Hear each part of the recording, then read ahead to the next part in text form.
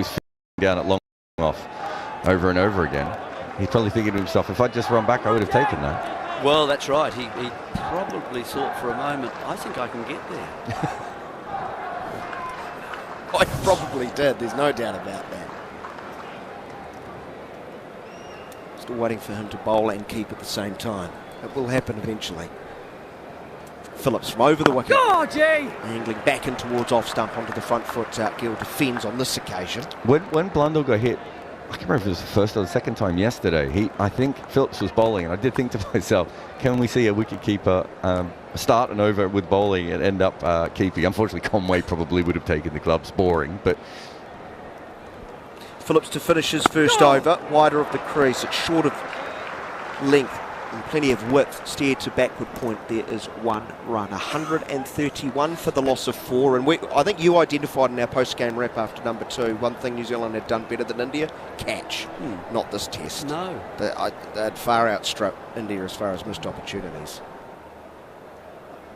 I mean, and this is moving day to day in this particular test match, because so many wickets have fallen in the first day that we will know the sort of the route of this test by the end of the day, and it's looking very much at the moment. It can change, of course, but at the moment, as if India are starting to take charge. We'll go and do some catching practice, Jerry. Yeah, we'll leave Jarrod fine. there, joining in O'Brien. Here is Jon Norman. Morning, John.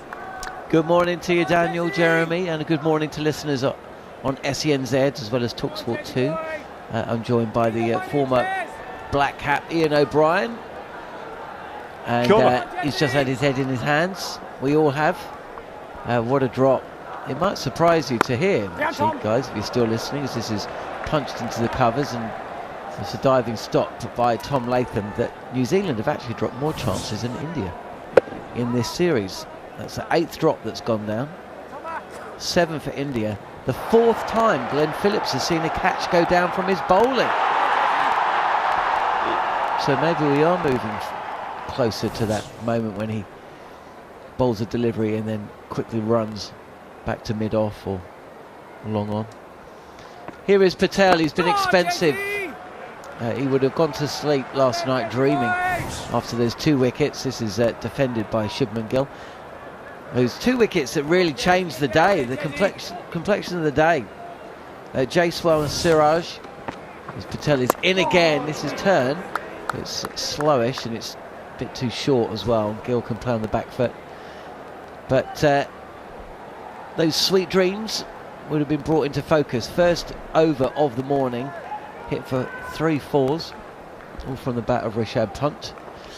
131 for 4 as he gets Gill playing forward, and there's Chapman in the covers now fielding.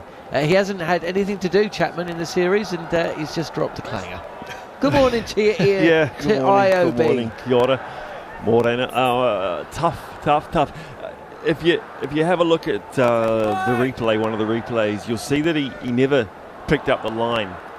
The big blue is always the hardest thing to pick an object out of. If there's clouds, if there's something up there, it just gives you that depth. As Patel is over the wicket to Pant, and he's on the sweep all along the grounds, in control as he has been for much of the innings so far, and he picks up another boundary. Partnership going at strike rate of just shy of 100, 52 from 56. And Rishabh Pant is motoring along. He's moved to 34.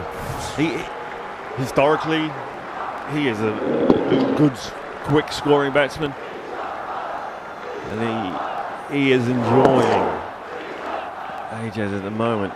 Patel. Down the track now. This time going over long off. It's gone a long way. Painful end to the over for Ajaz Patel, possibly his last for a while, because Rishabh Pant is tucking in. India 142 for 4 and the deficit under 100. We talked just before we grabbed the mics about when's this Sodhi going to get a bowl? When is the leg spinner going to get a bowl? And with Ajaz Patel now bowled 12, The two quicks, Henry and O'Rourke, 8 and 2 apiece. Phillips has bowled 5. Even Ravinder's bowled 1. And Sodhi must be just standing around the outfield thinking, what have am I just here to bat down the lower order? He has to be bowling the next over. But with a long on, with a deep mid wicket and a forward square leg.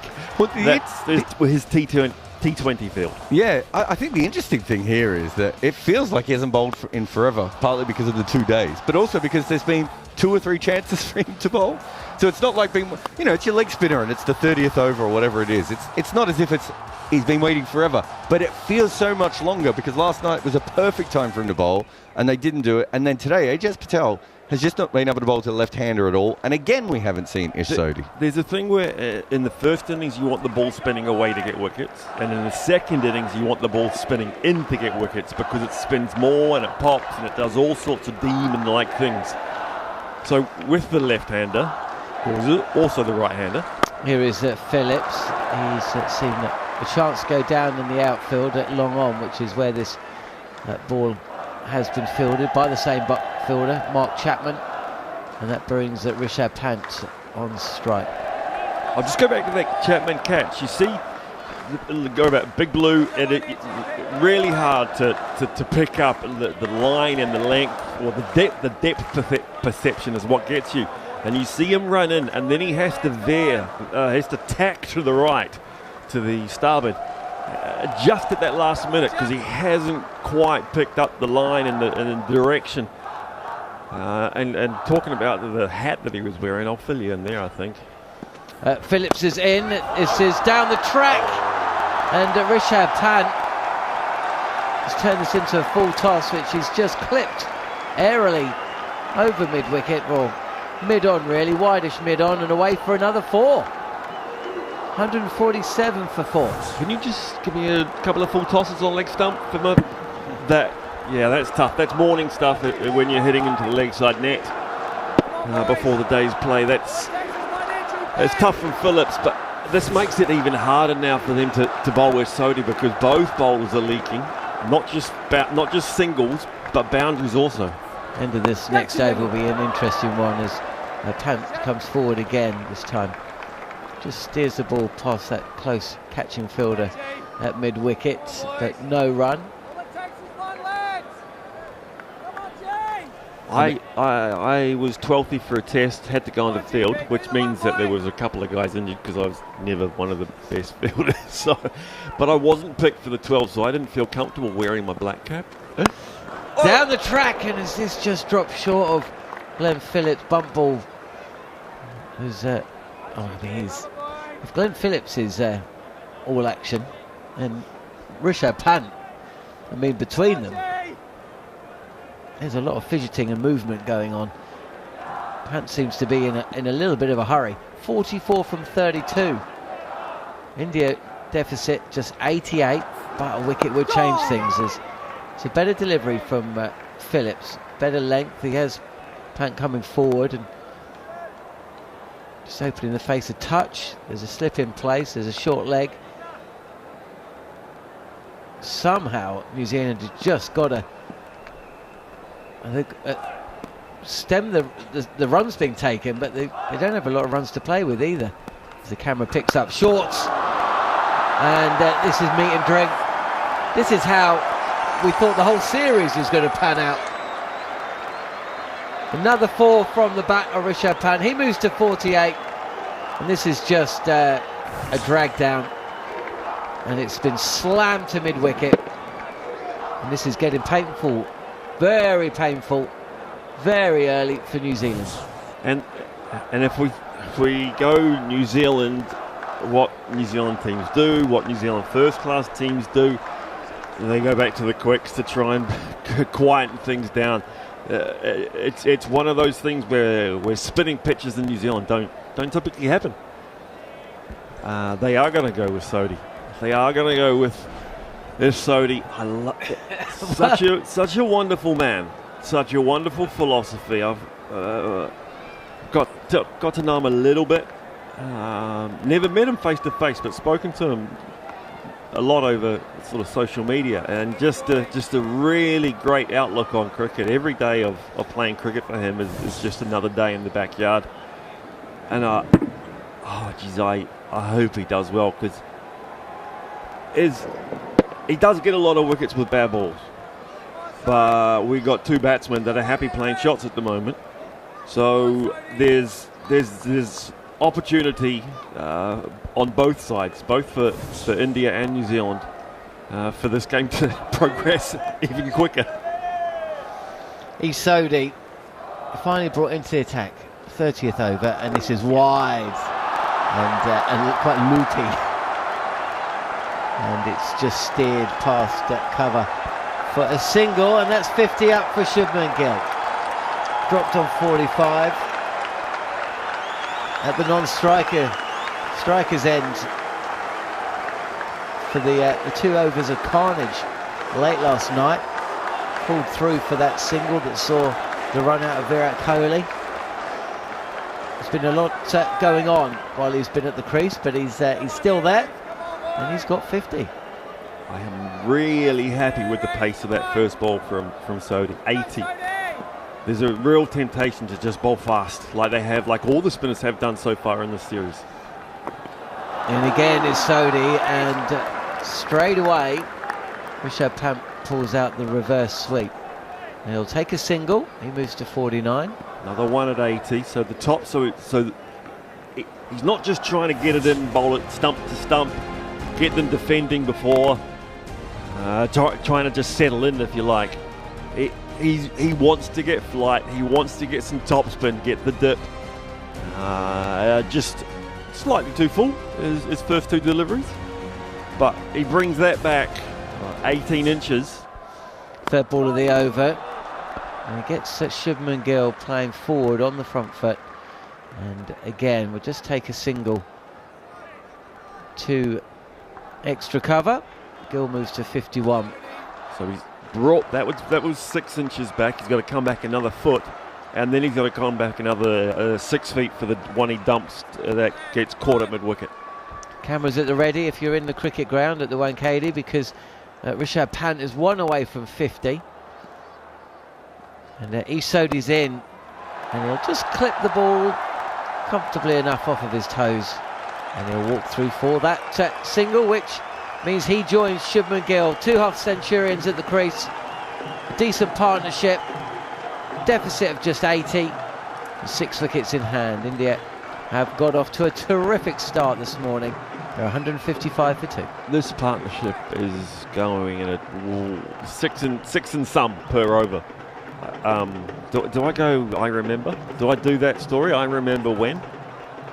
We bowling to Australia at the Basin. Damien Martin. Oh, I'll come back. Inside edge onto the pads. This is a decent start from Sodhi. 4 singles and a dot ball. That's a googly. There's the googly, and I'm nice. That's slightly shorter, so I had a chance to grab, had a chance to a little bit more dip and then deceive. Basin Reserve 2009, Australia, Damien Martin and Adam Gilchrist in a test match. We were happy to go for a single every ball. Last ball of the over. This is a bit of a drag down. Poor end to the over, and Shubman Gill can just rock back and all the time in the world just jab this ball through mid-wicket, and it's 4 more runs to the score. 159 for 4. Yeah, that's the dump. That's the ball that often gets when a batsman's eyes light up too much and they want to hit that one over the fence.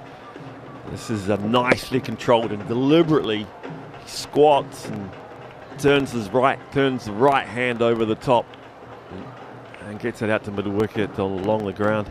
Nice shot. There is a deep middle wicket. There is a long on. He does have his what would be his white ball field, but nicely controlled from Gill. Both Rishabh Pant and Shubman Gill getting a little bit of liquid. I'm not sure if you saw much of yesterday, IOB, but Daryl Mitchell I don't know how much weight he lost. He would have lost a lot of weight yesterday just through the liquid that was pouring out of him everywhere, it seemed. It seemed to be, he was really battling the conditions, the bowling himself. He was cramping up, he was dehydrated. I mean, it was, it was like an old Vietnam film. Yeah.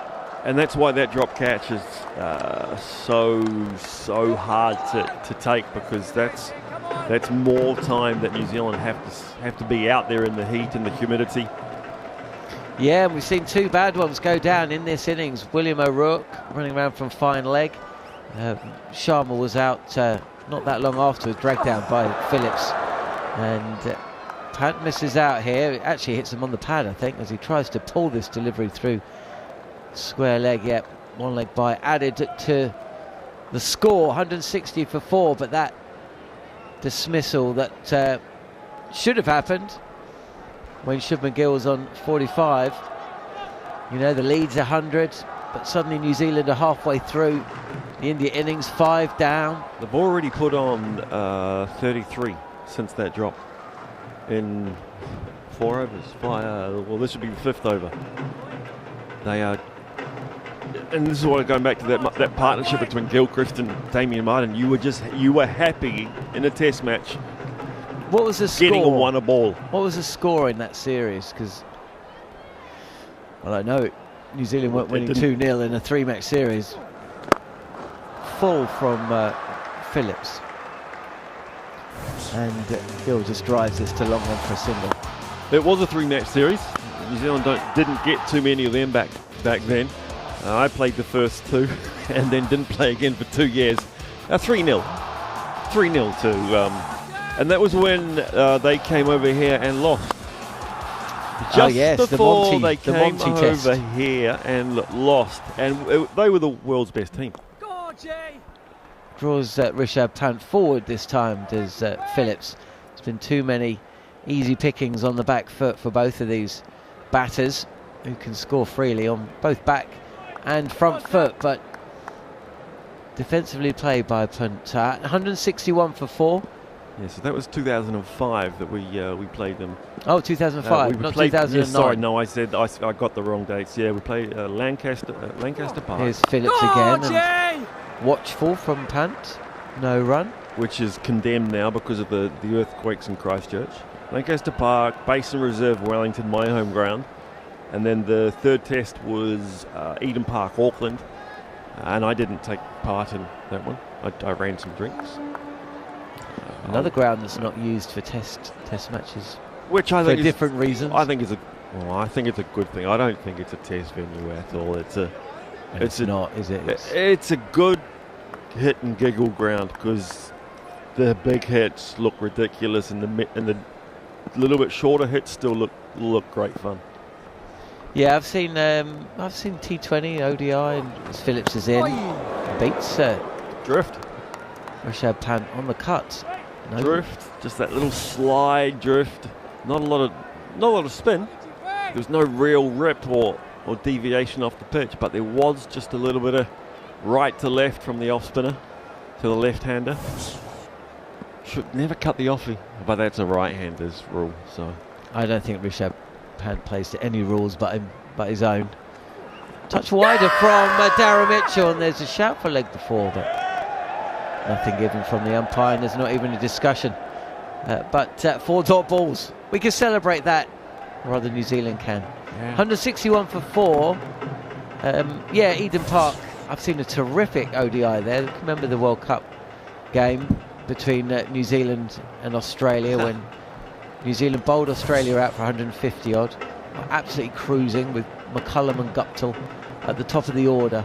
And then Mitchell Stark just kept running in and bowling swinging Yorkers, and all of a sudden New Zealand were 9 down, still needing 5 to win, at which point Kane Williamson hit Pat Cummins, I think, over Glenn Maxwell's head for 6 to spark scenes of jubilation.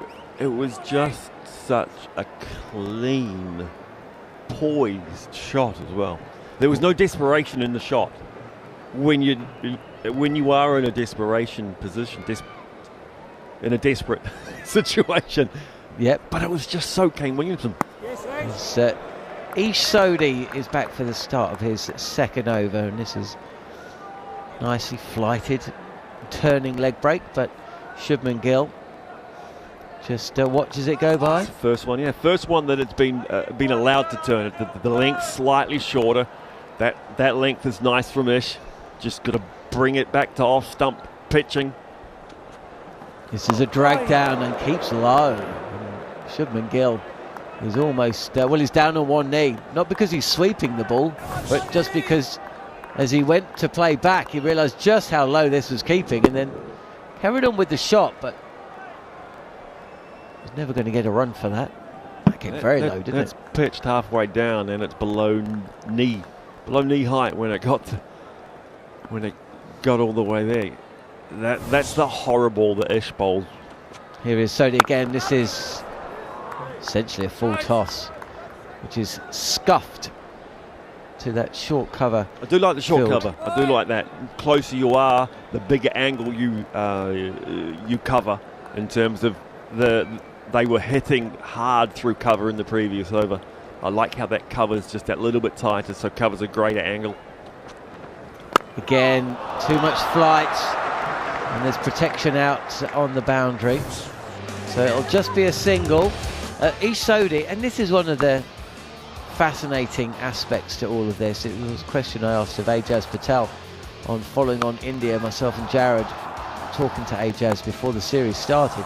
He hadn't bowled since the end of the domestic season in New Zealand before his first test in Sri Lanka.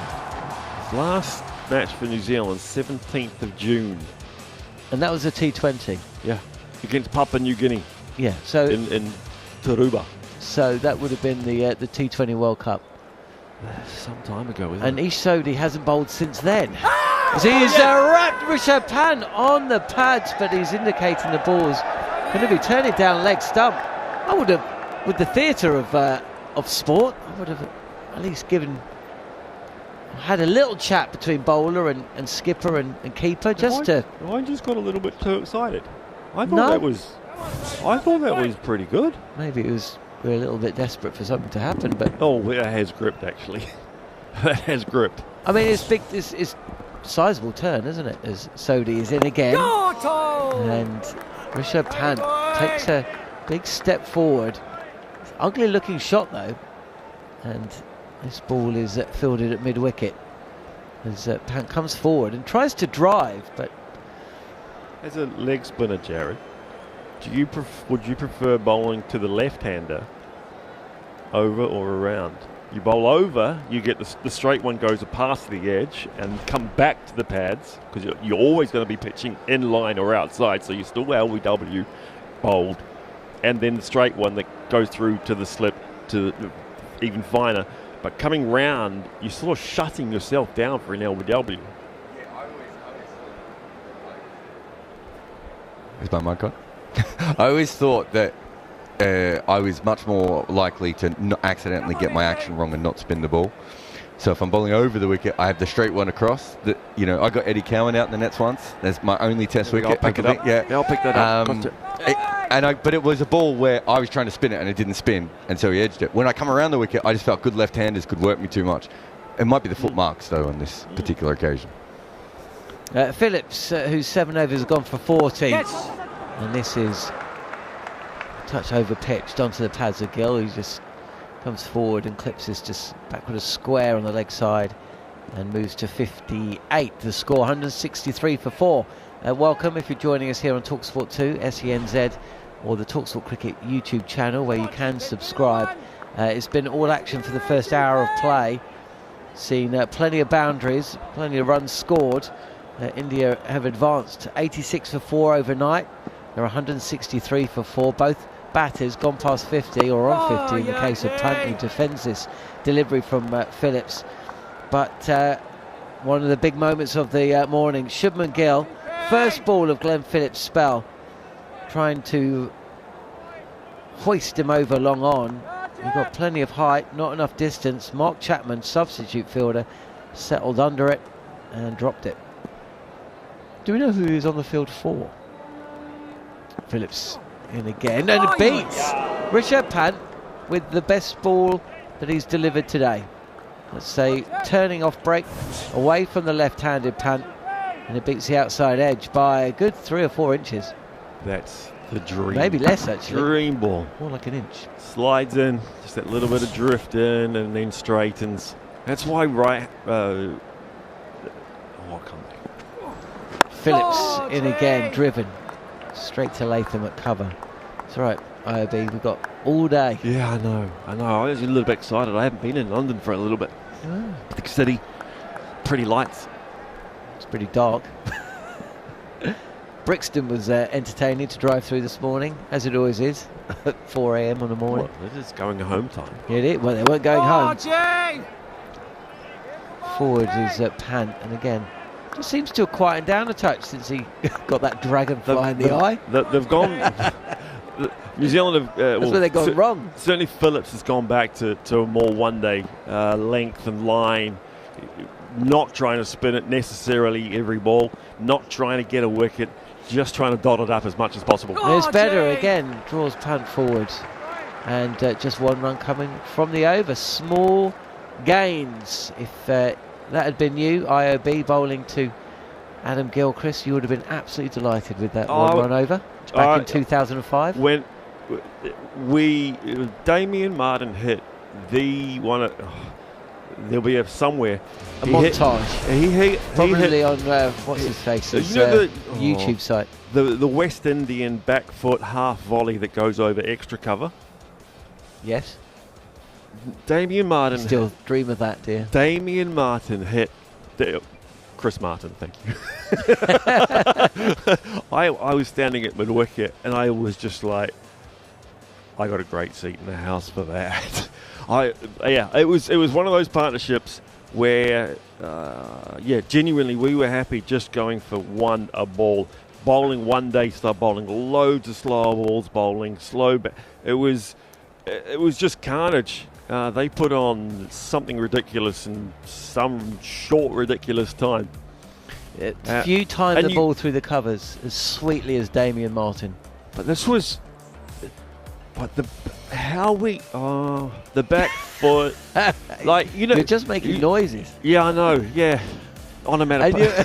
And you're just thinking of the opposition. I had this great... Hitting your former teammate. No, you're at mid-wicket, and so you've got this mostly side-on view, and then it goes and, directly 90 degrees from where you're going. It goes to, out to the first baseline. I'm standing on the third baseline, if you like. And it was... We all, as fielders, and even Chris did, we all just looked around and looked at each other. Did that just... How... It was... Yeah, I don't see them doing that on this pitch. I do not see them doing that on this pitch. At the moment they are getting enough deliveries where they are being able to access singles. The boundaries have dried up, which is one huge thing, one massive thing for New Zealand. Well, we'll just have to wait and see how long they allow each Sodhi to bowl at them. One boundary from his 2 overs, I think. Glenn Phillips has just tightened up as well. So just got a message. Mark Chapman was on for Matt Henry. And the last time each Sodhi bowled in a first-class game was March this year. Brilliant. And that was for Canterbury against Otago. So there you go. And now he's having to bowl in a test match for the first time in a year. Against India, in India. I mean, it doesn't get much more difficult than that. I can't think of another professional sport where something like that could occur. But it does get rather proud moment for him as well, being Punjabi, speaking the language, being back, and I'm sure he's still coming up against. You've got to have this wonderful feeling. Yeah, doing something that playing in one of the biggest cities in the world, just 15, 20 metres from the coastline, the breeze that does come in and tries to knock, it doesn't really cool you down actually. No, I was going to say, there's not much breeze or cooling down, and the breeze seems to be like a... Wonderful city though. A hairdryer. Absolutely wonderful city. It's on the eastern peninsula, on the sort of where the lower half of Mumbai is in India, on that west coast. It's a wonderful place. Well, we'll let IOB dream of Australia 2005. Damien Martin and still going there. And Mumbai. Well, Adam Gilchrist put one through a window, put one through the long room, so the where the members stand. Put one through the long room window, where you genuinely had to pick out a piece of glass out of the ball. Should have left it in there. Well. Let's head back over to New Zealand before we get ourselves into trouble. Jeremy Coney and Daniel McHardy. The poor old ends having flashbacks, and they ain't fun. They ain't fun. Great to have Ian O'Brien, Jon Norman, Jarrod Kimber. Jeremy Coney's alongside me, Daniel McHardy. It is day number 2 of the third and final test so far. India. Wow, what a start to the day. 86 for 4. They've added 77 runs. What feels like Jeremy Coney in the blink of an eye. It's actually been 14 overs, I think. 5.5 runs and over. And the scoring rate has sort of been stemmed over the last couple. Mark Chapman, though, that was a big moment. First ball, Glenn Phillips bowled. Rishabh Pant tried to launch him out of McHardy Stadium, had him high to long on, and Glenn Phillips had another catch dropped off him. The substitute fielder, Mark Chapman. On for Matt Henry, couldn't take the chance. New Zealand have been sloppy. When you compare it to how good they were catching in the first innings of the first test, when every catch went to hand, Jarrod. And now they are facing a very long, hot day in the field. Yeah, it could be very long, couldn't it? It's you've got to take the chances. Those conditions that you've got to just take the chances that are offered, no doubt about that. So it'll be Ish Sodhi to continue. The right arm leg spinner bowling over the wicket to a slip. Short mid wicket, short cover. Dragged down as it's pulled away. Very straight through mid-on for a single. It's quite deep as Ajaz Patel. 164 for the loss of 4. Punt is 50 off just 48 balls. Gill moves to 59 off 76. Sodhi's into his third over, none for 10 in this partnership, worth 80 off just 88 balls. Jerry, prior to the day's play, you talked about what a big ask this was for Sodhi, having not played a game since June of that T20 World Cup, having not played a test for almost a year. Very little red ball cricket in New Zealand. His last first class game was in March. He played all of 2 games for Canterbury in the Plunket Shield. He bowled 40 overs first class cricket. And now he needs to do a job here. This one is very short outside of off stump and spins back, bounces, and Punt looking to thrash it through the onside. He's actually had the ball hit his back elbow, maybe. It's unconventional. Everything about that little bit of cricket. Yeah, well, he's exploring different parts of the pitch, isn't he? There's no doubt about that. And he's just gone through it too early. Punt. Come on, Sodhi.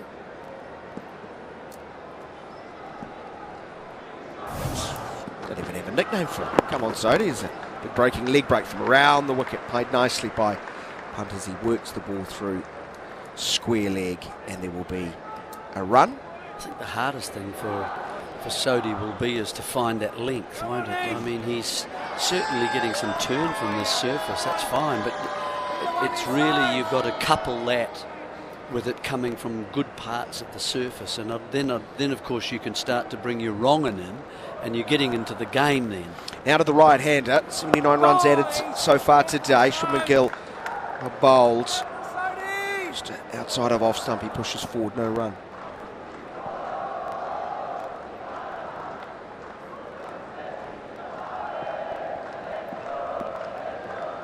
Plenty to be joyful about if you're inside Wankhede Stadium and supporting India so far. As well left by Rishabh Gill, very respectful as he's showing signs of finding a challenging line and length.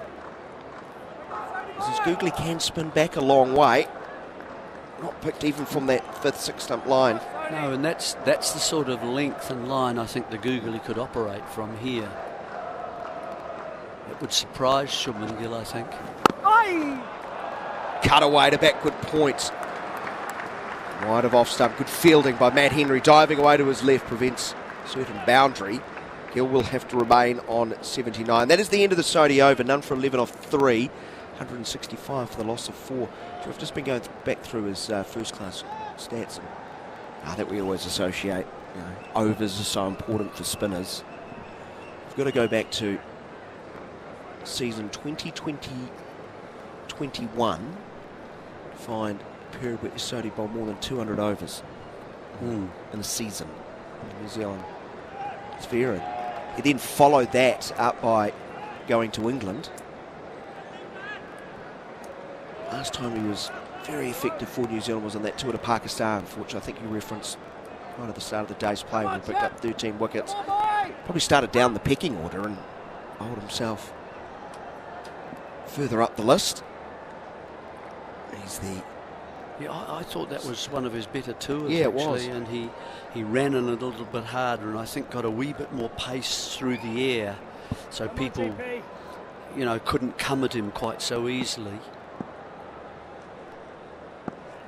Be Glenn Phillips, right arm off spinner, 8 overs, none for 41. He starts very straight as he was last over. To Pant seems to have just backed off the full throttle approach in the last 15-20 minutes or so, defending from off stump into the offside. It also meant, I think, Sodhi got the ball to turn a bit more quickly because of the pace of the delivery.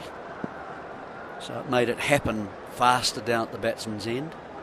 Winning around the bat now, just Mitchell as Pant comes down the wicket, trying to hit back over the bowler's head. He drags it over the short mid wicket into a gap. So he's after it, flicks it back in. Conway completes the fielding. Miscue from the bats of Pant, who moves to 53. It's 167 for the loss of 4. Trailing by 68 runs now, India. Well bowled, Phillips. It's the 45-degree angle. It's just Pant lost his shape over the ball, didn't he? The bat closed its face. Almost, yeah, by itself, yeah. Pant retaining strike. Doing it better than a runner ball right now. Phillips into his 9th over, continuing in the sunglasses and around the wicket. Low full toss it uppishly towards long off. Who's dropped another one? Is it? It's Matt Henry this time. And the face of Tom Latham says everything. He looks seething, angry, and why not? Low full toss hit, what, knee height? Henry advancing. He spilled another. It's contagious. Well, you don't know what to say when an international side just keeps putting down chances that are hit basically straight to you. Whether it's a difficult viewing, you know, arena, I don't know that.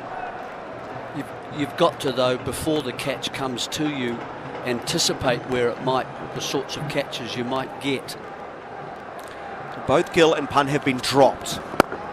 Glenn Phillips thinking, do my teammates not like me? Push back to the bowler, there's no run. What do I have to do to get a wicket here? I mean, it's pretty poor. I think it's 5 drop catches off his bowling in the series. Yeah. Gary, our scorer, will correct me if I've got that wrong. But wow. Phillips in again from over the wicket to full. Leisurely play through the vacant mid-ons to Matt Henry, who fields a single. It's only going to get harder, New Zealand. You've got to take the catches early on, otherwise it's come nicely in and it's hit him on the chest again. New Zealand are having trouble in getting their hands to the ball. That's gone through the hands and into the chest and then onto the knee and down. I mean, New Zealand aren't using their hands. Chapman missed it, didn't he? Straight through. Look Henry. At Phillips. I mean, what does Phillips do? Phillips bowls to Pant, who's walking down the wicket, pushing back to the bowler. Eventful over. Another Glorious chance not taken by New Zealand as punt dropped by Henry when he was on 53. He's taken one more. Gill 60, it's 169 for 4. But at Punt the end of isn't the the over. man you want to drop either. It's the sort of thing that just drives you to play more and more aggressively. And so, I mean, he could just take off here. Yeah, that's true. That's the danger for New Zealand, and the game could be well away from you by lunchtime.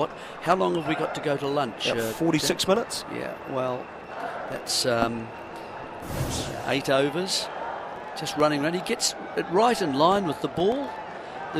Unless he's having trouble triangulating on that ball coming to him. The ball's come from sun into shade. He's wearing sunglasses, but he's there in plenty of time and then just misses it. Well, it looks quite awkward. Good start here for Sodhi. New over from over the wicket, pitching on middle, spinning away, but well played by Gill as he defends. If sunglasses are the problem, then take them off. You know, it's as simple as that.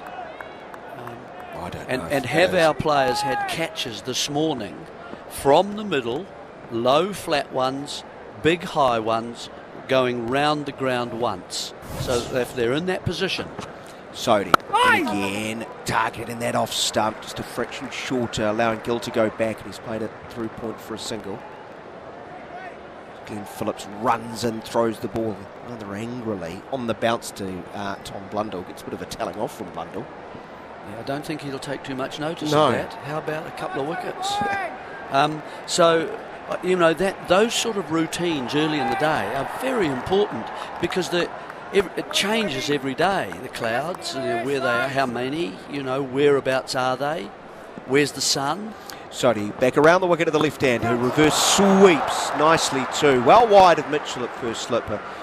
Ravindra's down towards third man. Single. And it needs to be done every day. It should just become part of a warm-up. You know, the same as you turn your computer on in a business office, really, that round you go. This is what you do. And so you don't embarrass yourself and your teammates and put your teammates into a much more difficult position, and your bowlers. Gill staring ahead, surveying the field with his eyes as he scans, sees that Sodhi bowling. Very well bowled. Great line, great length, hitting high on the bat as it squeaks out to point. No shortcuts. You can't get shortcuts in those kinds of things, because fielding is something you may not be the best batsman or have the best bowlers, but you can all field like demons together. Sodhi, none for 13 off 3.4 overs. Over pitch, driven straight to cover. There's no run. And for those listening in the UK, I wonder if we're sort of maybe the point. New Zealand's always sort of held itself to high standards with regards to fielding. But last summer in New Zealand, it was frightening how many catches they dropped. Well, we were making the point earlier. That's why it all surprised us when we arrived. Googly, almost past the inside edge, almost hit the bat, trickles backward a square for a single. Sodhi settled in nicely here, 172 for 4. That's the end of his fourth over. He's none for 14. The deficit has been trimmed to 63. Welcome back, Jarrod Kimber. Is the coffee cart open at this stage yet? You're still having to wait. I don't know. John's the coffee guy. He looks a little bit upset, so I'm going to assume there's no coffee yet. No, that's a no. Hard no.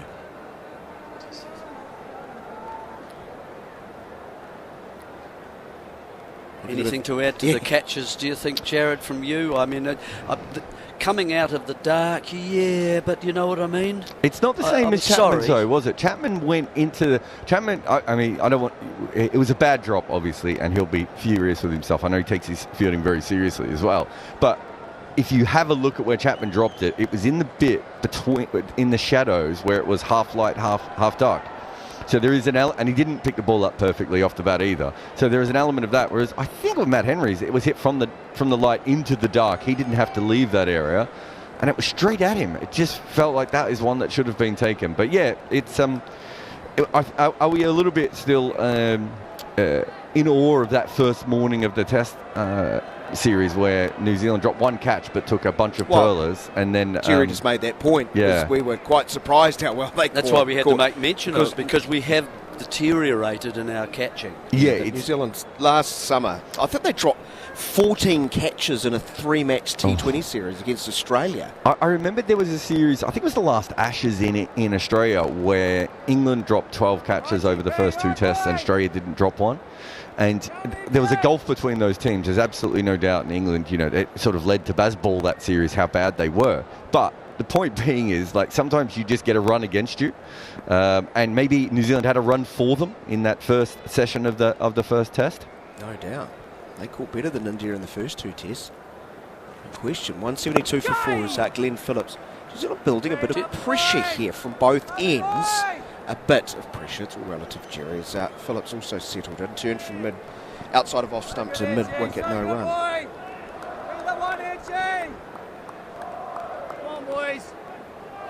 I think partly it's the first test match. It's new and we're into this. Yeah. Here's a new assignment. We don't want to be embarrassed. We've got to do everything well here in India. Phillips from over the wicket.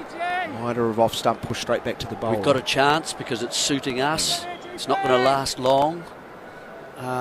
We start to take wickets. Everyone's suddenly engaged in the game again. And I do think that helps when you get into those situations. Here it's hot. We've won the series. We haven't quite got the spinners we'd like. We're being hit. Single will be taken as Phillips bowling wide of off stump, just pushed into a gap through cover. 173 for 4. Gill now moves to 63. They're not excuses. They can't be excuses.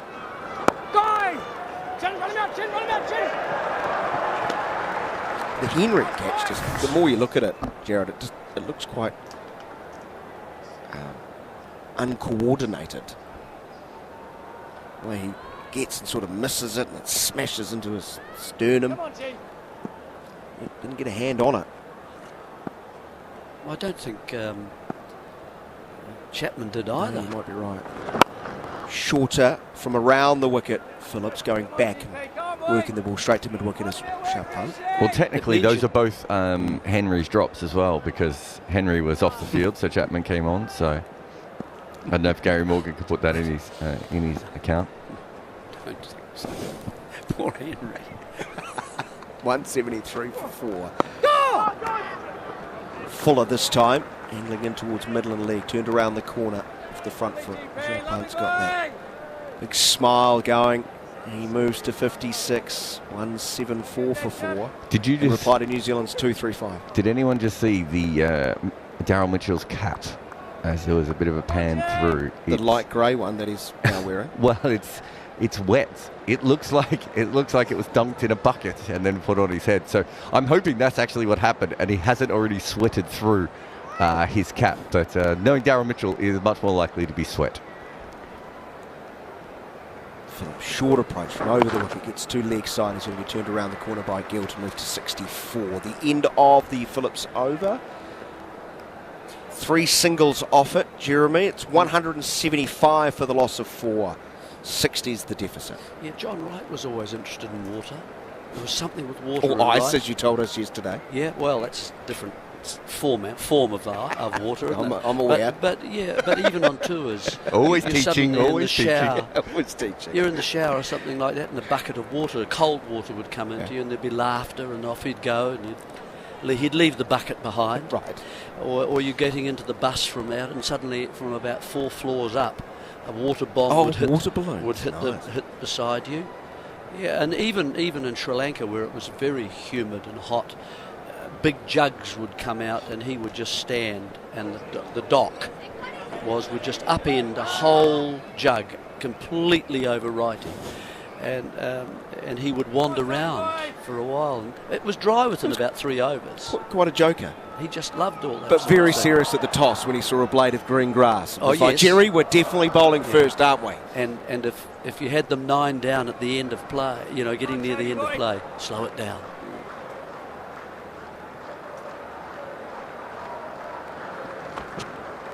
Goal! 14's going to continue, and he'll start by conceding I assume a run. My screen has completely and utterly frozen. Apologies. Jarrod, please describe that. It was a run. It was pushed out on the offside, and then a very errant throw came back in over the top, so there was chance of overthrows again. Just having a look at those two catching drops. I think in both times they got about a millimetre of finger on them. Jeremy, if you need an update for just how bad the drops were, there was a tiny little bit of digit. Anyway, I'll take over here for a moment as Sodhi is bowling around the wicket to Rishabh Pant. He's got a slip in place, short cover, short mid wicket. Still coming around the wicket, trying this other angle. And this is tossed up, outside off stump, over pitch. Beautifully played by Rishabh Pant, and he squeezed this through the two fielders.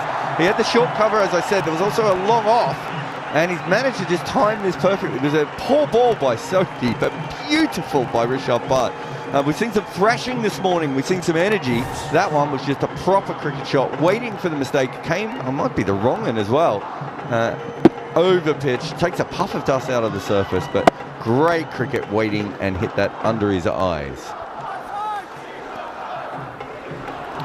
You're listening to talkSPORT 2, SENZ, and via the talkSPORT Cricket YouTube channel. Pitches have been lost in New Zealand, so we'll pick up here in the UK. I'm Jon Norman alongside Jarrod Kimber, Iain O'Brien, former Black Caps fast bowler, and there's Sodhi. He has trapped Rishabh Pant on the crease. That's a sharply turning leg break, and Pant's been hit in front of all three. The question he's going to be having, because the finger's gone up, he's been given out leg before wicket, and he's just discussing with Shubman Gill whether it's done too much. And with 2 seconds left on the timer, India decide to go upstairs. TV umpire to direct. I love how they play the waiting game. This seems to be the thing. Do it as late as possible. Beat the countdown. It's like a buzzer beater in basketball. Well, also, it's a bit too soon for that. Devon Nuggets lost on the last play tonight, IOB. But the thing I like about this is Rishabh Pant is always saying no to every single review when he's out on the field as a wicket keeper. But when he's batting, he was more than happy to take one. I think this is going to be clipping leg stump. It's spinning a long way. It's spinning a long way, and it's also hitting front pad, not back. He is a lot. His front pad is almost back in the crease though as well, isn't it? But you're right. Rock and rolling that, please. Yeah, back. good turn, yeah, and it's not from foot marks. That's from in between foot marks and the follow through. And it didn't break off the pitch, and it wasn't out of a foot mark. That's just big turn. I wonder if going through. I think this is a good review. I think he's still going to be out, but I think it's a a good review by India there. He hasn't hit it. It's good if it's clipping. You keep your review on the bat. I'll go to ball, and that's what it probably is. Let's find out. We're about to see. Okay, Richardson's out. Impact in line. Yep. It's got to go. In the wickets, umpire's call. I think that's a fair decision by the umpire. The crowd don't like it. Rishabh Pant has got to go. Matt Henry will be feeling a little better about life after putting down Rishabh Pant on 53. He's only added 7 runs to the score. And what a moment for Sodhi, who would have sat back and wondered why he wasn't given an over or two towards the back end of day one. Tom Latham choosing Ajaz Patel, Glenn Phillips and even Rashan Ravindra ahead of their leg spinner. But he's picked up his first wicket playing Test cricket. It's his 4th in just India. Under a year. It's his 4th Test in India. He played 2 Tests back in 2016. So we're talking 8 years, or 8 years in 2 months. September, 8 years and 2 months. 15 overs, one for 50 in the first innings. 20 overs, 2 for 99. 3.3 run rate, 4.95. So as a bowler, you want to hang around 3, and if you can get below it, and it's not Sodhi's style, but he's at 3.6 at the moment, and one of those wickets where New Zealand have created chances this morning, not necessarily through good bowling, not necessarily through pressure, from indifferent shots, from sometimes I would refer to it as dumb cricket, where you get back to the change room and that was dumb. You feel that, you know that you've made an absolute horror decision in terms of shot selection and what you've done. But it's Sodhi with a good ball and being able to bring that length back so that he does give it the opportunity to turn. 1 for 19, 4.5. He's bowled 4.5, and it's been a mixture. I think that's fair.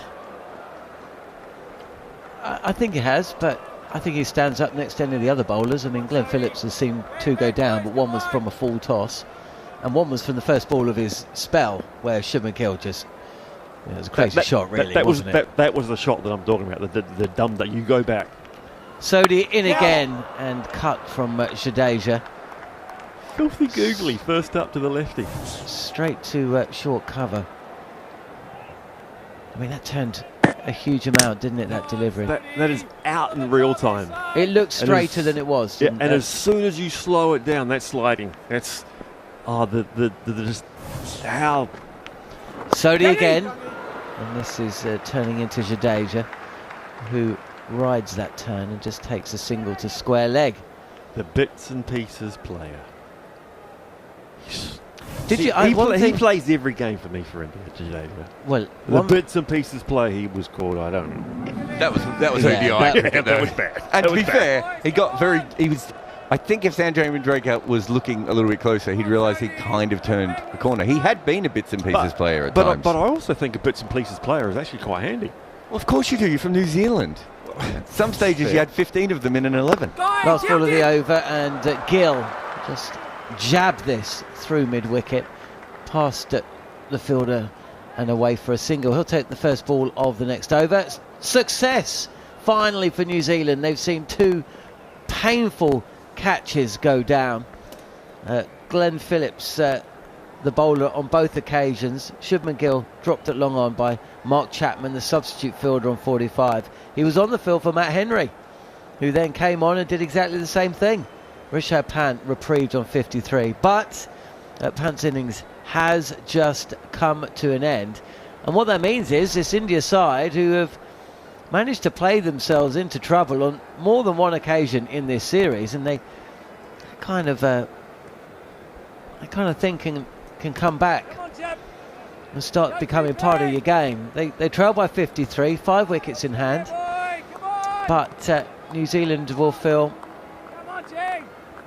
that this under pressure side, albeit a very strong one and a very good one, and one that's playing at home, has shown fallibility.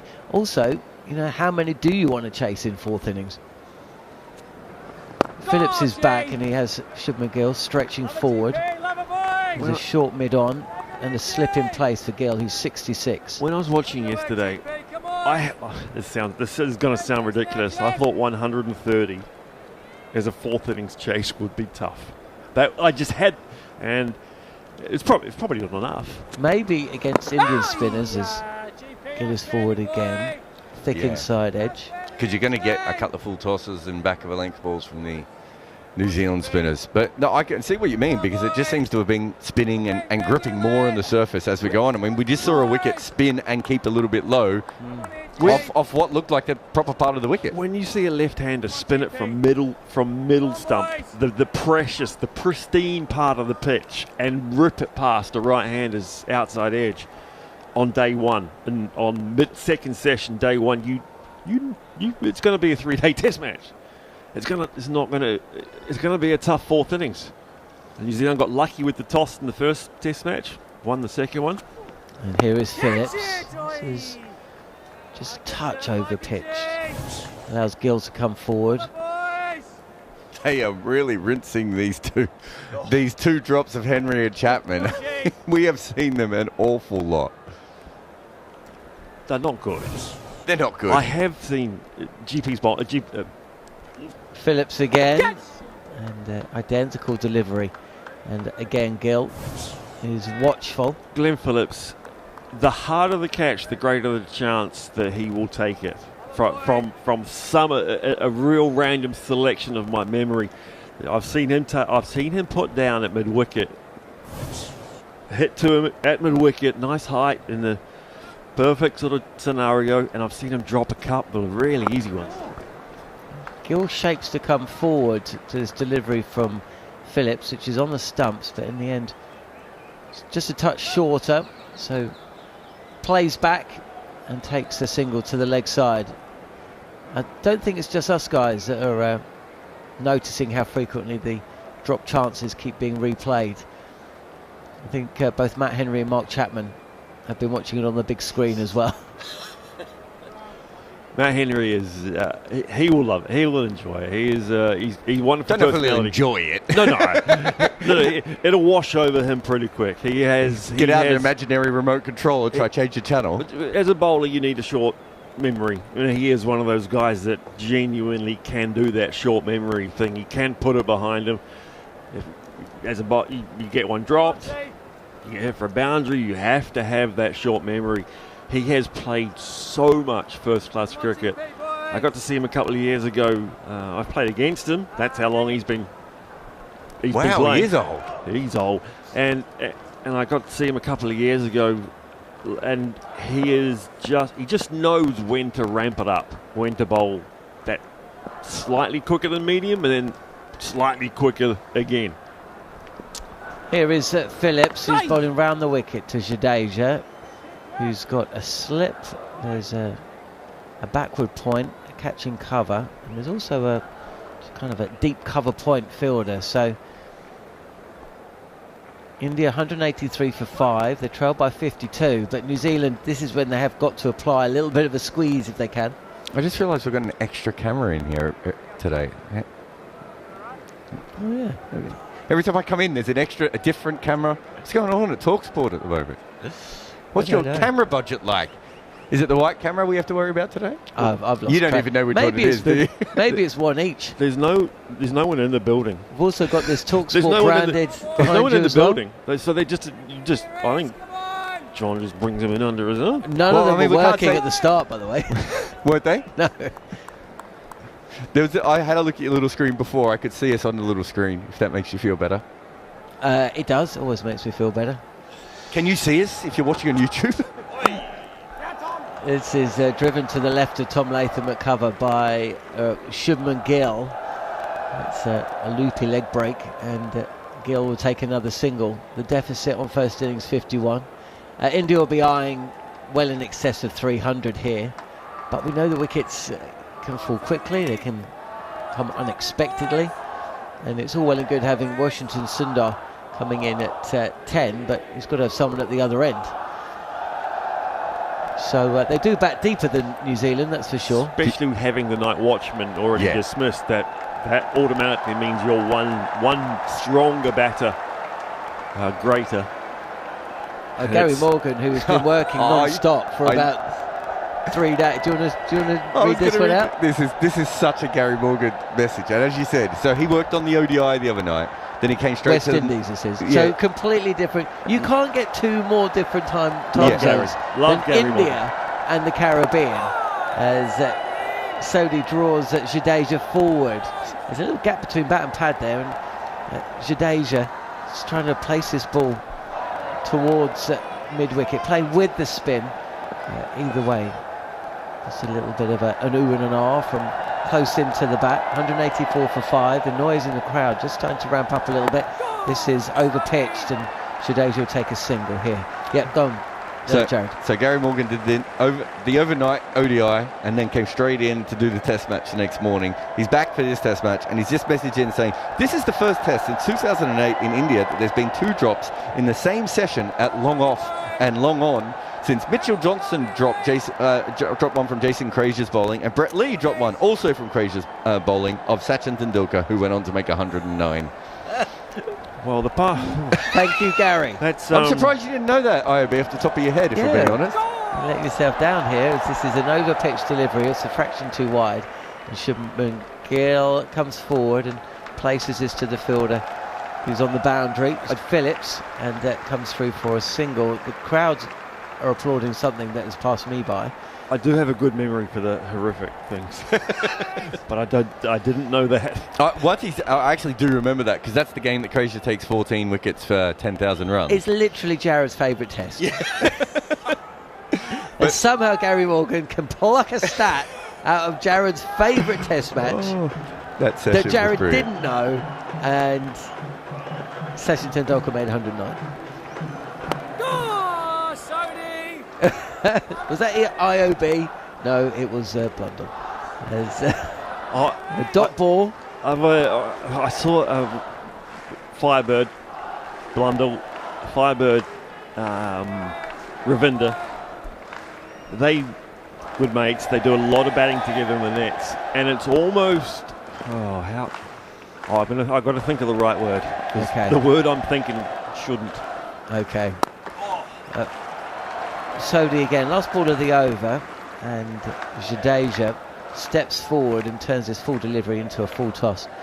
Takes a single to long on and comes through for a single. So 187 for 5, and each Sodhi's bowled 6 overs. It's taken a wicket. It's gone for just 25. The score has moved on. India in a quite dominant position, because I just feel like there could be a wicket. The pitch is turning. India have been fallible. Their batting hasn't been great. But we've got a game again. It looked like it was getting away from New Zealand, but they seem to have dragged it back a touch. We've got Blundell and Ratch and Ravinder having dog stick, the chucky ball thing in the nets, and when they're complimenting each other, I just remember it being almost sensual. I had to hunt out the right word there, because it was bromance. There's just this like this. It is bordering on you said Top Gun volleyball scene. Is this it's bordering on Top Gun volleyball. This is at Wellington. This is at Wellington. So that's great social media content. Where's the Wellington? It's in the nets. Yeah. And then it will get. I like that. I like some excitement in there. Their friendship and the way they talk to each other, and the way that they Smith and Marnus like. Yeah, sure. Yeah. Where it's beyond a friendship. Yeah. It's hetero life partners. Are we on air? I hope not. Phillips again. It's a little bit of bounce. I haven't seen much bounce. A variable bounce in the last test match, which Mitchell Santner took full advantage of. Was it from Blundell? It was a little bit better than Bowling-Shine, isn't it? It was a little bit more exciting than getting in Healy's.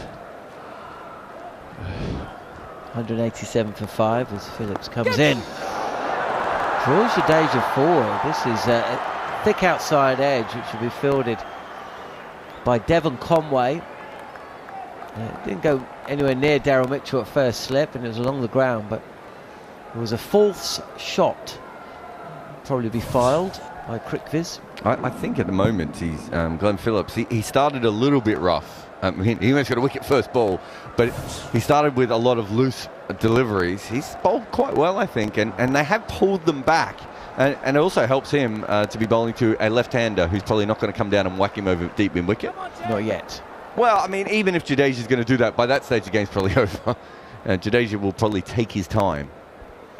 There's protection on the offside as this is driven back to Phillips. One thing that I didn't pick up on yesterday, which may well have been picked up on by Gary Morgan, no doubt, and our New Zealand team, is that Ravindra Jadeja, with those 5 wickets, moved into the top 5. Yeah, he went ahead of Zahir Khan, didn't he? Indian wicket takers. He went above Ishant Sharma and Zahir Khan. Why are fast bowlers at the top of Indian wicket takers? They play.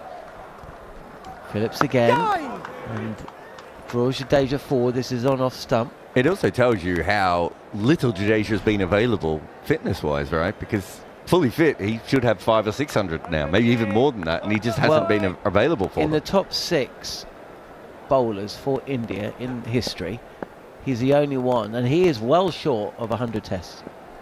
He's played 50 fewer tests, or 45 for you. This is a touch wider, and slow, low turn away from Jadeja, who can take a single, cutting the ball through point. 190 for 5. I should say he's played 28 fewer tests than the Sharma, and he's just gone past him. Is that right? Have I got that?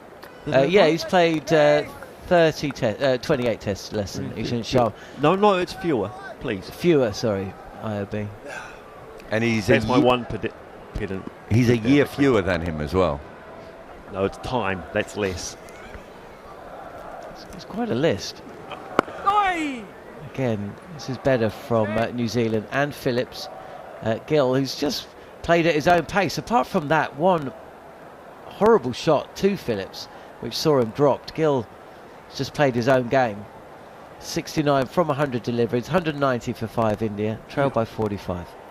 Yeah, Phillips going good.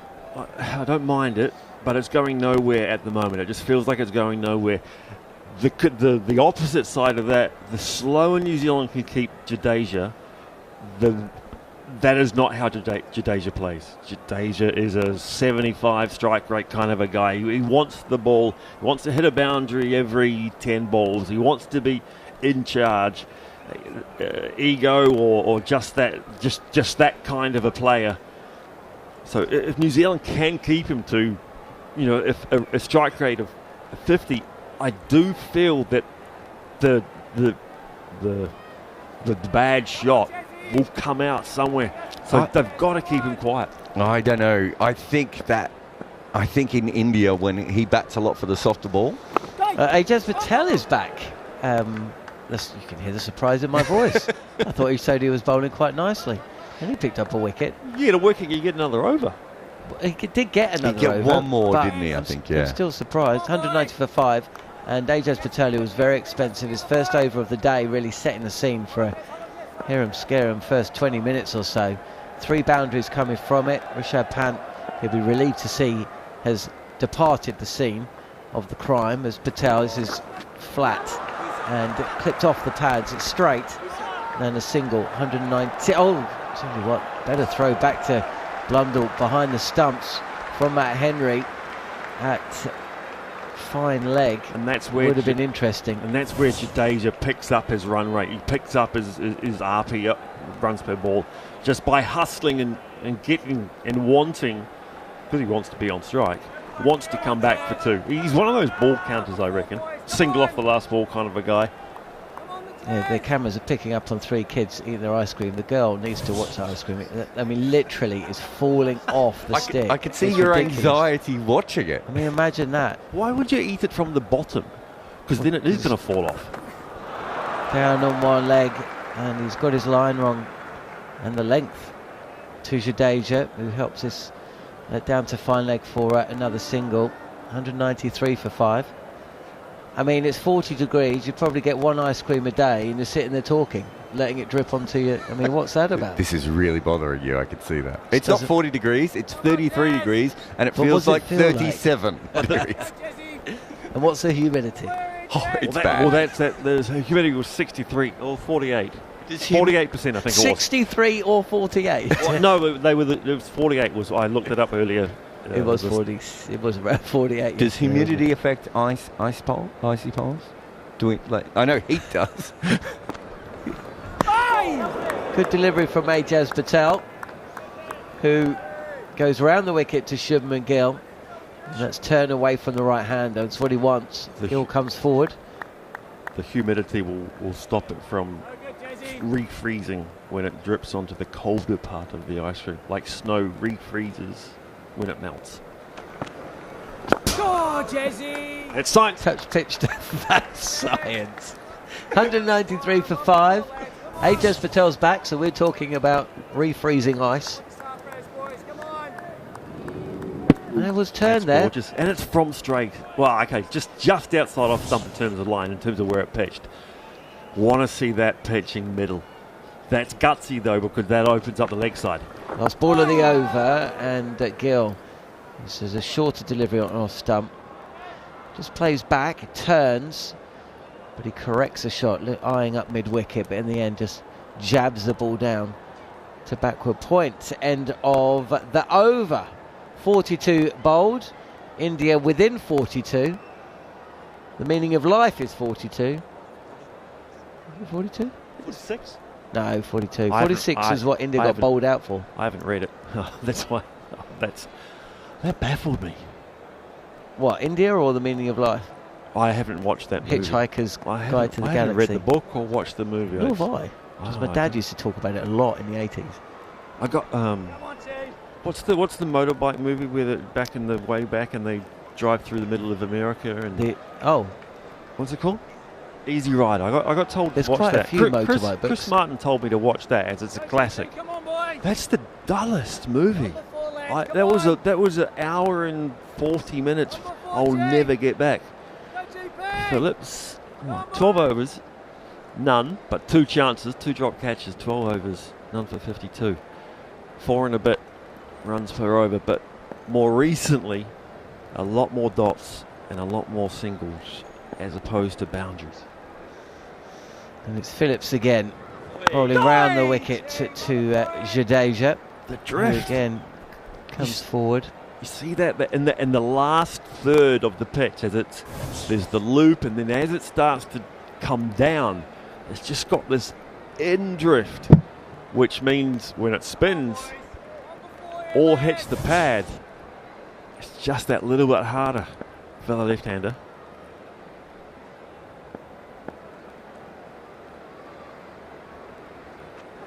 Phillips too full this time. And Sodhi will field, running around from mid-on. Jadeja moves to 10, the score 194 for 5. Now, again, you would have. What's your type of film then? Was it just a little bit too pedestrian for you? It didn't go anywhere. It literally was going somewhere. Was he driving across America? You couldn't be more going somewhere. Well played. Touche. But there was no point. There was no meaning. There was no narrative. Oh no! He's on the reverse. Is Shubman Gill. This is bowled straight. This is the first sweep shot that I can think of for a while. Reverse sweep to cover. It pitches just outside off stump and then turns. Would have missed leg stump by quite some distance, but that was Gill's in control of the shot. KP off Scott Styris that he will never live that down there. Reverse for 6 over extra cover.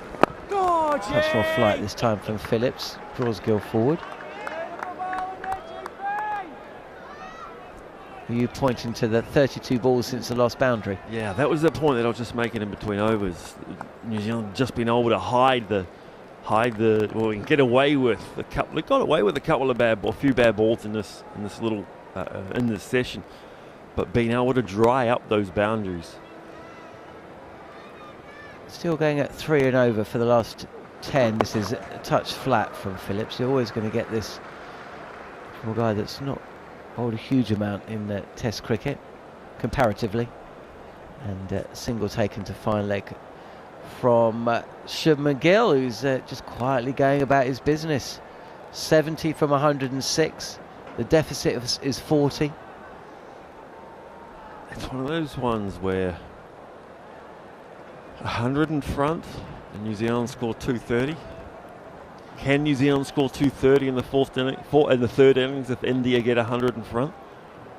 You'd say the 2 drop catches, because of the heat, the humidity, because of how that saturates you in energy and mental, emotional, probably more emotionally, because you just ruining those chances of we're out here for longer, and it eats you up, drags it down. So the third innings batting after this fielding effort, that has been in New Zealand's history where it all goes wrong. Good. Teams that are compete in the first innings and then die in the second innings. Second batting innings is often how New Zealand's played Test cricket. It's true for a lot of teams, isn't it? Third innings can be the trickiest innings to bat in, as Jadeja. It's that medium.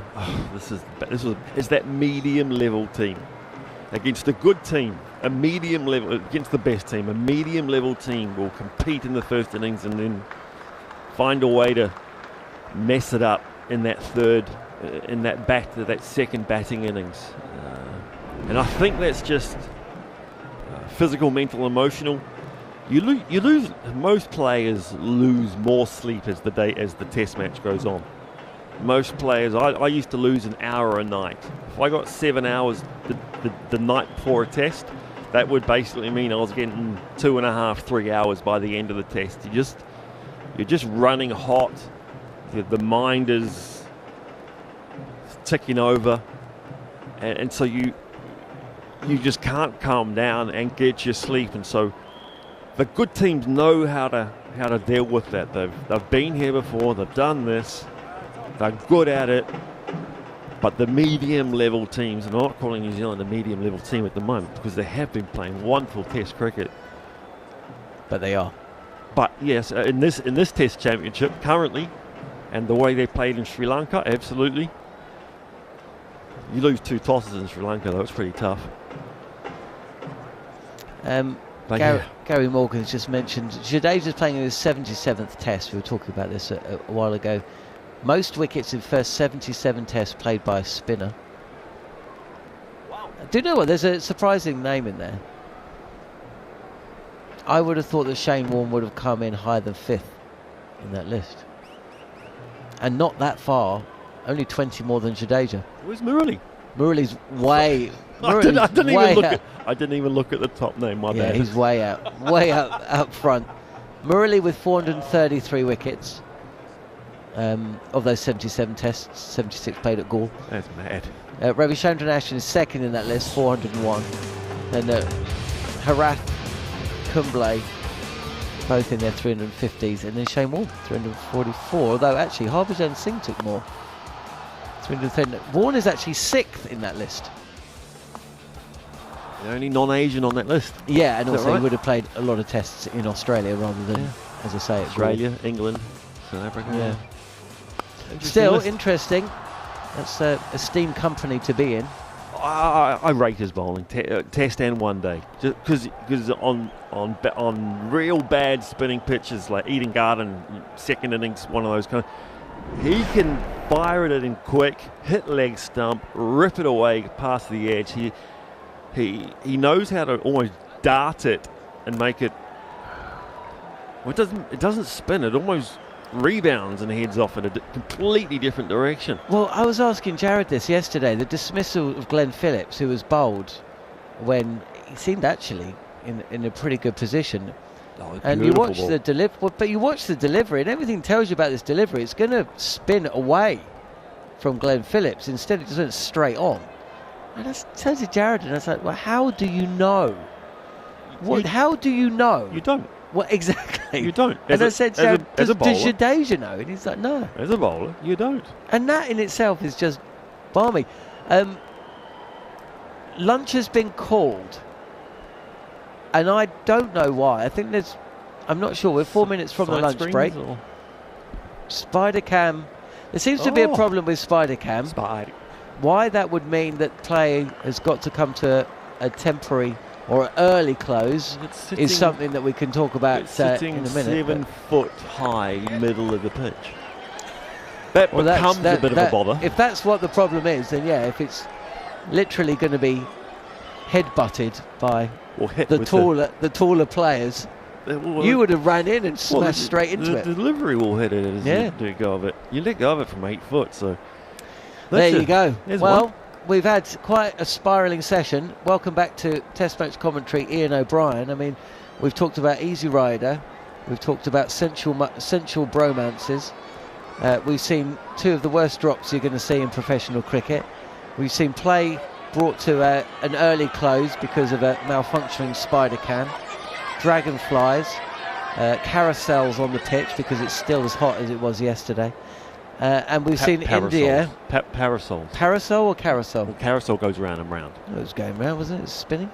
No? Parasol. You got me on the Easy Rider going somewhere. You've got to take this one. Oh, It's fine. We've got hours in this. It's not a carousel. It's talkSPORT. Carousel, you sit on the unicorn, Yeah, you you're sit right. in the big rooster. I was about to say something. The other, I got a great photo of my mum sitting on a massive rooster. Welcome back, IOB. End of the session, and it's been India's. They trailed by 40. They started the day 149 runs behind, so they've added 109 to their score. Rishabh Pant hitting 3 fours from Glenn Phillips' Ajaz Patel's first over of the day. Patel was expensive. The 1 wicket to fall, going the way of Sodhi, who was brought into the attack. But Tom Latham waited until the 30th over to do so.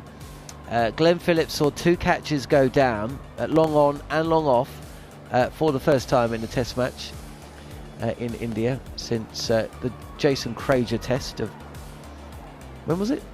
2000 and something or another. I'm going to have to scroll back through Gary Morgan's stats. Shubman Gill was dropped on 45. He's still there at the lunch break. Mark Chapman, the substitute fielder, at long on. Rishabh Pant put down at long off for 53. He added just 7 more runs before he departed. Leg before wicket. Sodhi with the breakthrough.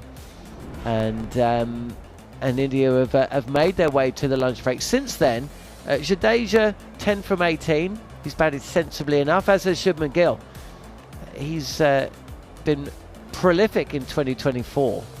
He's hit a lot of runs, and he finds himself 30 away from registering his 4th Test century in 2024. So India on top, but you just got the feeling that this match, which has surprised, will continue to do so. So thanks for joining us, and it's great to have you on board here on talkSPORT 2, or if you're listening in New Zealand on SENZ, or even via the talkSPORT Cricket YouTube channel. If you're listening or watching us on there, please subscribe and get a question in, possibly on the chat facility. You are listening to live coverage, though, of India against New Zealand. It's day 2 of the 3rd Test match at the Wankhede in Mumbai. talkSPORT 2, official broadcast partner of the Premier League.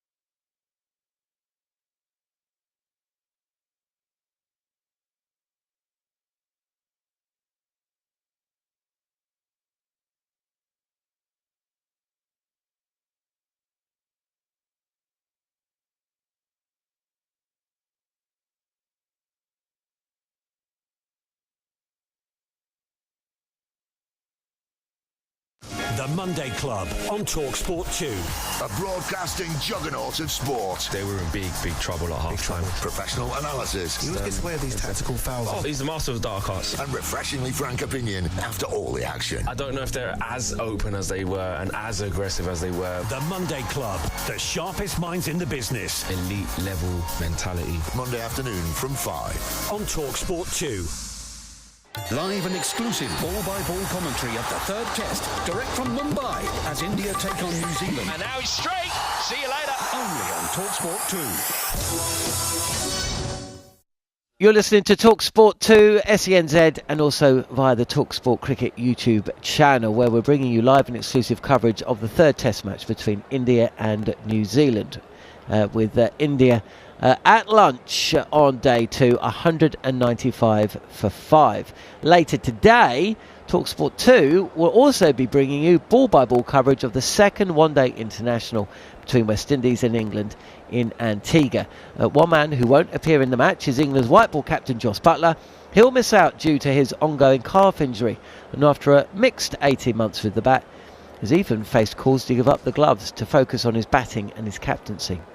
During the mid-innings break for England's opening match loss to the West Indies on Thursday, talkSPORT's Neil Manthorp discussed Buttler's future in the new Brendan McCullum era with England fast bowling legends Darren Gough and Steve Harmison. Once he finishes his duty with England, he jumps straight on a plane and goes home and looks after his horses, right? And then he comes back in for games. It's a nice job to have, and if he fancies doing it for another couple of years, because he doesn't have to do it. Let's be straight here about Brendan McCullum. He's made a lot of money in the game, right? He's played a lot of IPL. He's coached in the IPL. So is that ambition to do it? He's done it once. My personal opinion was I thought he'd do it to the Ashes and then go back to the IPL. He might still do that, by the way. But although he's signed as one-day coach, it gets them over that hurdle as they needed to employ someone to come in and kind of give that English one-day cricket the same spike as he's given Test cricket. Can he do it? Brendan McCullum will believe he can. Jos Buttler, has he got the same mentality of a Ben Stokes? And can they work together in the same way as Stokes and McCullum have? That's the question mark. It would have been physically and logistically impossible to do the job, for one man to do the job in the last 12 months, Harmy, and probably if you look back for the last 24 months. But England's schedule is considerably less packed in 2025, which doesn't mean to say it's not packed. It's still packed, just less so. But it's going to take a lot out of Brendan McCullum. Yeah, it's going to take a lot out of McCullum, a lot of, I think a lot of confidence. You know, he's very, very comfortable with the people that are around him. And he'd not really, I think you can just see by selection and the teams and some of the personnel that haven't been picked. And even you look at the New Zealand squad, the Test squad. I mean, England took 3 spinners to New Zealand and they haven't took a backup wicketkeeper. What they've done is they've took a consistent 16 people who are good in the group, and they want to be, you know, I've said this a couple of times. They got Pope. Your face doesn't fit. If your face doesn't fit, or you're not a certain player, or you're a certain character, I mean, you're right. Ollie Pope is going to be the backup wicketkeeper along with Ben Duckett. But if your face doesn't fit, or you don't have a certain characteristics, you don't get picked in this group. That for me is dangerous. I mean, we spoke to Sam Curran a couple of weeks ago, and he made a couple of headlines when we spoke to him, and he was wanting to create a headline. I can't understand how he didn't get picked when Ben Stokes got injured. I don't understand how Keaton Jennings didn't get picked when, you know, me and Goffey were talking about it earlier on commentary about players coming into this group from county cricket. There's not many who have had a good season this season where I would pick over what I've got in the Test team as in the arena at this minute in time. Not to say that it's not right, but because sometimes you can be, like, I thought it was cruel sometimes to leave Zach Crawley in. I think another couple of games for Ollie Pope, and it'll be cruel to keep Ollie in because he probably needs to get away from it, come back a lot stronger and a better player. why Keaton Jennings didn't get picked over Dan Lawrence opening the batting. If your face doesn't fit or you have a certain way of playing or certain characteristics, like Sam Curran taught us, you don't get picked. Now, England have named 29 contracts, and you look at somebody like Brendan McCullum, he wants to work with certain people, I think. He likes Marcus Trescothick alongside him. He likes Paul Collingwood alongside him. He likes Jeetan Patel alongside him. Now, he's now going to have to spread himself out that little bit more and bring in. I mean, we made the joke before, and I asked Darren if I was out of order saying it, and I'll say it again for people that didn't listen, because I might as well dive in both for it. I've just seen a bloke give a cap who hasn't played cricket for England. That tells me everything about what cricket's been. Matt Walker's just give a cap to somebody who's playing cricket, representing cricket and playing for England. And Matt Walker's never played cricket for England. I'm not saying Matt Walker's not a good coach and he shouldn't be out there. That's not what I'm saying. What I'm saying is, when you receive your England cap, it's one of the biggest moments in your life. It's one of the most prestigious moments in your life. When you get told that you're playing for England, I mean, what a feeling that is. And if you receive your cap by a former player who tells you, Andrew Flintoff style, the huddle, the video, goes viral around the world, what it means to play cricket for England. Now, you look, is Brendan McCullum going to work with the likes of Richard Dawson, who's out there, Matt Walker, who else was there, Carl Hopkinson. There's somebody else out there, and I can't remember who it is. But all of a sudden, Brendan McCullum now has to work with all these off-the-field staff, as well as the leader. And we're presuming he can't. I mean, Collingwood, Trescothick, and Patel can't go everywhere. Well, Collingwood. Yeah, but even that needs a break. So the personnel of the management staff is going to be so important to make sure that when the red ball team goes that way, McCullum goes with, and once the white ball team goes that way, the start of the trip will have to be looked after by somebody that Brendan McCullum trusts, like Marcus Trescothick, who's gone there. But all of a sudden, that has a knock-on effect because Marcus Trescothick, who is worshipped by all top six batters, as we were in India and we've been around the world with his team, and you see how hard. I mean, me and Collie fall out many years ago, and we've patched things up since then. But this guy works so hard in that group. Paul Collingwood is an integral part, and he works so hard when he's out there, and so is Marcus Trescothick. The England red ball team are going, hold on, where's my batting coach gone? I mean, I know your batting coach can't go out and bat for you, but if them coaches, that has a knock-on effect. So that's why it was so intriguing when Brendan McCullum took over. I loved it. I think it's brilliant because I want one man in charge for the whole lot. But he's very trusting as McCullum, and is he gonna have 8 staff? Because that's what he's going to need. He's going to have to find another 3 or 4, possibly 5 more staff who can go away with white ball teams when he's with the red ball team, who are in the middle of a test match.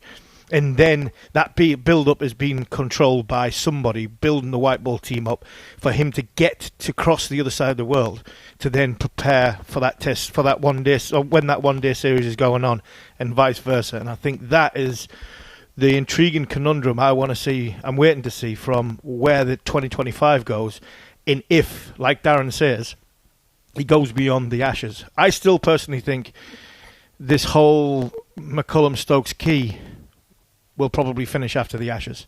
I really do. And I'm not saying if they win, there's nothing else for them to go for. If they lose, then like I've said many times before, this Bazball will not be looked at over 2.5 years. It'll be looked at 5 test matches against India at home and 5 test matches against Australia away. That's what it'll be reflected on. This is the business time of that. So I still think that the whole McCullum-Stokes key ECB will finish at the end of the Ashes, win or lose.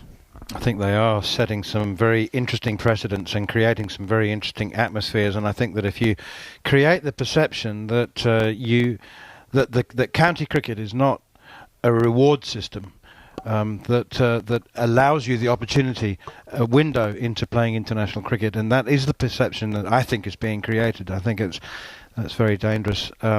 Coffee. Agree with you, Manners, and I think I'm a massive fan of county cricket. I think Army is. But I think you've got a group at the moment that see England as a group, and it's picked from within England under-19s to England Lions. You see now people are playing 1 or 2 games and they're being drafted straight into Lions squads, and then they're being fast-tracked into the test team. Nothing wrong with that. Nothing wrong with that. Australia did it with Glenn McGrath, right? And there is other players like that. That was Glenn McGrath. Yes. South Africa did it with A.B. de Villiers and Dale Steyn. Correct. But when you see that generational talent, they come straight in. And it will always rise to the top, won't it, the talent. But you've got to reward our game. It's not as bad as everyone makes out. County cricket, I've seen it week in, week out. There is some bad moments in it and there's some poor cricket. But there's also some brilliant cricket. Harry Brook, without county cricket, the way he improved as a player in 18 months was down to county cricket, not England under-19s or whatever it may be. It was playing for Yorkshire, being given an opportunity, and playing with players like Bairstow and Root and Balance and Live. Milan was big for Brook at the start. It's unreal, man. I mean, county cricket has still got a lot to offer. And I go on about Keaton Jennings. He's another one who deserves an opportunity now. He is a fantastic player who's changed his game to suit what they want, and he's still getting nowhere near it. It's reinvention. If you can't reinvent yourself, if you're not allowed to reinvent yourself, or if your reinvention is not recognised, and that's it, you're shown the door, and there's no way back. It's bolted on your way out. I think that's another dangerous precedent. Yeah, another dangerous precedent, and for me as well. I look at this winter, and we spoke, Manners, and more than one occasion over the last month, 6 weeks, about the Lions, and we've had Graham Swan on, and talking about Andrew Flintoff and the environment they're going to set. They're taking a young group out there, and Coffey will probably know more about this than me, because obviously he's just come out of the director of cricket job at Yorkshire, and he'll be listening to what pathway stories are and understanding what the game of cricket at that end is, Darren. But you're going to take 20 young players to South Africa and then 18 young players, 20 young players to Australia after Christmas to learn the Ashes. What are they teaching them? This is the thing that's worrying me. Is what are they teaching them? Are they teaching them the game of cricket and understanding and absorbing the game of cricket? Or is it, well, we want you to play and marry exactly what happens at the international level? Yes. If that happens, Darren, it's dangerous, because if you go into a young player goes over to Australia and you go in to get in a test team, you got to play this way, you got to play the more aggressive and expansive cricket. Then what happens when it goes wrong? What have you got to fall back on? And the hardest thing in the world is international cricket. You have more bad days than good days. You turn your bad days into average days. You turn your average days into better days. And the ones that survive are the ones that, when they're not so and so well, they can survive, but they've got at least something to survive. I mean, battle scars to survive from. What worries me is we're going to take a group of 18, 19-year-olds across to Australia and or South Africa and Australia and say, this is how you're going to play the way the test team do. And then all of a sudden, when you come up against, God forbid, you come up against a top quality attack and put pressure on you. Where's your fail-safe mode? Where's the absorbing of the game to then put pressure and respect the bowler? Well, and put pressure back there's no accountability. And that worries me about the pathway of where this winter is going to be for English cricket. The reason is they survive because there's no accountability. This brand of cricket is the way England want to go, and look, it's up to them. Rob Key's the director of cricket. That's fine for international players, but it's not for young players. Right, Rob Key's in that position. His idea is that he played county cricket, he never really enjoyed it, he didn't think it was good enough. He said it's all about England, which is a massive step up. It's quite obvious to us all, they're looking for players that play a certain brand. Bowlers have got to bowl over 85 miles an hour to get picked, and be 6'4". Well, they haven't got to be 6'4", but they've got to bowl over 85 miles an hour, and there's not many. Unfortunately, it's not like it was. County cricket used to be full of them. Now, there's not that many. There's probably about 10. If that. So every one of them 10 have got central contracts. Like Tong's not played for a year and a half. He's got one because he can bowl 90 miles an hour. But when it comes down to it, and on the batting, they're looking at players now, even at Lions level. I coached the Lions this summer against Sri Lanka, and they beat them. It was unbelievable because that was like a reserve Lions team. It wasn't even the main Lions team.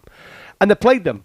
And what they're looking for is players that play a certain way. They look at a batter and they watch him for 20 minutes and say, he plays the brand of cricket we like. If we get an injury, he's in. On the bowling front, Hull, who had played 8 first-class matches and averages 60-odd, they saw him bowl, right? He bowls over, he can bowl at 85 miles an hour. No quicker, bowls at 85 miles an hour. His left arm, he's 6'7". They saw him bowl against Sri Lanka. He swung the new ball, and they went, right, we get an injury, he's in. Guess what? They got an injury, and they picked him. And he played at the Oval, and he bowled all right. So far, everything they've done as bringing players in has kind of worked, in a way. If you look at the percentage of games they've won, it's massive compared to the previous era of Chris Silverwood. So they're winning loads more games. They've only drawn 1 under McCullum since he's come in, I think. Drawn 1 game. So when you look at it, England have won a lot, but when you look at the tables, we know better off because we're still not qualifying or don't look like qualifying for the final, do we? Because exactly what people have been talking about the Bazball era is it's very good against sides who aren't very good. And it's not very good against sides who are very good. Well, there's only 3 good teams at the moment, right? And I think we want to be the best team in the world. India, Australia, and England. We want to be the best team in the world. Yeah, I just think that you put it this way: you don't win the Premiership without drawing games. Sometimes you're not going to win 4-0. Sometimes you're actually going to have to put 6 at the back and try and walk away with a point. And you don't get any points in the World Test Championship for drawing. You get games for winning, but you do prevent your opposition from earning points with the draw. And Ben Stokes has said it's off the table, which is exciting. And England have been a phenomenon to watch. They've had a couple of shocking Test matches. To be fair, they warned us that there would be some shocking Test matches when they launched on this brand of cricket. We'll come back to this because it's just too good a topic. But I need to reset because it's raining quite heavily. Actually, I won't lie to you. It's raining very heavily. There's an unforecast tropical storm so intense that the ground staff, who were all clad in shorts and vests for the less modest T-shirts, all ran off and put their oilskins on. Diving suit. To drag the covers back on. There are puddles forming on the outfield. The one thing that we do know about, well, there's many things we know, but the one thing as far as weather and the Sir Vivian Richards Stadium is concerned is it's very fast draining. So when you see puddles forming in the outfield, it's not necessarily the end of the story, but it takes a lot of rain for puddles to even form in the first place. England were bowled out for 209. West Indies will need 210. We haven't yet started losing overs, but we will soon. I'm with Darren Gough and Steve Harmison, and we're talking about the looming... that sounds a bit... dramatic. The imminent new era for England in which Brendan McCullum will coach both formats. I also started off by asking you about Jos Buttler and his future. Nothing to do with the fact that he hasn't played for 4 months because of a calf injury.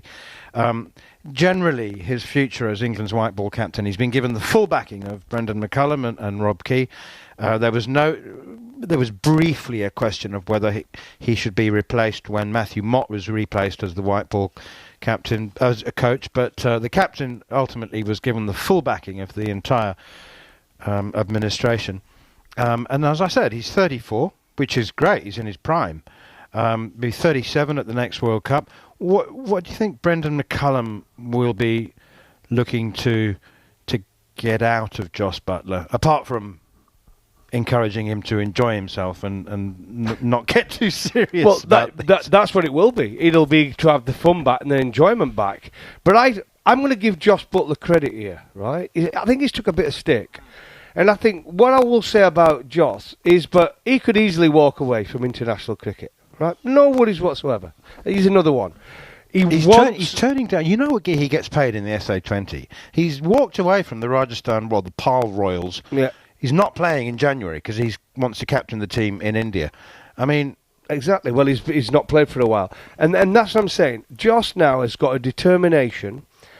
I'm telling you, he could walk away from it and play in Rajasthan, in Pal, and he could go on and play the IPL, although he's just not been retained, has he, by Rajasthan Royals? That probably might be a decision in it as well there. But he'll get any other. He's going to get picked up for a lot of money, right? It's going to be probably around that 18 mark.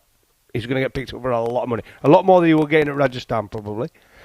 But he's doing this because he doesn't want to go out as captain of England who had a shocking World Cup. He's got a determination that he wants to show, but this team is good enough, he's a good enough captain, and he wants to do what Owen Morgan did. They're quite close, Owen, aren't they, and Joss? And I think he wants to do exactly the same with him. And I like that. He's got that steel, that grit, and he's willing to sacrifice to do it. And he's frustrated as anything that he's injured at this moment in time, and he's not in the West Indies. I agree. I think it was the right decision for Joss to carry on. It could easily have gone new captain, new coach, and I don't think anybody would have. I don't think anybody would have disagreed. I think they would have said yes, he's our best player. But I think when you look at it and if you break it down, the World Cups, we had a side who deserved to play because they were World Cup winners and they were our best players. But I think they were going over the hill, and I think there was a few of them hanging on by a thread when it comes to bodies. And I think the team let each other down rather than just any individuals. I think a collective team didn't perform as well in the 2 World Cups. So from Joss's point of view, it's a case of, well, if we're going to go again with a new coach and some young players, I think I've done enough to lead it. And I think that was the biggest thing. Did Joss want to be captain of a young team to mould into what he believed was his team? Because I still think in that World Cup in India, it was still 80%, 75% of it was Owen Morgan's team because of the players and the ages that they were at and the World Cup winners. So I think this was Joss's chance to put his hand up and say to Rob Key, well, I deserve a chance to build my team like Owen Morgan did from 2015, and this is what you got in 2019.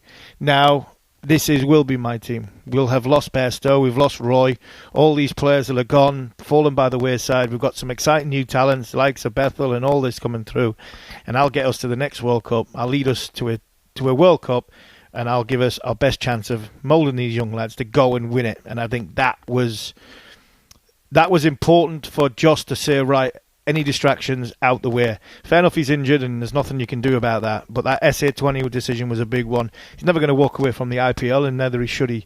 But I think everything else, he's basically saying, my focus is on England. I'm going to India with my team instead of going to the SA20, because by the time we come to the next World Cup, it'll be the team I moulded that identifies as me as a captain, with McCullum as a coach. And I'll be judged when I get to the end of that tournament. And by then, what will he be, 35, 36, 37?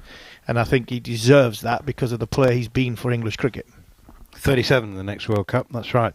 He might have to give up the gloves. I think McCullum might... I was going to ask you. Yeah, I think he I has would. to give up the gloves. I think I would give up the gloves. If I was McCullum, I'd be pushing Joss to give up the gloves. He's getting a couple of injuries like Ben, and just say, right, stand there mid on and mid off, talk to your young players, be around the field, enjoy your cricket by being in the field rather than being part of the Tell you what else he glove should work. give up is a few press conferences. I thought Ben Stokes' biggest challenge would be the media commitments for an England captain, and he has been remarkable. I think you actually have to be on tour to see how much time and effort and sometimes really patient snapping effort is required to do all these interviews, all this constant. You have to answer the same questions time and time again. Ben Stokes has been phenomenal at doing that. He's absolutely blown me away. I mean, sometimes the day before a match, England captain will have to spend 3 hours doing media, and Jos Buttler needs to delegate some of that, I think, because he's become really grumpy in the last year or so. And I think that's why McCullum will be good for him, because McCullum will give him positive energy. We've seen what Brendan's like. Saying that, Brendan's not great at interviews, by the way. For someone who's as outgoing as he is on the way he plays on a cricket field, he's actually not the best in the media. No, Stokes is a different league. No matter what's happening in Stokes' personal life, as a coach, and you put him in anything that happens to him, you put him in front of the media, you put him on a cricket field, and he delivers under pressure, right? Yeah, but I've also seen McCullum say at the end of a day's play, when somebody you would think would be put up for the media, send a coach out and go, no. He needs to recover. He needs to do his ice baths. He needs to get things back on board. You can have him tomorrow morning, but you're not having him tonight. And I think McCullum is very, very good and very strong-minded when it comes to that, and I think he'd be good for Josh. I think McCullum would be really good for Josh Butler. I really do. I think they've got a lot of similarities from a playing point of view. The keeper, the aggressive batter, two different characters from off the field, but I think that could work. I personally believe Josh Butler has earned the right, because of the cricketer he's been for England, to mould a team in his way. This team identifies Josh Butler as a captain. I'm not sure them two World Cup teams identified as Josh Butler's team as a McCullum captain. will get the credit if that happens, because of the way it has happened. But they've now gone for McCullum after a poor World Cup, and if he comes in, no matter if it's Josh's team, I think McCullum will be the one who actually gets the credit. If I was Josh, I couldn't care if I've won the World Cup. Yeah, exactly. If you're the World Cup captain, but I do agree on the keeping. I think you look at the injuries he's had now. It's come back for the third time. It's a calf injury. It's lower calf as well. I've had one of those. Well, I've had every one. But when you get one of them, they're very hard. And keeping is a hard job. Captaining, keeping, the fitness that's required. I mean, he did this running on the beach, didn't he? Did he running on the beach? Yeah. I mean, running on a treadmill, it's a lot easier. He could have keep and captain the team that played, the players that played in the World Cup, because they didn't really need much captaining. This is what I mean about if he carried on as captain. This is a young side. They need delegation. They need leadership. And I think that leadership, nothing to do with Josh's wicket-keeping prowess or his ability to keep wicket. I just think they need their captain to be closer to each and every one of them.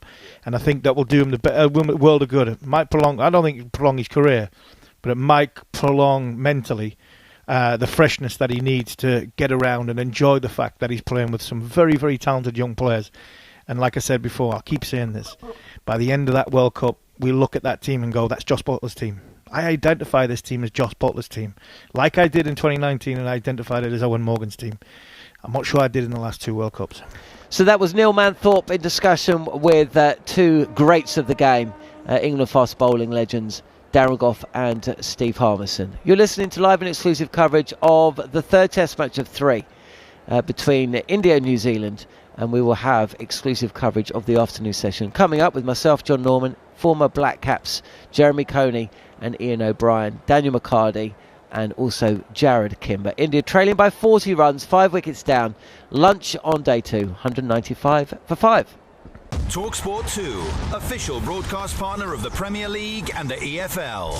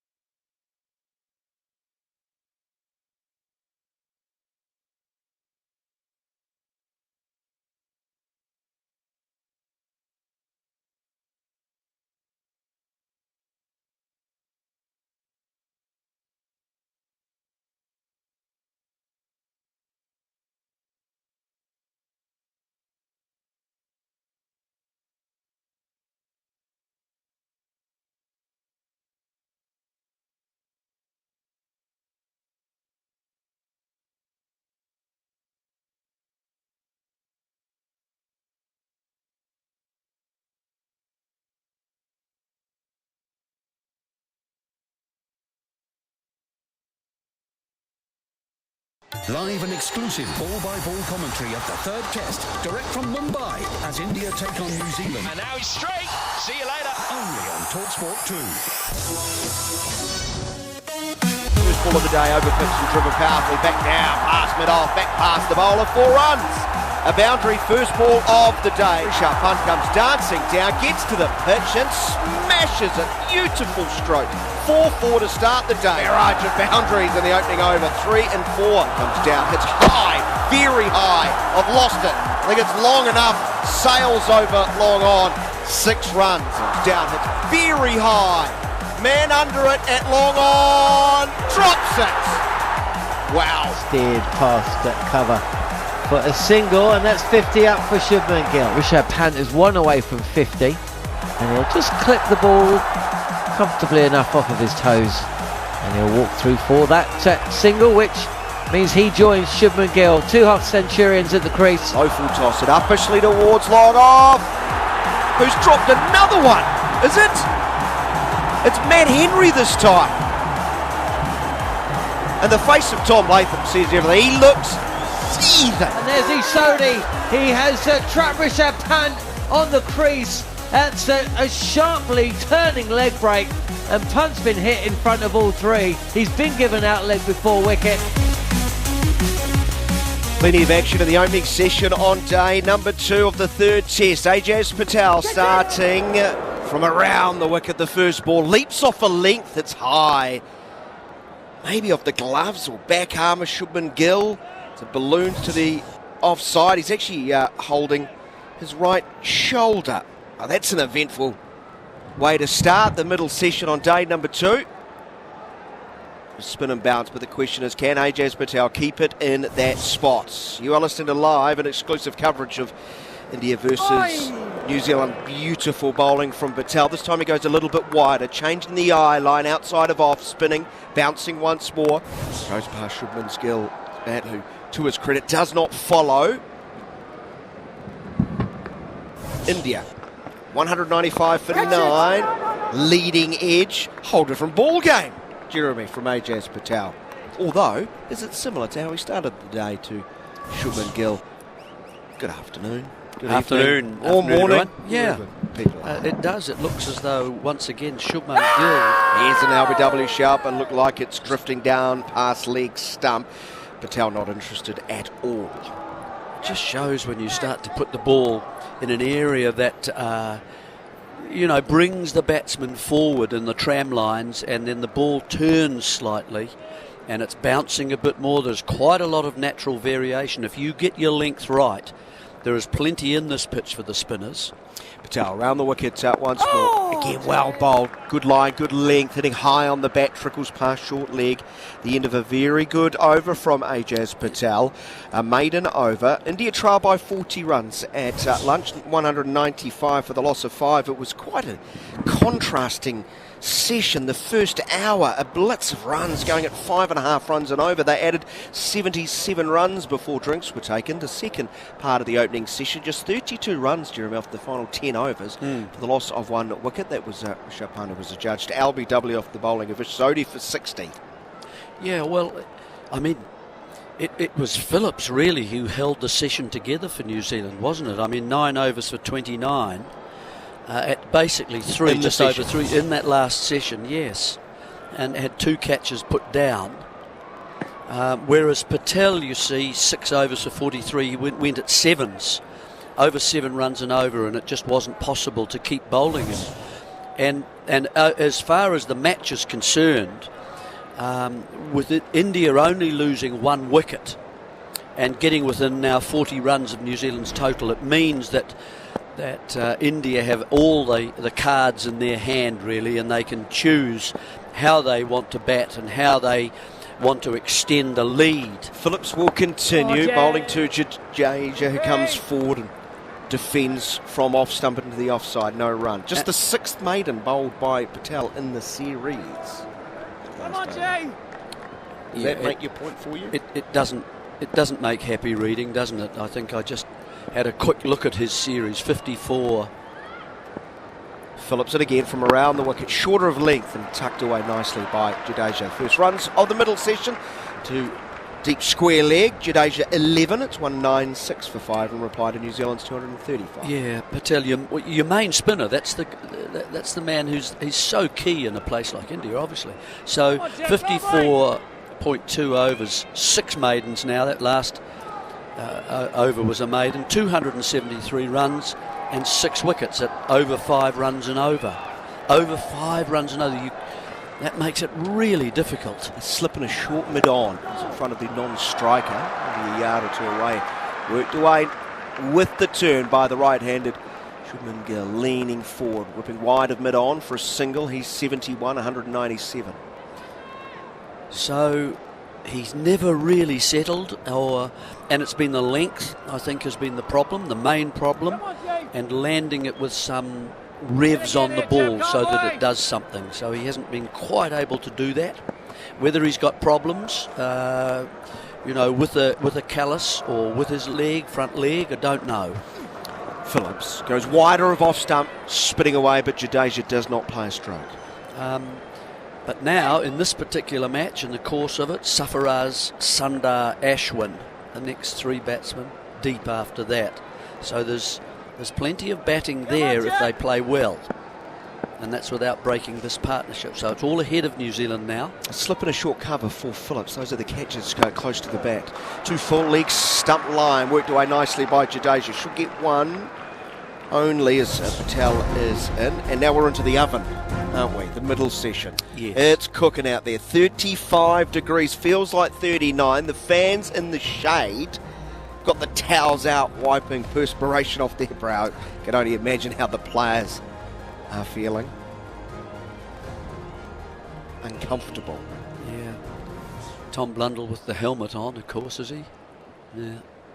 Blundell behind the stumps. Nice, Jay. Pushing in front of his front pad, straight to that short mid-on. There will be no run. Gill has quite obviously slowed down, hasn't he?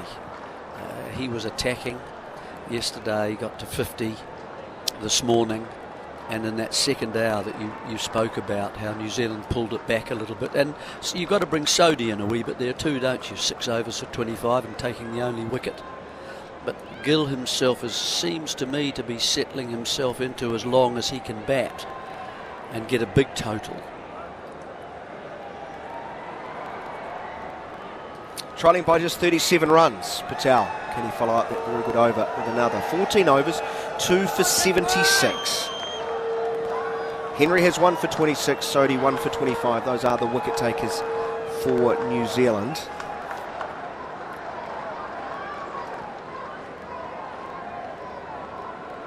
Sharma the first to go for 18. Jay Sproul for 30. Those 2 dismissed last night. Jadeja shuffling right across the stumps as Patel's gone back over the wickets. It isn't bowled to the left-hander, but he only bowled the 1 ball at him as Jadeja works a single to backward point. And of course, Siraj out LBW first ball, the night watchman, then Coley run out 86 for 4. And a wicket to fall in the opening session was Rishabh Pant. Big turning leg spinner from around the wicket by Sodhi, trapped him in front. He was given out. LBW, he reviewed, and it was just clipping leg stump as Shubman Gill comes forward and defends Ajaz Patel into the covers. Yeah, it was a good ball, wasn't it? It turned quite sharply. And that's what enabled Sodhi to take that wicket, as Punt looked to play it quite square, and so he was only really giving a quarter of the bat to hit the ball. Wow, flighter, getting it up and down as middle and leg. Shubman Gill pushes back to the bowl, and then a big grin as he looks back towards Ajaz Patel.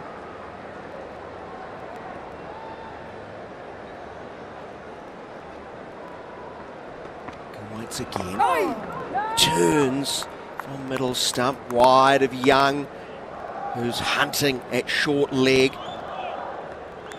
Yeah, they've still got the short leg and the slip in play, which is good.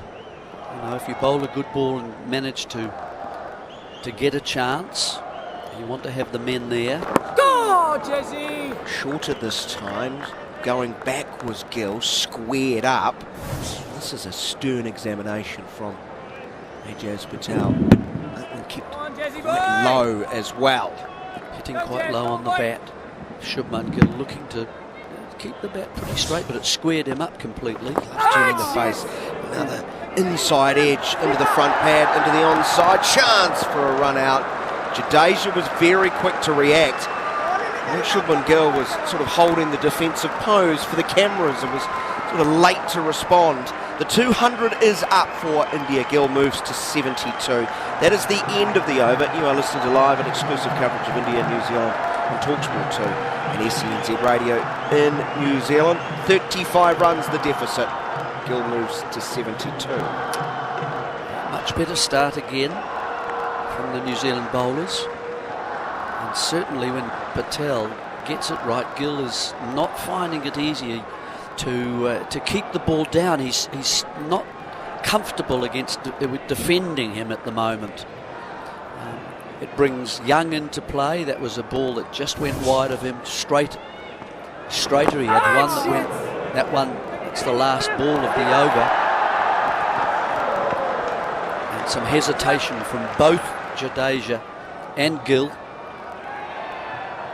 He was home, of course. He threw at the bowler's end. Jadeja saying call. That was the most convincing side running between the wickets, has to be said, throughout this series. Phillips, new over, breaking off break, but it's too short. Gill can play from the crease line, working through the vacant square leg region to move to 73. 201 for 5. Good to see Phillips developing a top spinner, wouldn't it? One where the seam is actually going towards the batsman and he gets up and over and through his action rather than leaning. Getting another replay of the confusion as both stutter stepped in the middle of the pitch. There's a run there, a run to be had. They got there eventually. Phillips in his 15th over, none for 58 from around the wicket.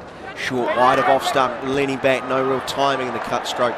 It's fumbled though by Conway, and there will be a single to Jadeja, who's now 14, 202 for 5.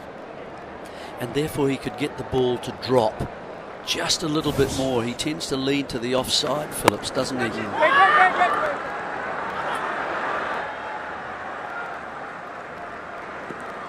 Jadeja was leading by example there. In the previous over he was telling Shubman Gill to call. That was quite a call from Jadeja. That was a heard it here. Real scream. Phillips goes fuller this time. Push from middle stump to mid-wicket.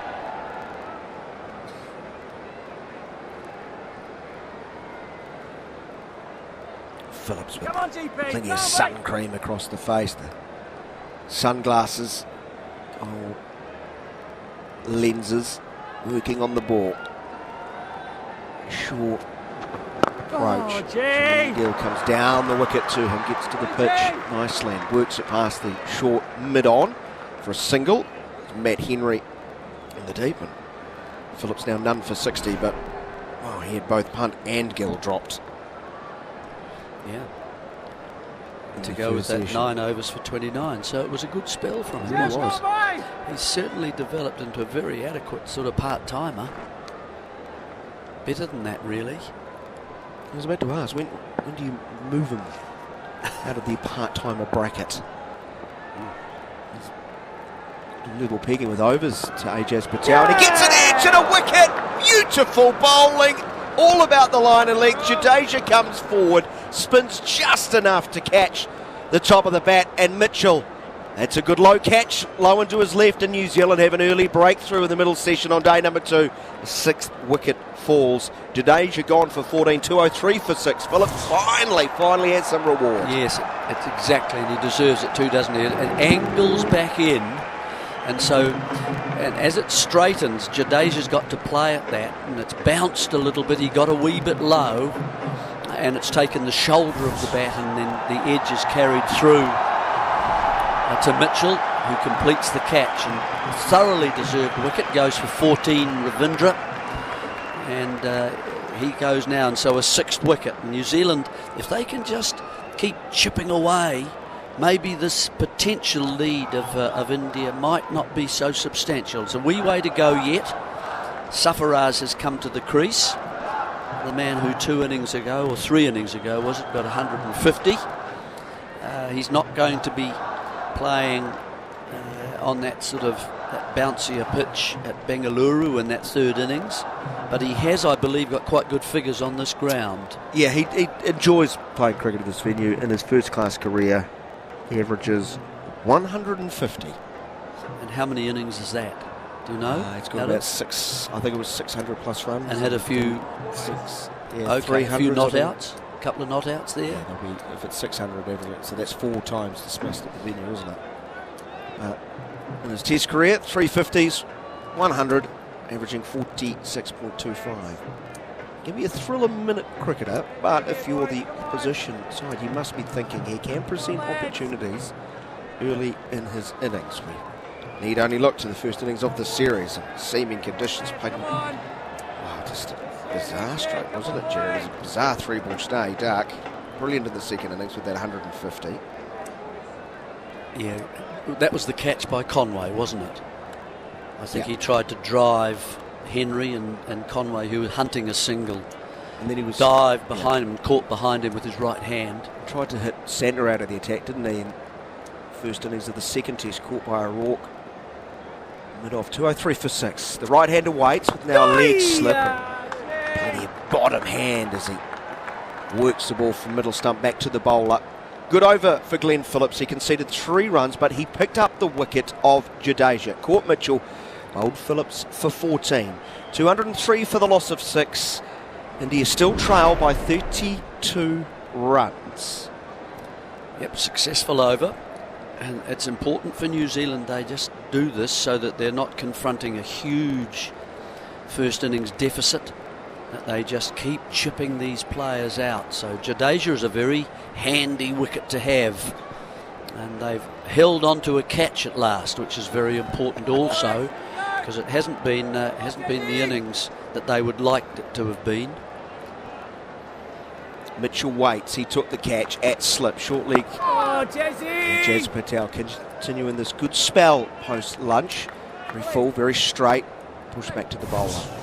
And what happened, of course, in the New Zealand innings is that once one wicket fell, before the next batsman got in, the new batsman usually, they were claimed as well. Patel, 2 full this time. Easily defended by Shubman Gill. You told me the batting numbers that it referred to. You know, there were doubles, weren't there? So there was batsman number 4 and 5, and then 7 and 8, and so on, and then 9 and 10, or something like 10 and 11. That's what New Zealand have got to do. Patel goes wider of the crease and wider of off stump line, going back. Again, good footwork, getting deep in the crease and playing through point. Saw that well. 22, Jerry. 75 to Gill, 204 for 6. Now, this is a chance here for Ajaz Patel. Try and bring Sarfaraz forward. Let's see if it bats. He's low to the ground anyway, and he tends to want to play low when he plays forward. Maybe the shoulder of the bat again. Maybe a man in close on the offside. 2 slips. Looks to sweep and it bounces, spins. He quite literally tries to sweep it like very low. Often you see people sweep from high to low. The bat starts almost on pitch level. He's cleaning the pitch. Yeah.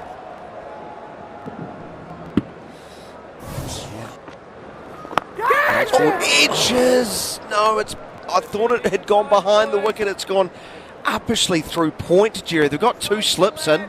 Get a full cordon in there. That's what I was saying. Just the man in front as you come forward. It's quite. If he gets low like that, it's exactly what you're there for.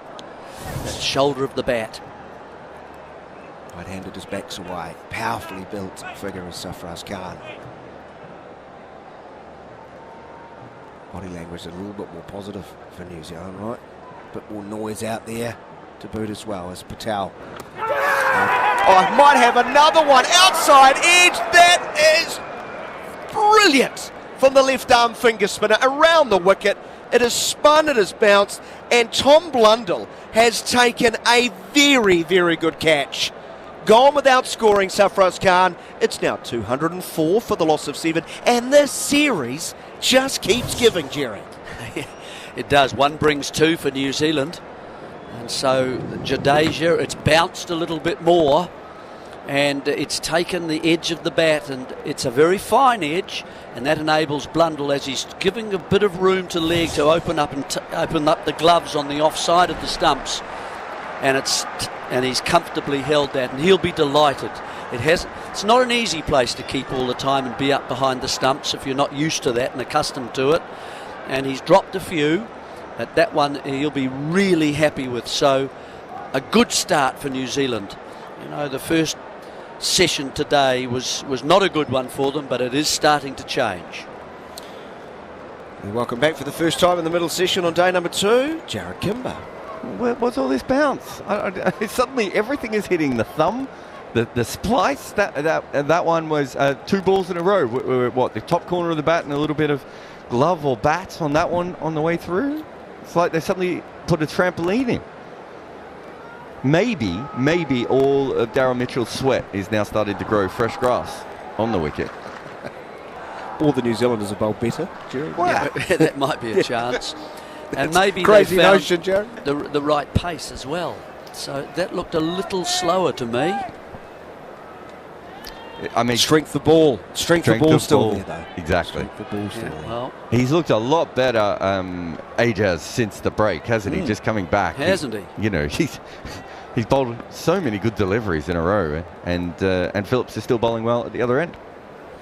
There he is. 2 wickets in 5 overs, 9 runs since the start after lunch. And the first ball of the 49th over of the innings will be turned from just outside of off stump to mid-wicket by Rishabh Pant off the front foot. There will be no run. And it's just hit the right thumb. Yeah. Just rubbed it, and that's a good catch from it's a good bounce. Blundell. Gill now comes down, hits halfly over mid-off. Good stroke, just one bounce into the fence for 4. He responds with a lovely looking stroke. Big barrel boundary, big range, bigger deals.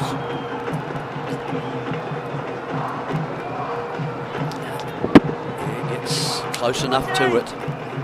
But a bottom hand in that doesn't get the shoulder so much into the ball. It's more the bottom hand doing the work, muscling it, if you like, over the bowler and in between the mid-off, an orthodox mid-off. 208 for 7 is at Phillips. In again, wider of off stump, fuller of length pushed. Yeah, just to the bowler. I think that's one issue that we've seen with the New Zealand spinners is too many of their deliveries are a little bit too step and hit. They're just overly full and can't control that length as much, can they? And so it allows for a shot like that where, you know, Rishabh Pant only took a small step and suddenly he had a free swing through the line. Yeah, it's that too full that we've been saying and saying and saying. Phillips. Oh, reverse sweep straight to Mitchell on the bounce. It's great. Crowd catch / commentator catch. It was great fielding though, wasn't it? That must have come off the middle, mustn't it? I think it's on the full. Has he got it on the full, Gill? Yeah, straight to ground. Yeah, great good effort from Mitchell. His catching has got quite good as the series has gone on, Jerry. Yep, you've got it, certainly it's got better. Phillips goes wider of off stump, leaning a long way forward, but cautiously prodded into the offside. Nice height. That's what I would just nice height. Qualify it with. Better height. Strength of height.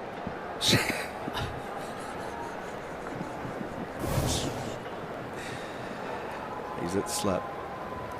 Waits. On the pitch, wide of off stump. Punished through extra cover. Long chase for Sodhi. He won't get there. He's not the quickest.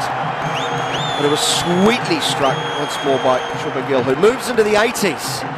83 to his name. Washington Sundar's yet to face. And at the end of the over, it's 212 for the loss of 7 couple boundaries. Big barrel boundaries, big range, bigger deals conceded by Glenn Phillips. Yeah, just too full. Enabled him, and a little bit wide, that he was able to get it wide of Sodhi. And just erring slightly. I don't know whether he's getting a wee bit tired. He's bowled quite a few overs, hasn't he, Phillips, today? He bowled 9 prior to lunch. Did he? So that's 12 on the bounce. Does he get tired though? not if he runs. Washington Sundar did something very similar yesterday around the same time, wasn't it? Leading up to lunch and after, and then they needed to carry him off, basically. Yeah, that is true. And then he needed to borrow everyone's shirt, get as much ice as he could get his hands on. He had ice in every different part of his body, didn't he? He's got a job to do now, though, Washington Sundar. Someone to stick with Shubman Gill. He tries a reverse sweep and he's played it nicely. Big gap between point and slip. Between them, somewhat uppishly, but no danger. No one's fielding there. A boundary. 216 for 7. He's off the mark with a 4 straight away. First ball reverse sweep, just like Jeremy Coney used to do it. Yeah, that's the one. But it's out there, isn't it? It's out there, and it's a comfortable kind of length to in line. It's strokes on. Wasn't the footmarks though? First ball. Yes. might want to have a look at what the footmarks are doing. Washington Sundar leaves a ball that spins a long way from well outside of off stump into those footmarks, as mentioned by Jarrod Kimber. Yeah, those are the ones I was talking almost about. Saved him here. There's that bounce too. Yeah. It just shows you how important it is. Well, yeah, were they in the footmarks? Here's a sweep from similar sort of line, wide of off stump, sweeping with the turn. Henry hits the ball back quickly, a single, 216 for the loss of 7. Fourth innings runs look like they're going to be easy, Jay. Well, that's the point. No That's what I was just about to make. Very. You know, these are important wickets here. Yeah. Well, Iain O'Brien said off air that he was watching at times yesterday thinking like 130 in the fourth innings could be tough to chase. Probably hasn't quite fallen apart as much as we thought for that at the moment. But, you know, India certainly aren't going to want to be chasing 210, are they? No. The way this series has gone. Another play and miss. Oh, pitching just outside of off stump, spinning a long way. New Zealand could have a lead, Jerry. Pardon? After the first innings. No, you wouldn't have thought that at lunch the way they were going. Look, all that's changed is the length. That's all that's changed. The bowling better. Yeah. A little bit wider of the crease, and this one keeps low, spinning away from off stump. That one in Shubman Gill's quite unflappable, isn't he? Yeah. No real change of emotion. Well, he missed the other one by the length of a seagull, and the next one has rolled along the ground. He waits the right-hander. Oh, and he gets another shooter, but it's leg stump line. He turns it very fine. Down to the fence for 4. He'll go to 87. Maybe I'm getting ahead of myself. It is 4. Just waiting for the signal, indeed. 9 runs off the over.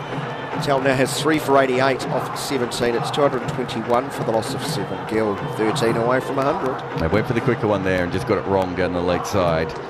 But he's seen that variable bounce. So we've seen at least 3 or 4 balls hit the glove. One of them was a wicket since the break. And we've now seen 2 or 3 balls keep low. Especially, it seems to be more is happening at Ajaz's end than what we're getting at Phillips's end at the moment. But there's certainly some action out there.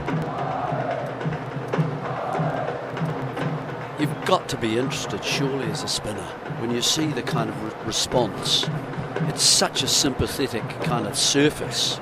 If you get it right at your end, there's definitely a chance at the other. Well, more interested than Will O'Rourke. Yeah. Although Will wouldn't mind that sort of bounce. He's preparing for his IPL contract. 4 overs in the last game, 2 in this one. Quite likes that. With a maiden. I was going to say, you got the maiden as well. If I was him, I'd be like, well, Hammy's a bit tight, fellas. Strike rate of 100 yesterday, Jarrod, with the bat. Oh, what an innings it was. Stock is right. You threw your arms up into the air. I'm a big fan of all of his test runs. Yeah. So just the once then. There's a play and miss. Trying to play a cut stroke. Kept low again. I think he's gone past the inside edge as Phillips starts new over from around the wicket. I have equal love for Lahura Kumara. An incredible string of low scores batting in the tail. This is just starting to play up a lot more. I know New Zealand's bowling better, but it does look a lot more difficult now than it did in that first session. Yeah, 2 for 26 off 7.1 overs. Phillips moves in again. Very full dugout, almost Yorker length. It's noticeable, I think, that Washington Sundar came out first ball and played that reverse sweep. I think India just want to put the pressure back on New Zealand because they're worried that that they could lose a couple. Is that a pressure back on call? Yeah, I think so. We haven't had many this year. Long lean forward, a defensive stroke inside edge into the pad. See how he drew it out too. He just kept it going. I thought for a second he was trying to pull out. Off the pressure back on. He was thinking, should I say this? No, I'm committing. I was wondering whether I should say it and then pause and wait for Jeremy's anger to rise up. No, it wasn't going to occur, I promise you.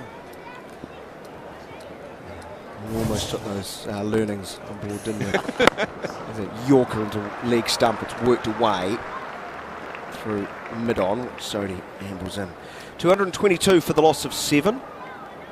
As Rishabh Gill goes to 88. He's at 7 fours and 1 6 on our big barrel boundary count. Big range, bigger deals. I should also say that Iain O'Brien has written a note for me that just says 130. So he's back on the 130 lead for New Zealand. Could be enough. Can he write down, please, how many they'll be behind in the first innings? He's not sure about that one. No. 2-2-2 for 7. Phillips bowling to Rishabh Gill. Worked into the mid-wicket region from outside of off stump for no run. Or is that how much money he's getting paid for wearing that shirt? That's how much the shirt cost. Oh, the shirt cost. It is a lovely shirt. I just don't know why he's hiding it with the vest. I just think, just get it out. Oh, but yeah. Go on, G. Again, quick through the air this time from Phillips. 90.5k pushed to mid-wicket. There will be no addition at the end of the over. 222 for the loss of 7. Gills 87. Washington Sundar is on 6. India trail by 13 runs. They've lost Pant for 60 prior to lunch, and then Jadeja for 14, and Safraz Khan without scoring to Phillips and Patel respectively. Since lunch, Sodhi got the wicket of Pant. Do you see the spider cam drop on top of the players' heads? You think it would have got a bit gun-shy, the spider cam, after causing our early lunch before by hanging in front of the wicket. We missed that because we were watching a New Zealand football game. Oh, did your team beat the other person's team? No. My team lost with an appallingly. With an 88th minute howler from the goalkeeper. Wow. Trying to pass out from the back, decided to just pass it to one of the opposition 8 yards from goal. Now, I'm no footballing genius, Joe, but I don't think that's a good idea. So yeah, Auckland got the lollies. Ajaz Patel over the wicket to the tall lean left-hander Washington Sundar, who's watchful. Pods forward. If it makes you feel better, my team gave up a 10-point lead in the basketball with about 3 minutes to play as well. So I feel your pain. Points. Yeah. You're a Nuggets fan, aren't you? I was until that happened. Jeepers, mate. They've won some titles recently. Yeah, that was a couple of years ago now. Try being a Chicago Bulls fan. I'm still watching tapes of Michael Jordan. Here's a sweep backward of square. Just calmly played. Didn't try to overhit. And that the bounce has been a little bit variable. Well played by Washington. He's 7. 223 for 7. Town looks a different bowler. Come on, Teddy boy! Earlier today, he was kind of bowling to get the right-hander on strike. And now he seems to be just hitting that rough a lot more. And I know Washington's not quite the same level as Rishabh Pant, but he feels comfortable to the left-hand or the right-hander now. So he's just got to keep his line. Gill back on strike, the right-hander tentative as he goes half back and follows the spinning ball outside of off stump, deflecting to point. Come on, Jazz.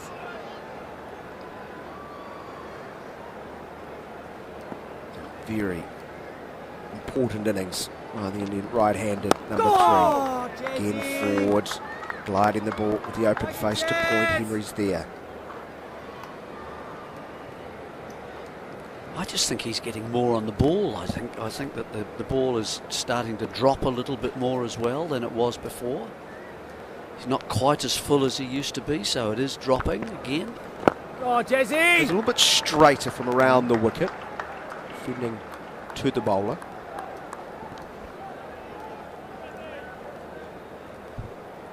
Now he needs to finish nicely here. Come on, Jazz! Last ball of is over. He's 3 for 89. Just a fraction too full, and Gill can nudge it past.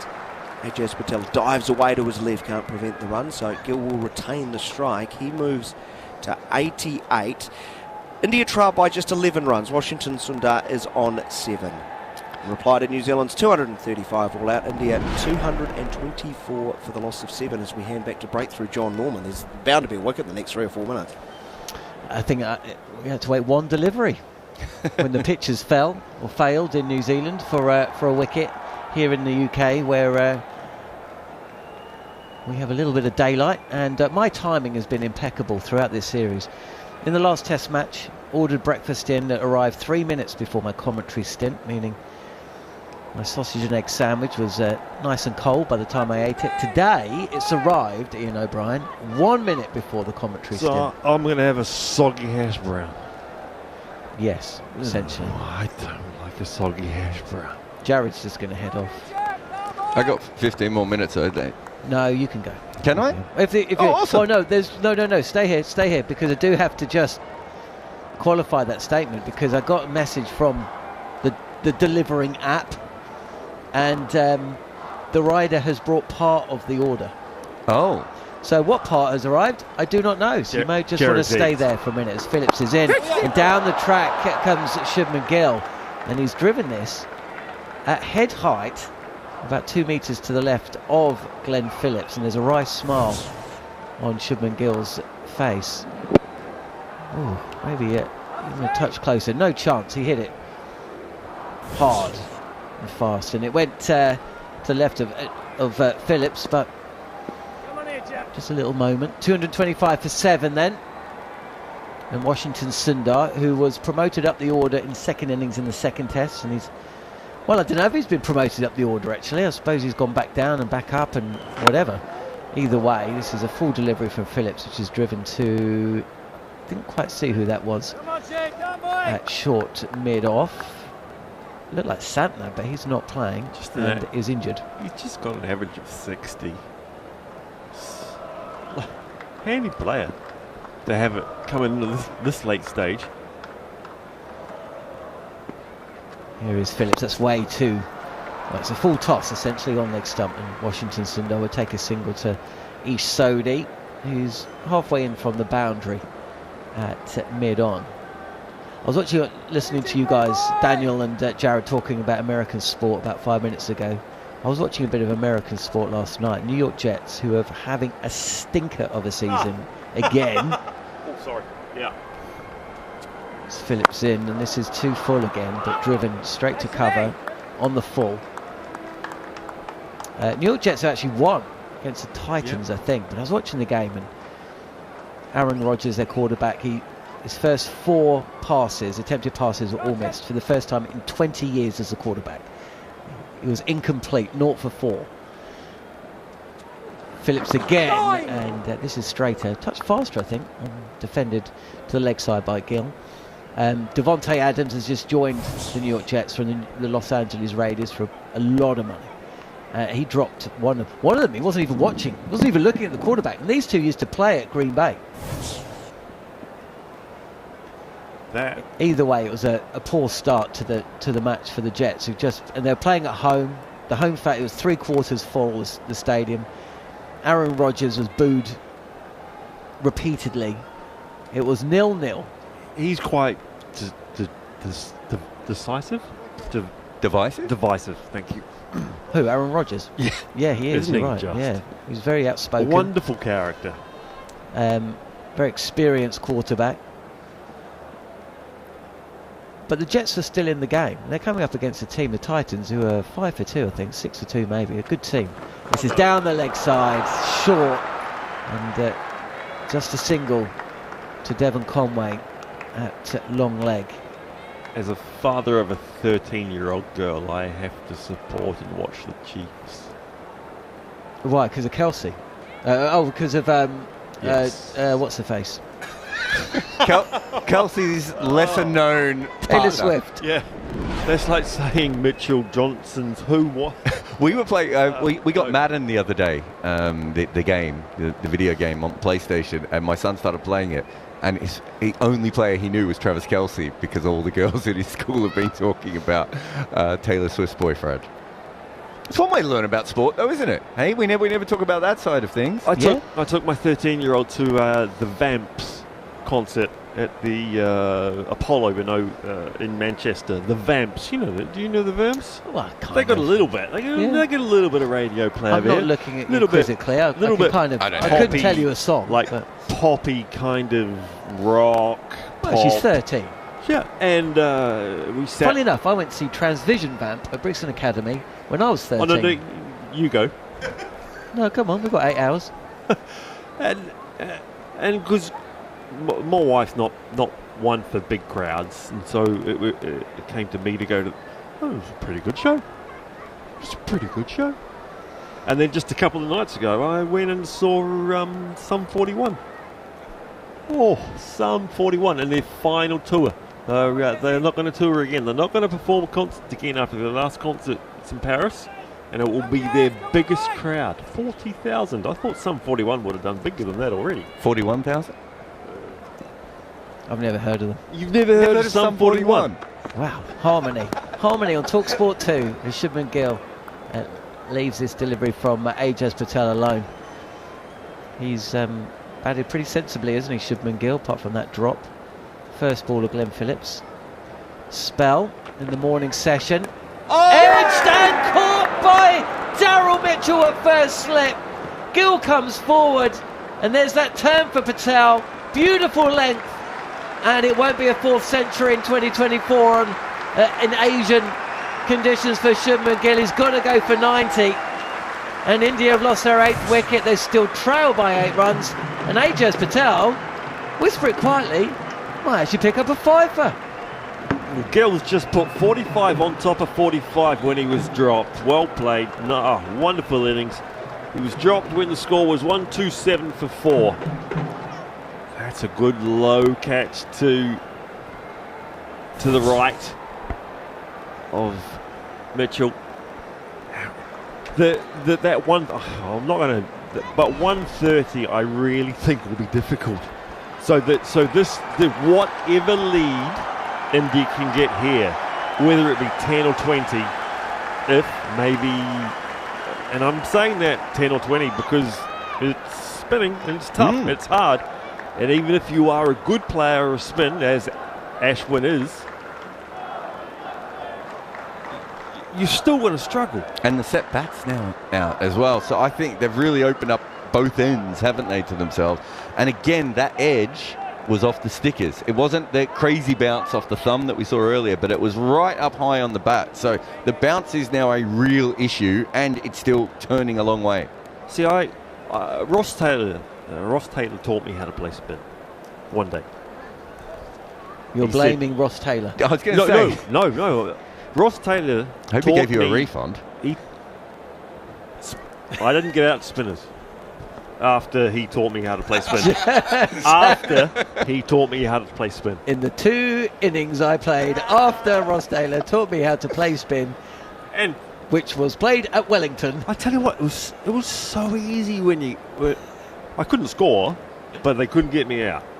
I could not rotate the strike or do anything. I could sweep if it was outside the line. I could sweep if it was wide of off stump. Who were you when you played with Brendan McCullum and he scored 50 runs? He got 50. Who were you playing for in that match? That must have been the last wicket partnership. It was 9th wicket because Chris Martin was playing. Yeah. Oh, good old Chris. Ravichandran Ashwin, I haven't heard cheered with bat in hand as he walked to the crease in the manner that he has been as he walks out to the Wankhede, and the reason he has done is because Shubman Gill, who was dropped on 45, has just been caught at first slip by Daryl Mitchell. Nice bit of bowling from Ajaz Patel, 4 for 90.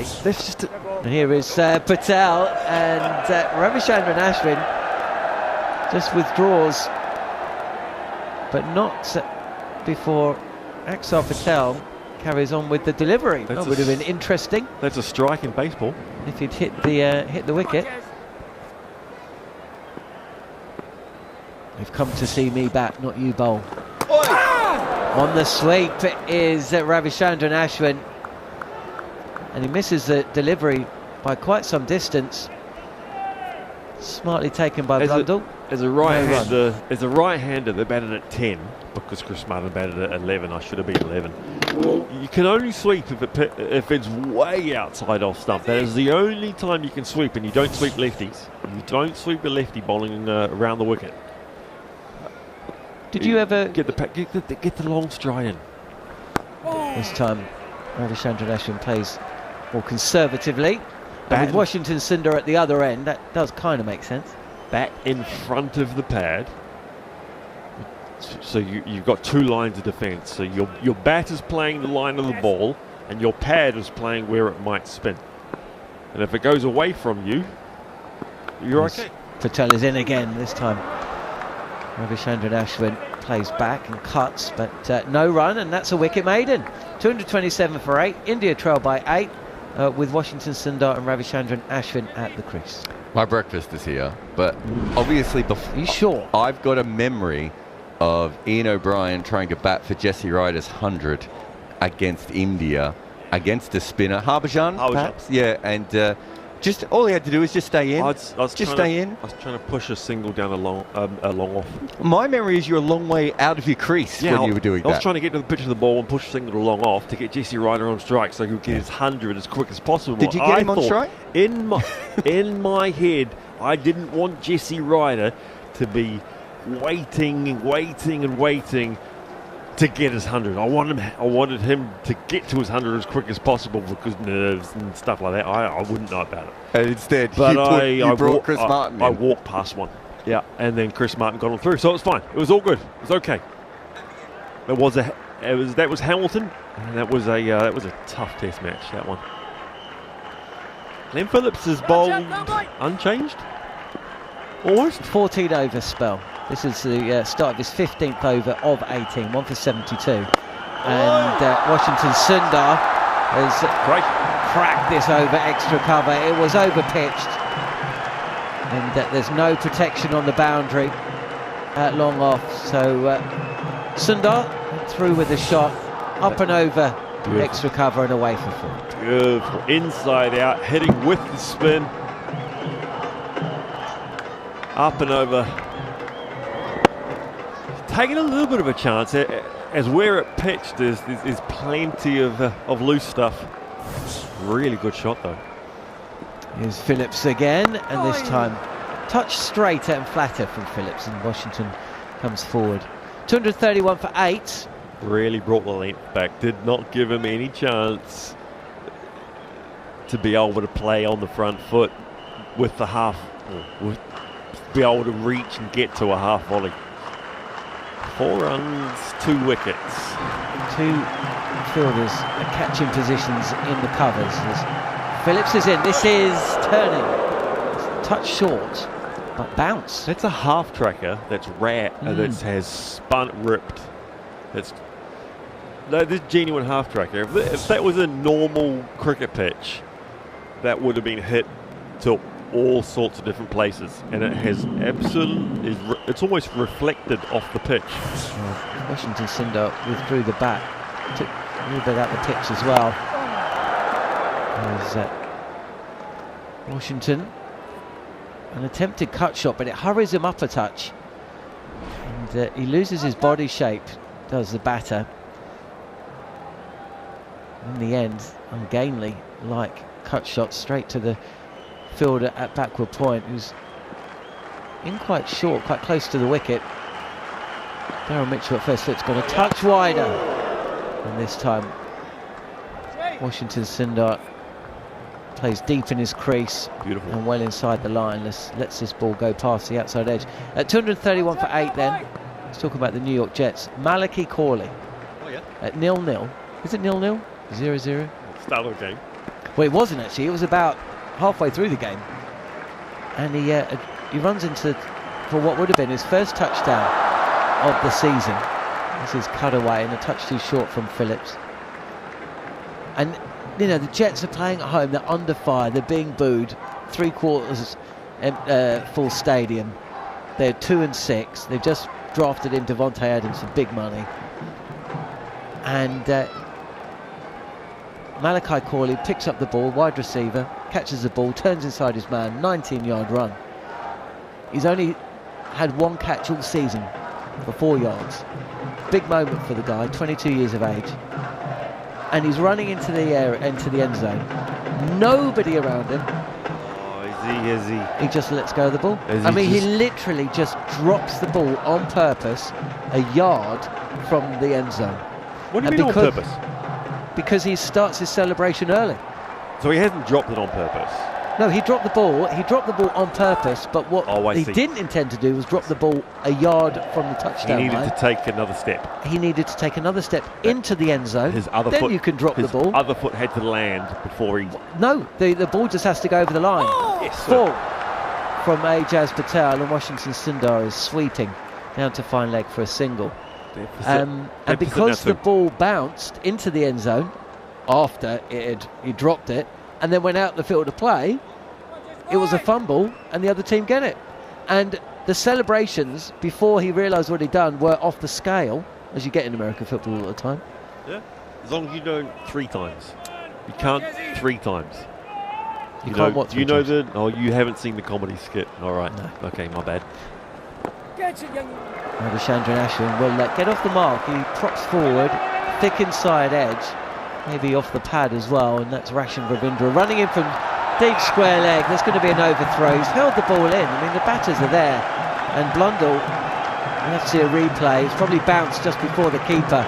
He's not taking it cleanly, and that means Iain O'Brien scores a level.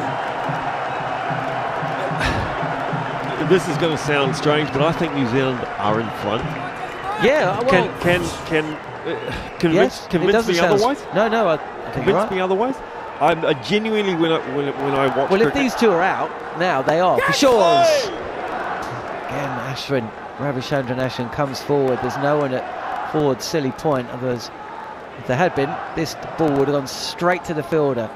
Genuinely, when I watch cricket, I try and watch it as a neutral. I just watch it to have fun. I watch it as a game of fun. And I think New Zealand are in front at the moment. 235 for 8. New Zealand bowled out for 235. Axar Patel over pitches but gets away with this. As Ravichandran Ashwin places his delivery at short mid-wicket. The pressure's on India. Either give it a load of fluff, a load of flight, or rip it like Jadeja bowls. Get it in and off the pitch, in and out. Playing back inside edge from Ravichandran Ashwin. He's trying to create a little bit of width. Hurries on a touch. It's almost that Vittori style, the left arm that just keeps sliding on, where Dan Vittori used to get 1,000 LBWs. Ashwin good enough to get a chunky inside edge. Well, in fairness, this is how Mitchell Santner was bowling. Yeah. Just pitching it on straight. On the sweep is Ravichandran Ashwin. There's no protection out at deep mid-wicket. And there's a boundary that puts India into the lead. Couple of bounce 4. End of the Ajaz over. And India 239 for 8. And this partnership with Akashdeep Takam, who is an old-fashioned number 11, is huge. Yeah. 50 here, like a 58th wicket partnership, and it's not out of. And they're going to score him quickly if they get him right. Yes, sir. And that's why you've got to risk the risk and reward. And I think I know New Zealand have won the series, but coming away 3-0 would be just unbelievable.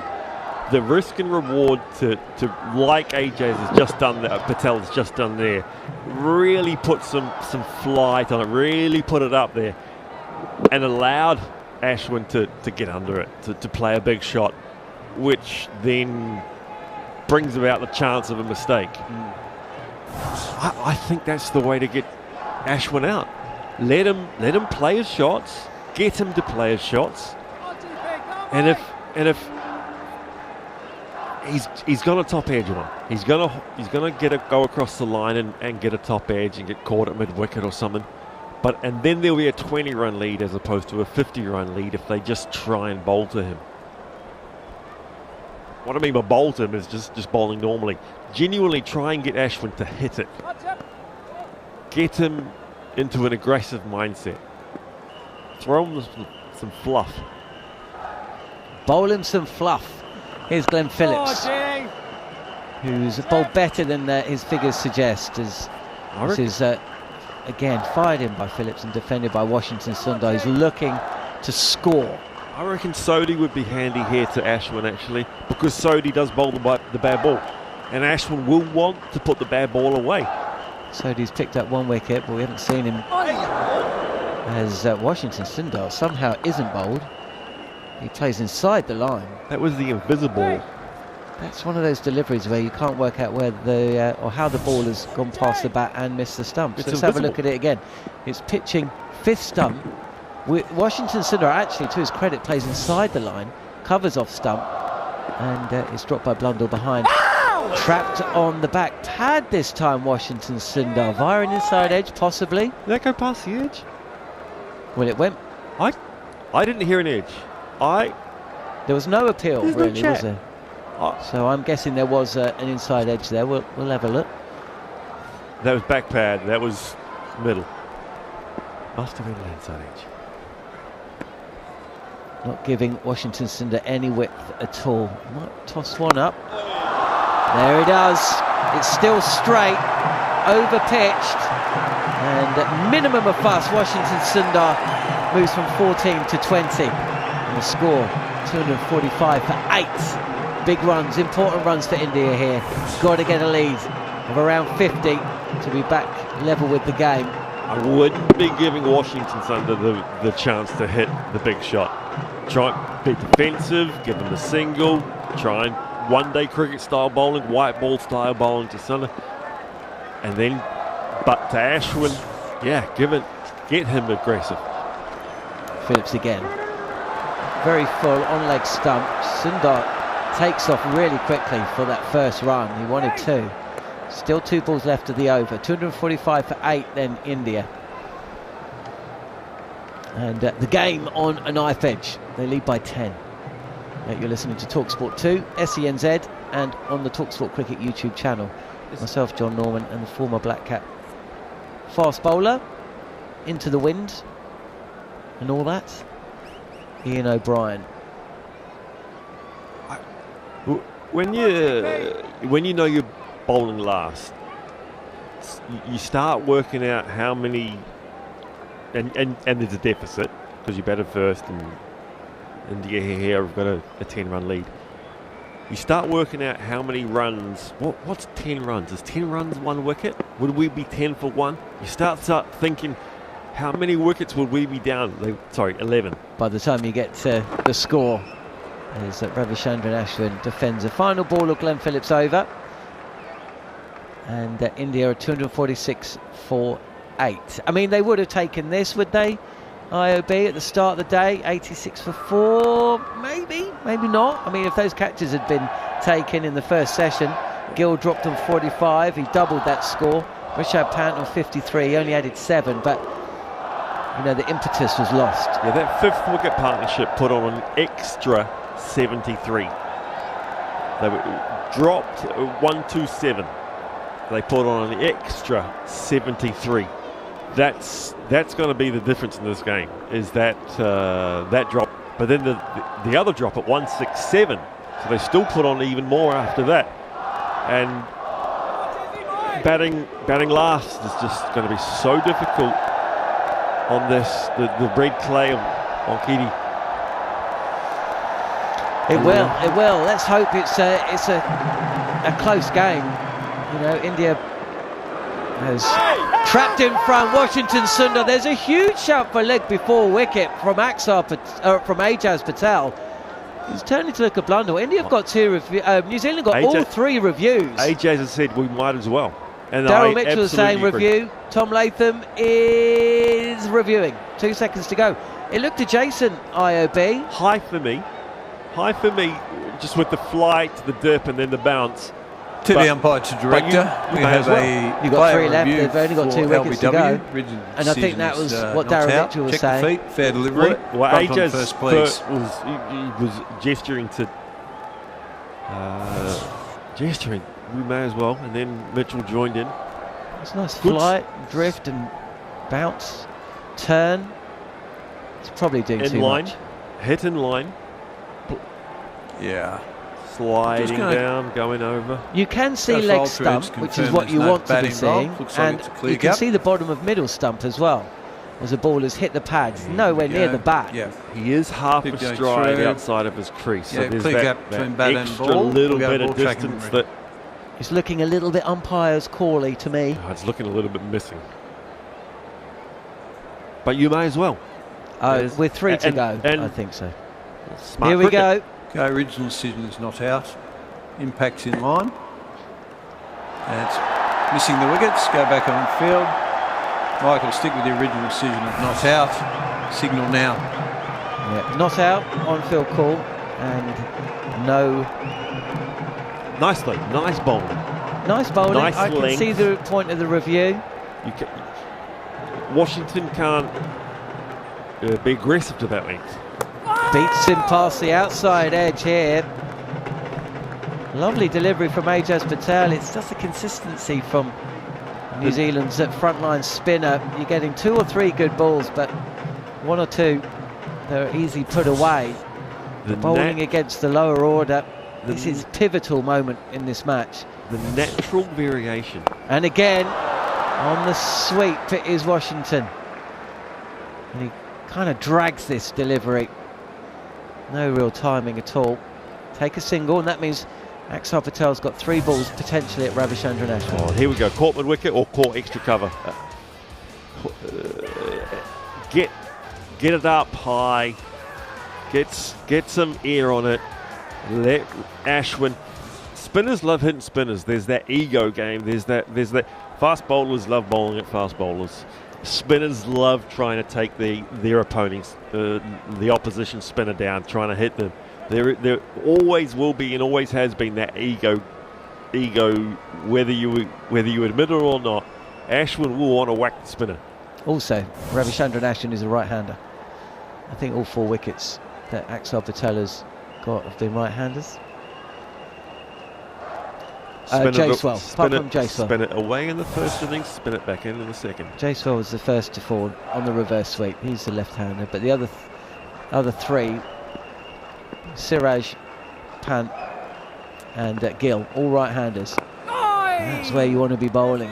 Axar, Ajaz Patel, who draws Ravichandran Ashwin forward. He's now got a forward silly point. There's a slip. Fine leg is up, as is third. There's also extra cover, as beautiful. Ravichandran Ashwin does not play with a straight back and is beaten past the outside edge. 1 ball left of the over. That's that one where you bat goes in front of your pad, you play the line of the ball and you do your best, you hold your line, you don't chase it. And if it goes past the outside edge, happy days. If it takes the edge, you couldn't have done anything better. Well played, Ashwin. Well bowled, Ajaz. And that's where you want Ajaz Patel to be bowling every time. And he manages it, and he takes the edge of Ravichandran Ashwin's bat. Daryl Mitchell does the rest. 3 balls in the same area, and the third one strikes for Patel, who takes a 5 on his return to the Wankhede. Mitchell does the rest. India lead by 12, but they're 9 down now. 247 for 9. Oh, game on, game on. This is just beautiful flight. It drops. Then because of the top spin, it drops. Because of the top spin, it bounces. Takes the top corner of the probing right-hander's bat and just loops to Daryl Mitchell at first slip. That partnership, that 9th wicket partnership, was this game. If they had, and they can, and they could have, and they almost should have. Well, maybe not should have. That could have been a 50-run partnership, and that could have been the end of the game for New Zealand if that partnership had to put on 50. But as they haven't, and Ajaz has picked up his 5th. He still It's close to 5 for 98. What do you think Now we Jeremy have a Coney? chance. What do you think Jeremy Coney's eating right now? He's got some ice It cream. looks like a bowl of cereal, but it's the wrong time of the day for cereal. Is it ice cream? Ice cream? Ice cream. I suppose. He's a bowler. All round. The bowlers always eat ice cream. Not soup.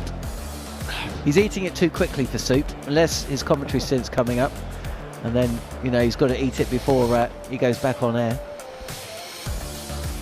Oh, we can hand over whenever we're ready. Shall we just wait? Do you think Jeremy's ready? Well, okay. Well, let's head over to New Zealand with New Zealand, you'd have to say, in a very strong position now. Kia ora, New Zealand. 203 for 5. Kia ora, and Aotearoa. 180 for 4. At one stage, India now 247 for 9. They lead by 12 runs. Ajaz Patel has got a 5-fer on the ground when he picked up a 10-fer. What better moment to head back to Jeremy Coney alongside Daniel McHardy. Thank you very much, John, and cheer to Iain. 247 for the loss of 9. Wow. What a twist we've had again after lunch. 195 for the loss of 5. Gill 70, Jadeja at lunch was 10. He was first to go. Caught Mitchell at first slip off the bowling of Phillips for 14. Sarfaraz Khan was caught Blundell. Very good catch off the bowling of Patel without scoring.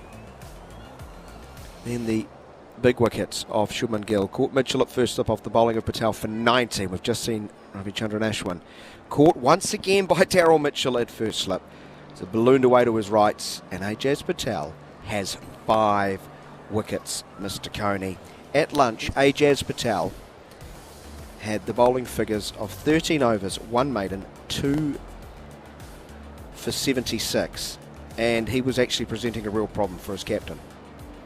8 overs, 3 for 22 since lunch. And he's probably bowled even better than that. It's outstanding bowling. It just shows Ajaz Patel, when he does get it right, and on a surface that is helping him a lot, it's from the centre of the pitch, everybody. It's not from outside off. It's, on the stumps where you've got to be playing it. And what has changed is that he's pulled the length back a bit, and as batsmen go forward, it's got time to turn and it's got time to bounce. And even though they're covering their stumps, the batsmen, they are getting caught, 3 from Mitchell and then 1 by the keeper Blundell. It gives you the idea. Just going to have a little montage come through on our effects, Mike, of the wickets that have fallen. The full scorecard: Sharma 18, Joswell 30, Shubman Gill. Great knock, Jerry. We don't want to lose sight of that. That's a really impressive score, 9 in the context of this game. Siraj, the night watchman, didn't get a run. Coley run out for 4. Pant made a hard hit 60 off just 59 balls. Jadeja 14, Sarfaraz Khan without scoring. Ashwin 6. Washington Sundar, again, a really handy contribution lower down. He's 22 off 26. He's had a couple of 4s and a 6 on our big barrel boundary count. Big range, bigger deals. And he has been joined by Akashdeep, who's yet to face a ball. Henry 1 for 26 off 8 overs. Will O'Rourke 2 overs, none for 5. Patel now 21 overs, 3 maidens, 5 for 98. Glenn Phillips 20 overs, 1 for 84.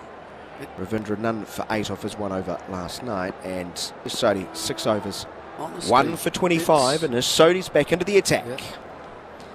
Placing a tiring Glenn Phillips, spinning a ball wide of off stump back towards off stump and turned up towards mid-on. He's not going to take a run as Washington Sundar. No, he's put in a pretty good shift, has Phillips, there's no doubt about that. But I don't know whether Bishan Bedi has come. What has happened to Ajaz Patel? What did he have for lunch? And maybe Bishan is there and somewhere, because he's got it on a string, hasn't he? That last one that he got Ashwin with was slower and controlled. Sodhi in again, full, wide of off stump, defending, no run. Maybe Hirath, put on a mask. Well, he's there, he put a mask on, he's run out. It's around Halloween, isn't it? Yeah, that'll be him. And Diwali, that's come into it. The lights are on. It's Man, what a change in the bowler. 3 back on the boundary on the offside, 4 back on the on. There's one token man at extra cover. As it's punched powerfully up towards long off. No run. See, look, they don't even want to run now, you see, to expose Akash deep to the spin twins. They lead by 12. Yeah, well, imagine the 77 that came in that first hour. Oh, yeah. Huge. And plus 2 drops. In that first hour. If New Zealand had been on song. There's a googling, it's cut away powerfully. Long chase, that's not taken as watching Ravindra dives and the left knee gets stuck in the turf. It's an awkward landing. More importantly, I think he's fine. But that's well struck by Washington Sundar. He moves to 26. 250 up for India, 251 for 9. Yeah, the only other option perhaps, that's the wrong one. So it goes and it just doesn't, but it bounces a bit more and sits up for Washington Sundar quite well outside the off stump. Ravindra will be just a wee bit disappointed he didn't quite do a wee bit better than that, but you're right about sticking, and I hope his knee's okay. He's going to play an important part in the remainder of the match. New Zealand don't want a partnership here, clearly. So it's this game. You know, it just keeps turning and turning and turning, doesn't it? It's happened between these sides a lot. First test, Saigo bowled out for 46. By the time they were batting in the second innings, they were favourites. Here's Sodhi dragging the length down. It's pulled high, heavily packed onside. Boundary will just turn, look up, probably won't admire, be annoyed. A drag down, thundered away by Washington Sundar. He's now 32 off 31, a big 6 over mid-wicket. Yep, 10 and 2 balls, 1 wide of the off stump and shortish, and then that went for 4, and then one that didn't really challenge, and it was straight, and it was short, and this time to the other side of the boundary. They like it even better in Mumbai. Back-to-back big barrel boundaries, big range, bigger deals. 27 4s and 5 6s, keeping tally throughout the course of the innings. Paddle sweep, nicely done, because he'll get a single off the last ball and retain the strike. 11 runs off the over. Washington Sundar is proving to be an inspired selection. Jeremy Coney in the second test, he bowled ever so well, led the Indian bowling in that effort. He picked up 4 wickets in the first innings of this test, and he's now got 72 runs and dismissed just once. Yep, 33 off 32, and proving a bit of a handful for the New Zealanders. And you know, unless Sodhi can get his length, because of the turn on this surface, it's going to open up that leg side quite strongly, isn't it? Because the leg spinner is going to just pitch and it's going to turn, and it's nicely in the arc for the left-hander to just help it on its way through the leg side. So you can't drag down, and he's got to get that length right and bowl more wrong-uns. That's really what the case is, I think. So obviously there aren't a lot of choices now he's got Patel bowling so well, his Latham, and Phillips has just completed a long spell, and he's done sterling work to get New Zealand through what was a difficult period. And I'm not sure you can bowl Ravindra because he hasn't bowled much. 258 for the loss of 9 means India lead by 23 runs. I've got a question for you after this one, Mr. Coney. Here is Patel kicked away with the right knee. Light appeal from Patel, wasn't spinning back nearly enough. By the way, don't forget the question to the people who are listening to this in New Zealand. Yeah, I was going to follow that up by asking them the same question. Okay, you just finish your dinner. Okay? You have some manners. Not too have bad. some manners, Sorry. please. Okay. At my dinner table, elbows off the table, too. Driven powerfully past extra cover, out to the fence for 4. Washington Sundar. Wow, what a strike. 37 off 34. Now that positivity that was pulsating through the New Zealanders, replaced by a little nervous energy, has to be said. Plenty of bottom hand. It's over pitched. It's wide of off stump. It's the over pitch business again from Ajaz. He's just tried to do too much. 2-6-2 for 9. Spinning back into the left-hander from over the wicket, turn to mid-wicket. They'll turn down a single. So 262 for 9 means, Jerry, they lead by 27 runs. Ian O'Brien said 130 is going to be very, very difficult to get. So I want a magic number from you and the listeners. Whether it's on the talkSPORT 2 YouTube cricket channel or to those listening on SENZ Radio New Zealand, we love text. 8833. Go on. We do. We've been missing them today. What is the number, Jeremy? 150. 150 is what New Zealand need. Oh, yes. Yeah. Clearly. So they'll need 178 because they've got a single to backward point. So here we go. Field will come in. Akashdeep will be on strike as Washington Sundar picks up a single. TV umpire to correct you, we have an umpire review for a run out. Did he try to come back for a second? Took my eye off the ball, Jerry. Shame on me. Blundell's obviously at the stumps. I thought he's turned to come back for a second. In, wasn't he? He's going to be run out here. He's out. This is Willow Rock 2.0, isn't it? They've got an easy single, and then Akashdeep has turned to come back for a second. The throws come in, and he is run out without facing a ball. Oh, I hate it when that happens. 263 all out. He says with a large smile on his face, I will tell all the listeners. So there was a New Zealand television reference from the 80s, wasn't it? 263. This is... Jerry, please explain. Well, it's just a push that's run off the outside edge of the bat of Washington Sundar, and I think that... No, I don't think they've taken a single. They've just sort of gone halfway. They've taken a single, and Akashdeep has turned to come back for a second. Right, well, I mean, certainly... With one ball remaining in the over. I think that was Ravindra who was the fielder, wasn't it?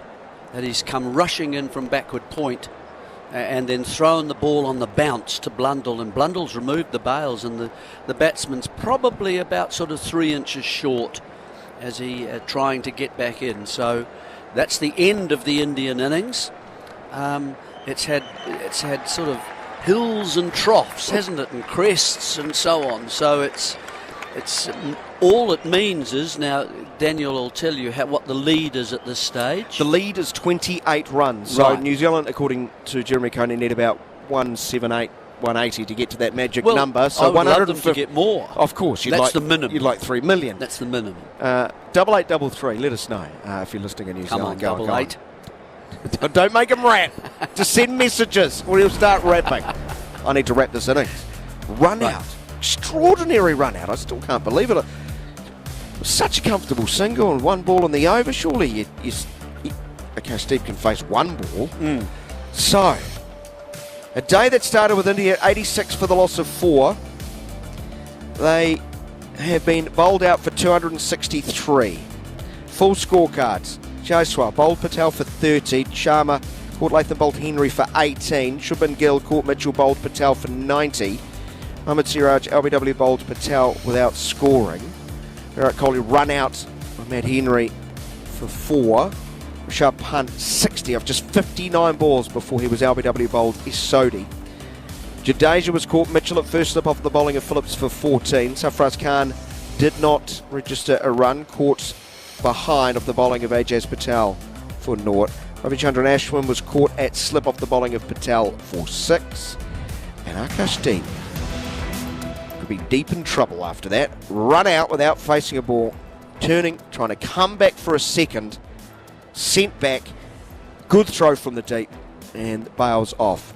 Because that left Washington Sundar, who really was in a great rhythm, not out 38 of 36 balls with 4 fours and 2 sixes on a big barrel boundary count, big range, bigger deals. The bowling figures for the New Zealanders, highlighted by a brilliant post-lunch spell by Ajaz Patel. Matt Henry, 8 overs, 1 maiden, 1 for 26. Willow Rourke not required today, 2 overs, 1 maiden, no wicket for 5. Ajaz Patel, 21.4 overs, 3 maidens, 5 for 103. That is Patel's 6th 5-wicket haul in Test match cricket. His second versus India. I did not tell you the other one. 6th in away Test match as well. Of course, he's never taken a Test wicket at home. That's no mistake, people in the UK and around the world. He's never taken a Test wicket at home. And it's his second 5-wicket haul in 2024. Glenn Phillips, bit of an unsung hero, Jeremy. I thought he should have got more rewards. Had 2 catches dropped in that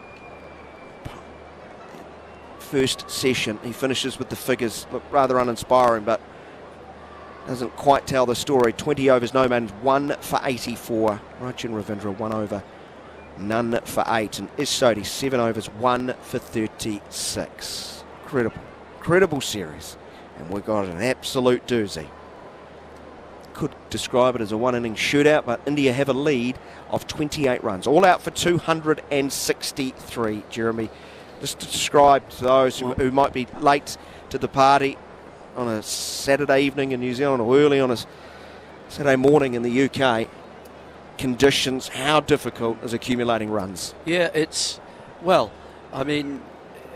we've seen throughout the morning some quite average spin bowling, and if that's the case, batsmen can score relatively quickly, and that first hour has cost New Zealand with 77 runs coming from it and 2 catches put down. That's just in the first hour.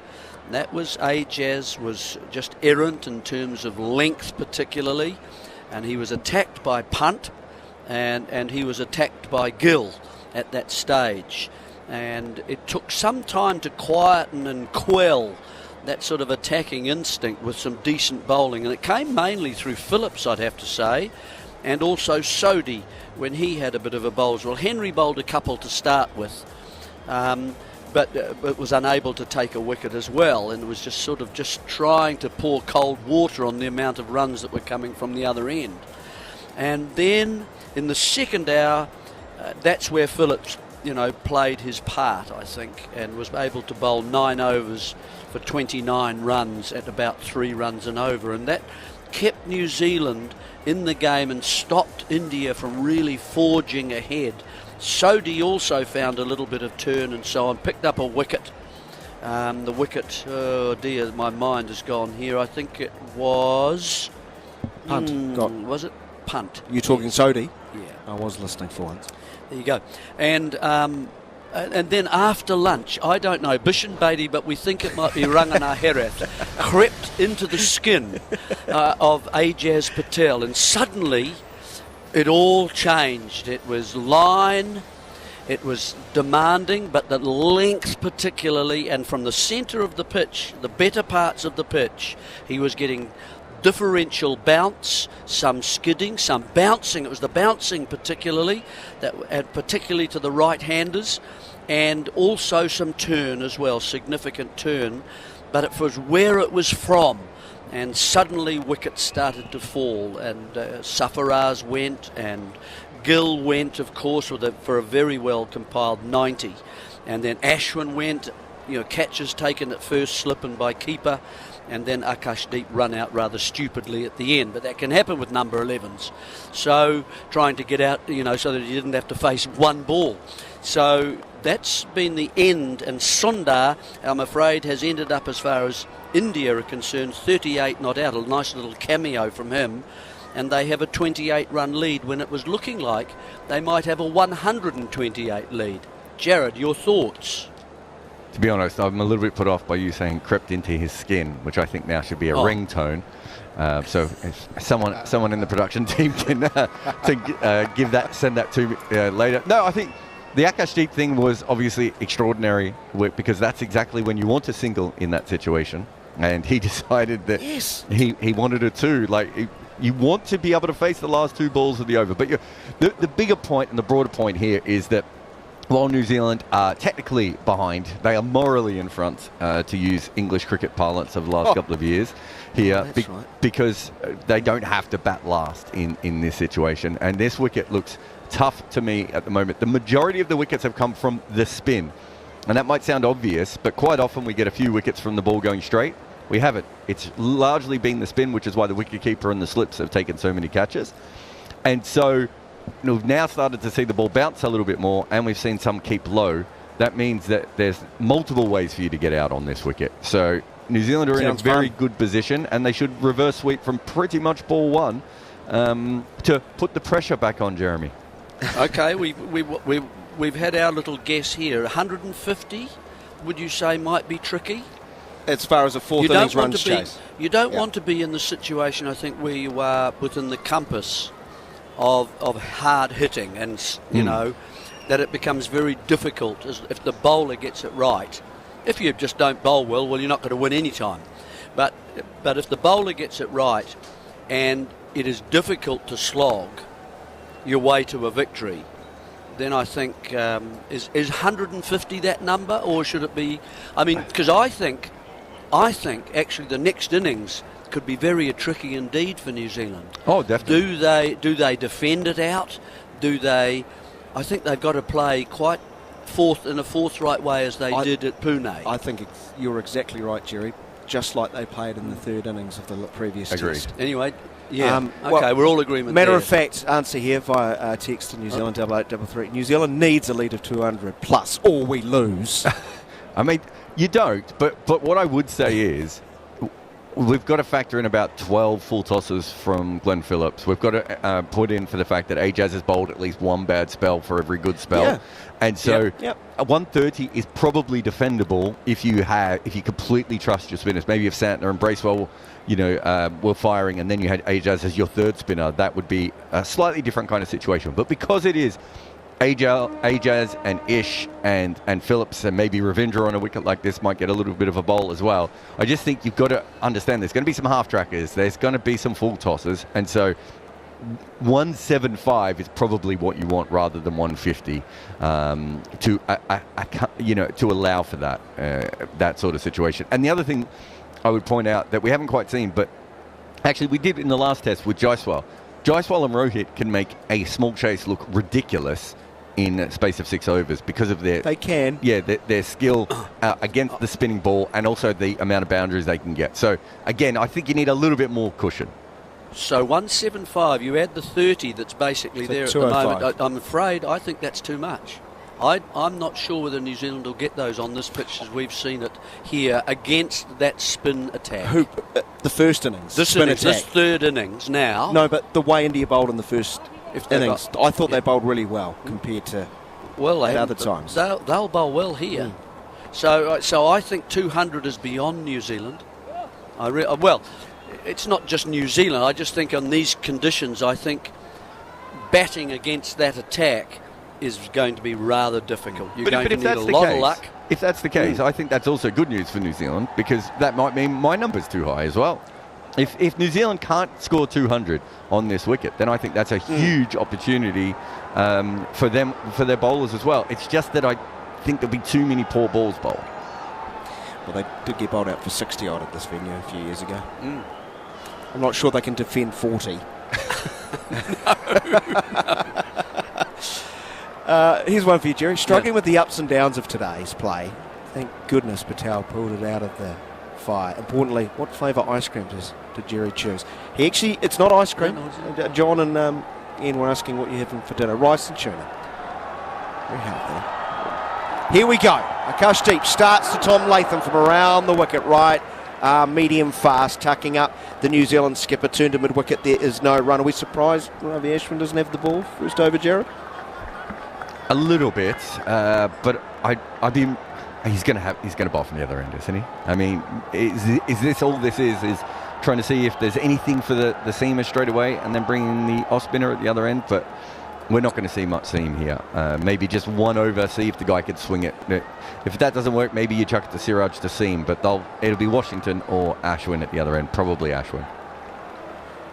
Steep moves in past the umpire, gets leg side into the pads, he goes up enthusiastically, but that's due to the occasion, the tense nature of this test match. A leg by towards fire leg will see New Zealand get off the mark. Is Ashwin considered, fellas, a better new ball bowler, is he, than Washington Sunday? I know he's done it a lot and he's had plenty of experience at doing it. Is he better than Jadeja? with the new ball. Statistically, Ashwin's the greatest spinner who's ever taken the new ball. We only really have stats over the last 15 years, and as you know, Jeremy, even in the old days, the spinners wouldn't always get the brand new ball, but Ashwin is far and away the best spinner we've ever seen with a new ball. Cashdeep from around the wicket looking to attack Devon Conway, who shuffles across his stumps, dabs nicely into the point region, gets a single. It's his innings underway. In fact, Latham got a single. It wasn't a leg by the previous run, so it's 2 without loss and 1 to Latham, 1 to Conway. 26 is the deficit. I think the reason he's so good, Jeremy, is that you have those sort of bowlers who are very good at bowling with the new ball because they get natural variation, and I think with Ashwin, he actually knows how to get the ball to go straight and make it look like it's going to spin. And so he lands it on the leather. Exactly. He lands it on the leather a lot more. He's so skillful and knows at how that. to. Yeah. Right arm round the wicket, into the front pad, big appeal for LBW, finger is up from umpire Goff. This could be a dream start for India. Tom Latham has reviewed, and very quickly. Yeah, that's an inside edge, I think. Yeah.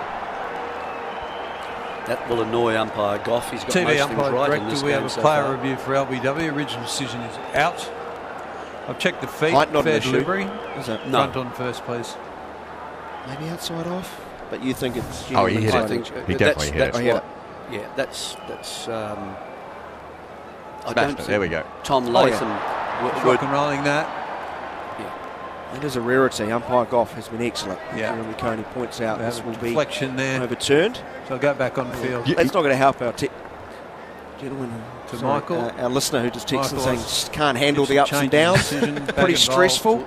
Well, tell him to go and have a Out lie to not down. out. Thank you. It's all action on the taxi stand. We're good. Hi, folks. Great work on the commentary this year. It's been wonderful listening. Long evening taxi shift these last 3 weeks. What a series. Ain't that the truth? It has just been... And I know we're coloured by the fact that New Zealand won this series, but it's been extraordinary. Fuller. Bowled! Swinging back in, past the inside edge, and Ashka deep has his man this time. Latham gone for 1, 2 for 1, and it erupts in Mumbai. Well, a full ball. It drew Latham forward, and suddenly you saw behind him. Let's see what it does. It's just angling in. It's nipped back. It's nipped back and continued. In other words, it's angled in towards the left-hander and then continues, so it goes in and then in again once it hits the pitch. And it's all you could see was the stump spread eagled on the ground behind Tom Latham. So don't think he'll review that one. And he's leaving the ground now for 1, and New Zealand are 2 for 1. I mean, it's the classic way of bowling to Tom Latham, isn't it? The last 2 deliveries, just trying to bring it back in. He's always trying to get outside the line, and that one, he didn't get outside the line, and because of that, there was a gap between bat and pad as well, and good bowling from Akashdeep, who was very fired up, who, again, not for the first time in this match, an Indian player having some words with a New Zealander who's been dismissed. Apparently they haven't seen the rest of the series. I'm not sure if when you're 2-0 down is the time to start sending people off, but everyone's just warming up for the next tour. Yeah, everyone, you know, got to get ready for that, Jarrod. Fire with fire. You have got to prepare your send-offs. You don't want to just go because you can injure yourself sending someone off cold, exactly. can't you? Well, you could get injured behind the pavilion, but later in after the game's finished. That was the old days. Oh, that's right. Yeah, that's absolutely right. What was I saying about an extraordinary series? So Conway as well. That in-to-in could be interesting with Conway, couldn't it? Same angle. I was looking at the Hawkeye data the other day, and it's incredible how often Latham struggles when the ball is coming back into him. Yeah. So for both of these players, I think that's the way you want to go. Will Young, 2 slips in a gully behind, the right-hander, full wide down the leg side. Oh, it's stressful out there. Oh, Mr. Jerry, I'm already lying down. Oh, already lying down. Okay. Well, that's not good for a taxi driver. I was going to say, is that the taxi driver? No, not the taxi driver, I don't think. I'm already lying down and we get bowled. What can you do when you're already lying down? Get up and then fall down again.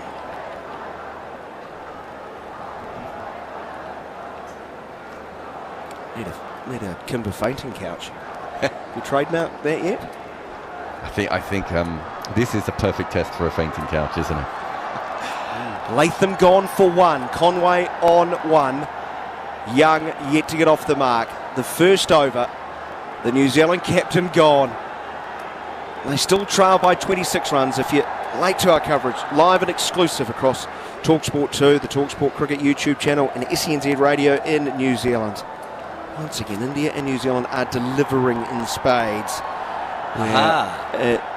India all out for 263 short time ago. And Washington Sundar, the magic man, Mr. Coney, will take the new ball. Well, that would be a blow to Ashwin in that case, wouldn't it? Is he sliding down the pecking order quite quickly? If what Jarrod has just said is correct, then that certainly is a blow. Sundar will start around the wicket, bowling to Conway. And the first one bounces and spins a mile left alone. Was well wide of off stump. Gee, that will make Devon Conway feel very good, won't it? It means you've got to bowl it very wide to hit the stump, bring the stumps into play, doesn't it, if you're going to get that amount of turn? That's just off the normal part of the pitch. That didn't hit a foot mark. Yes, it is. Sundaram again goes full on. Definitely tickled through square leg by Conway. Playing around his front pad, he gets a single, 3 for 1. It does feel that with Washington getting the ball, that maybe India have emotionally started to move on from Ashwin a little bit. Washington himself does bowl a lot with the new ball in limited overs cricket. Mm-hmm. You know, we've seen that in the IPL. I'd say it's probably his best skill in the IPL is bowling early on. But Ashwin is so good at it. It feels like another maybe ceremonial moving on, especially in such an important innings, Jeremy. Yep, absolutely. Absolutely. There's obviously developed a lot of trust in Washington Sundar and what he's done so far in this series. He's had some, as you were pointing out, I think, Daniel, you know, how much he's achieved. 3 for 1. Sundar off the pads as he bowls to Will Young. He's almost got a leg by here. 3 for 1. How steep? 10 test wickets, 8 against left-handers. Small sample, but there's something to follow there, Mr. Kimber. Yeah, I'd already messaged my team saying, can we check this? No, you're right. Team. Yeah, I'll go team. He's listen to it. The illusion is blowing up. It's blowing up. Yeah. Here's me thinking it was all you as Conway defends from middle stump to the onside. He does that. He says, no, just gets his minions to do it. I'm at the computer. Yeah. That's right. Go do the work for me. Oh, I'm with you guys. I can't do everything at the same time. My team. 4 for the loss of 1 as Conway gets a very full delivery on leg stump and works it around the corner on the onside, taking his total to 3. It's 5 for the loss of 1. New Zealand trail by 23. He doesn't really profile like a bowler who would be great against left-handers. He doesn't have that sort of Stuart Broad or Kemar Roach movement away from the left-handers naturally. So it'll be interesting to see where a lot of those wickets come from. Over the wicket, short, and Young tries to smash the ball with a pull stroke. He's almost through the shot. It creeps off the bottom of the bat through mid-wicket. Gets a run for it. He will retain the strike. That is the end of the over. 6 for the loss of 1. New Zealand. They've lost Latham, bowled Akashdeep 4-1. Earlier, India all out for 263. Conway 3. Young gets off the mark. And that deficit trimmed to 22, in fact. Enough from Jeremy Coney. Back to Jarrod Kimber, Ian O'Brien, and here is Jon Norman. Thank you, Daniel. Might want to be off mic or off cans for this one, but Gary Morgan's just sent through this. Lowest third innings total of a match. And it was, of course, that famous innings of 26, which gets mentioned on Twitter every time a team's 4 down with 10 or 11 on the board. I've played a club game where... You played in that one? No. I played a club game where that was a high score. Club game, maybe. Test match? Club game, we were bowled out for 19. Akashdeep, who dismissed Tom Latham in dramatic style in his first innings. And William Young gets off strike, leg by. 7 for 1, it was explosive. We were discussing during the change of innings, would it be 2 spinners or would it be quick and a spinner? I was kind of hoping it would be 2 spinners because of Latham's. He just plays spin so well. He is so comfortable and so at ease to spin, and gets a beauty, and middling off, ripped out of the ground. His series is over with the bat. He produced a real captain's knock in second innings of the second test, which New Zealand won, but he was knocked over early in the first test as well. As Akash Deep, as the cliche goes, straight onto the pads, and this has been rifled to square leg for a 4. 11 for 1. First things first, New Zealand just got to get past that 28. Wicket and a half. Get past that I 28. reckon 28 is a wicket and a half, and so New Zealand have 8.5 wickets to get on front. Well, they'll have one eye on the 28 and they'll have another eye on lunch. Tea, rather. Sorry, we've just had our breakfast a little late. Just get through. Get the pressure back on India, who know this is their time. This is it. India have got 25 minutes where it's all going to go and be about them. As Conway's forward and defends. Rare failure in first innings for him. This is going to sound. There's a chance, having given New Zealand have already won the series, that this match could have been the one that was a big loss. Was a heavy defeat. You lose the toss and things go horribly. One eye on the aeroplane back home and all of that. Been away from home for a long time, and because they've been on the road a lot. They have. They were Sri Lanka and they were in India again. But right now, this has got to genuinely get your juices going. As a cricketer. This is why Devon Conway, who lets this ball, which jags back towards off stump alone. This is why he served out that qualification period in New Zealand. He moved from South Africa to New Zealand to play to Wellington international cricket. To Firebird. Great guy, lovely guy. Sure. Played at Matlock as well. Did he? Where I reside. Did you overlap with him at Matlock? I was out of the country at the time. Well, that's why they needed another overseas pro. Yep. So were you an overseas pro by that stage? You were naturalised as well, weren't you? You were attempted. No, don't go there. That's a long story. Deep is in, and crowd catch. Shubman Gill rolling to his left. Are you surprised there's not one more slip in there? 2 slips in the gully. This is fended to gully, bounced and well fielded by Shubman Gill. 11 for 1. I prefer to Conway over the wicket, aiming at 5th. Getting it to go past 5th stump. I prefer that in a defensive and wicket-taking kind of a way. If he wants to drive it, that's great, because then you've got that. If you want to put the extra slip in, I think the extra slip if you're over the wicket, not the extra slip if you're round. Here's deep again, wide of the crease, left alone by Conway. The mode of attack for Conway is at top of off, isn't it? Or just cramping in for room, getting the ball to nip back in. I think it's 5th. Get it going through 5th stump. I've watched them in the nets a lot, and that's where I've seen Conway play and miss. From around the wicket? So no, over the wicket. When I looked at batters to do my research, to do my scouting, all I'd loaded in was their play and misses. So you could select whatever batsman, and I loaded in just their play and misses. And if there was a pattern, that's where I wanted to bowl. And that's where Conway's play and misses, for me, is that spot. Here is Sundar. And this is a touch over pitched on off stump and driven by Will Young. Who moves to 2. The score 12 for 1, the deficit 16. So in the last year, right arm bowlers bowling around the wicket to Conway average 18. And no one has dismissed him from over the wicket yet. Good. I'm glad that happened. But I think what you're seeing is why Bumrah bowled over the wicket to him as well. Because he actually scores a run and over quicker when you bowl around the wicket to him. And he plays and misses a lot from over the wicket. He just doesn't get dismissed. Down the track, takes one hand off the bat, does Devon Conway, as he tries to open up the offside.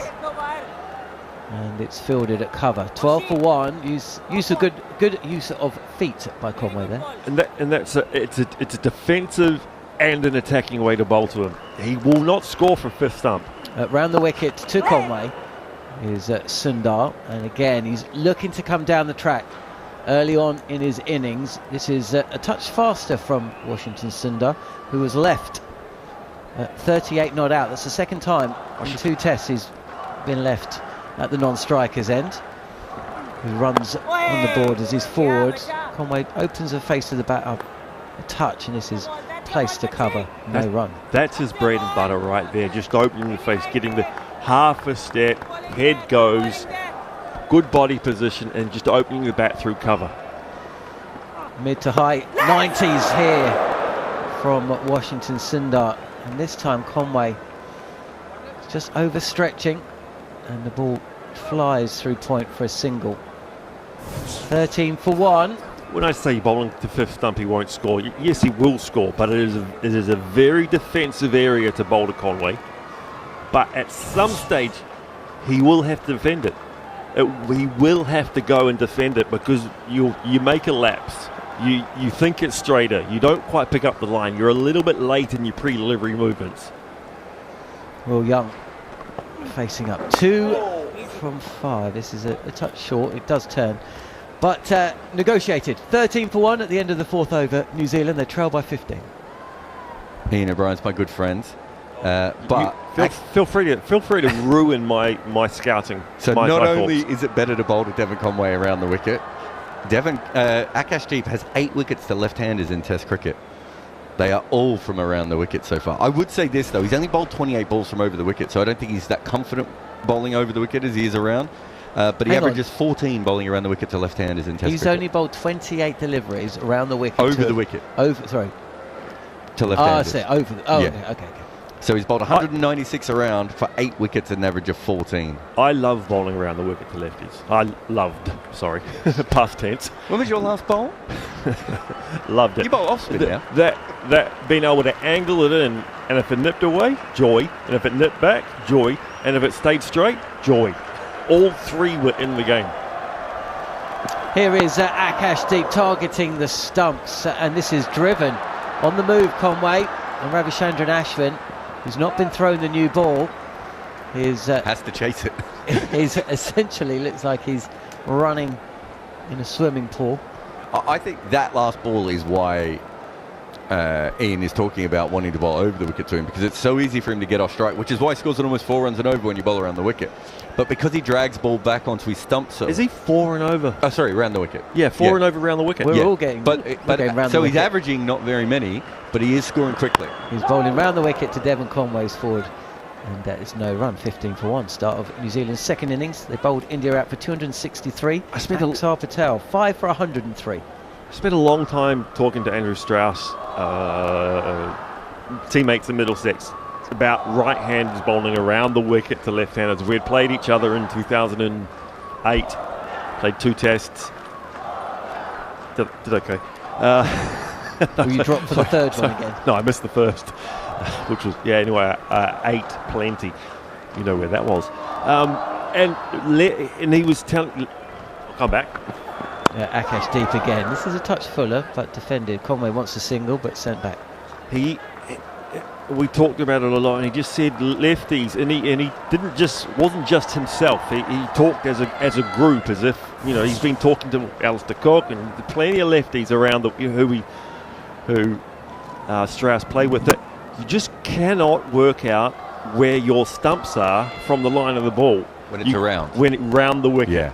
You cannot work out what to leave and what to not leave. Because if it comes back, you're in trouble. You've got to play it. If it stays straight, you might... Conway again. He's covering the line of off stump. I mean, we saw Andrew Strauss getting all sorts of trouble against Australian bowlers, bowling around the wicket. And that was... you just get them cover driving and you put in an extra slip. That was what... before the... But he was quite a defensive batter as well, though, Strauss, wasn't he? So if he didn't need to play, he wouldn't play. It's not like... So putting that question in his mind. Just before the Ashes, so we played together in 2010. He was going off to play at the Ashes, and I said, put the cover drive away.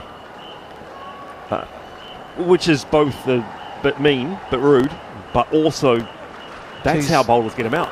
2 slips in place. They're both a fraction wide, though, and there's a gully as well. Just a reminder to our listeners, Andrew Strauss was caught third ball of that Ashes at point. Put the cover drive away. He did okay in the second innings, didn't he? He did. He can play, but that was how we bowled to him. We had 2 slips and we had an extra a squarish cover on the catch, and we wanted him to cover drive. We almost bowled over the wicket, half volleys, looking to get, or the gully, looking to get him hitting through the covers, because we wanted to. Well, if you want to go there, that's a bad shot for a left-hander. Last ball of the over, and Akashdeep drags Conway forward, who again is defending, and beats the outside edge. You just don't know when to play and when to leave a right-hander around the wicket. It's also so tough. I think the angle is sort of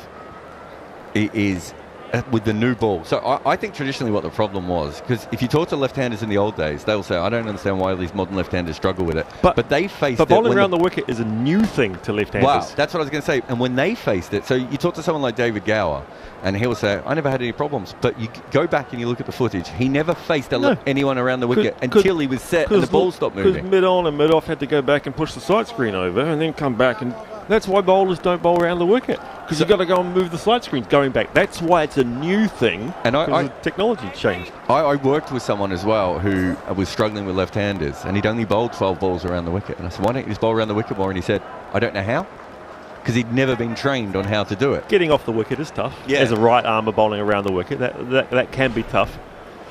If you're batting last, it's great. We're going to see Ravichandran Ashwin, who's been asked to... hit Devon Conway on the pad, but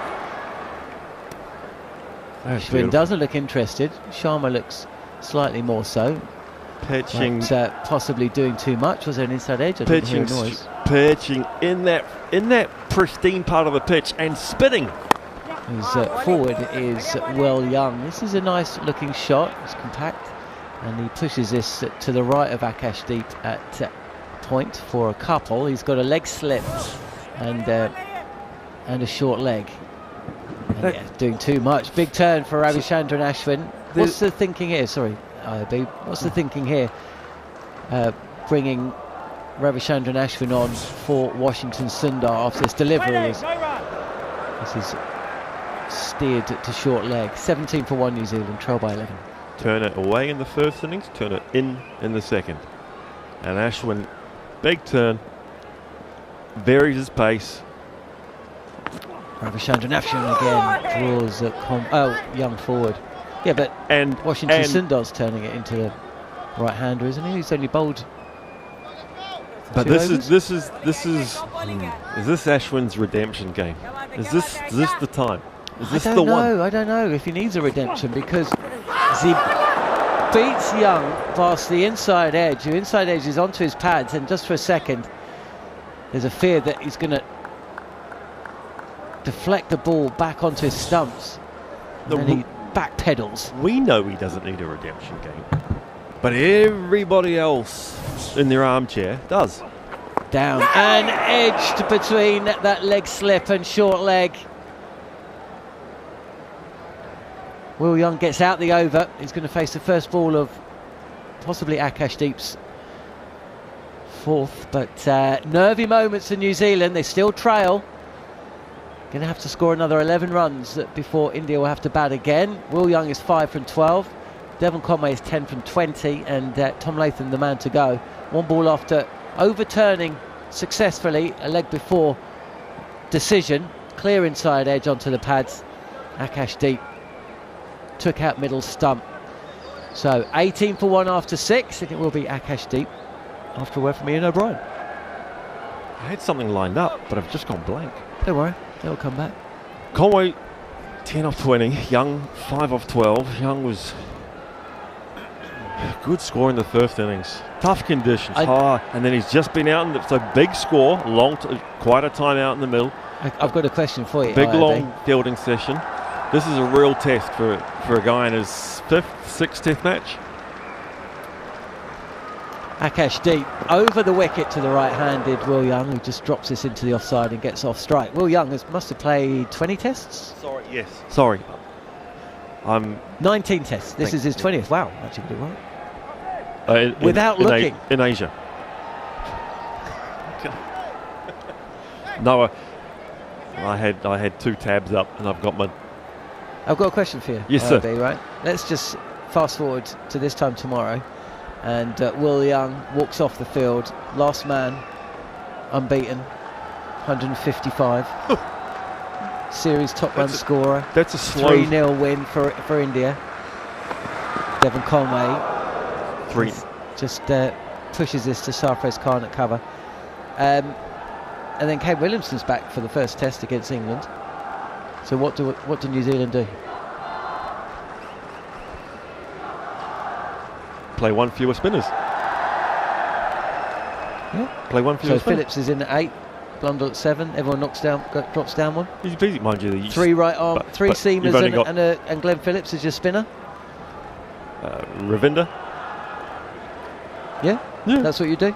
Well, it's not Asian conditions, is it? No, And it's Christchurch. Yeah. Wide of the crease again, Akashdeep. This might be his final over. He's picked up 1 wicket and he's desperately searching another. We've got 10 minutes until the tea break.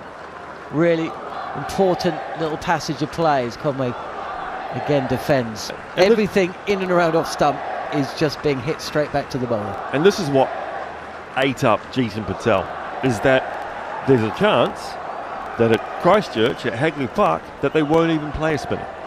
No, I don't think they will. Jeremy Coney and Daniel McHardy saying they'll pack the team with right arm seamers, probably right arm, because I'm not sure if there's a left arm option. Left alone, wide, little tempter for Conway. Southey will come back, Henry will play, O'Rourke will play, Phillips will be the spinner. There's no Sears, he's out, so maybe Nathan Smith.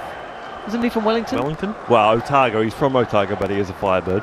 Well, Devon Conway. I thought Devon Conway went to Otago. He's a Firebird. Yeah? He's a Firebird. Okay. They do switch around a little bit in New Ravinder's Zealand. a Firebird. Who else? But he has impressed.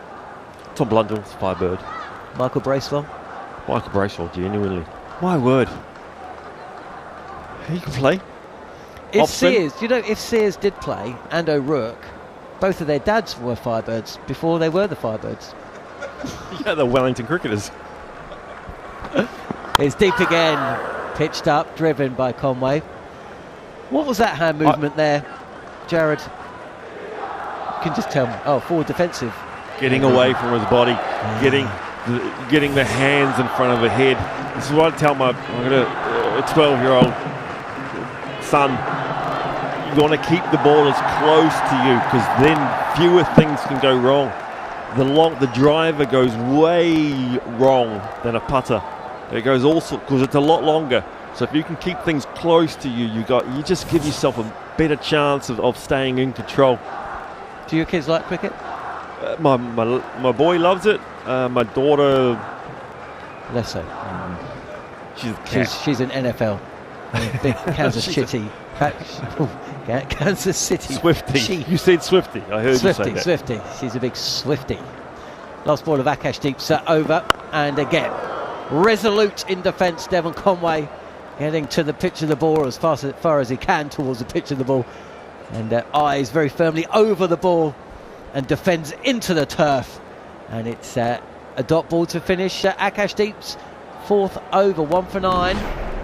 Just that half stride. So you're landing on your toes on your front foot as opposed to taking a slightly bigger step and landing on your heel. As soon as you land on your heel, your head's back from the ball, and it means you're then reaching for the ball. You're reaching, you're away from your middle.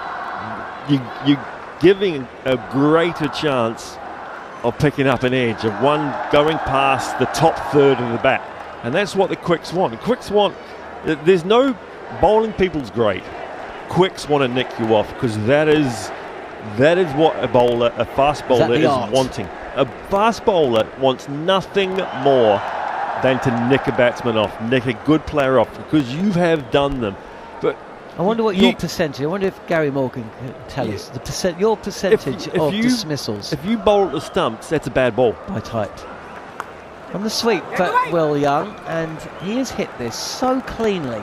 to Ravindra Jadeja, back with a square, that there's no time for a run. He's in about 20 off the. He's 2/3 of the way back. But yes, he taken from well outside off stump. There's a slip, leg gully, and a short leg that's not that close to the bat.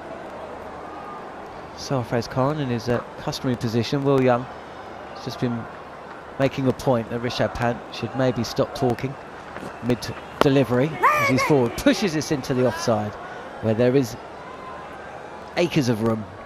Ravichandran Ashwin fields from his own bowling, and New Zealand moved to 20 for 1. I like that from Ashwin. He's asked him to sweep again. He's given it flight, and he's kept it wide of off stump. It says sweep again. Sweeping, a bit of extra bounce, a bit of turn, no bounce. Going to cause some trouble on this pitch. Young, nicely, just gets slightly forward, opens the face, gets extra cover for a single. Just a slip, and there's a silly point as well. This just bounces a touch more, and it's in the air for a second or two, but it's straight back down the pitch, so no real danger. Almost playing French cricket there, Conway. He's 10 not out, just about getting through.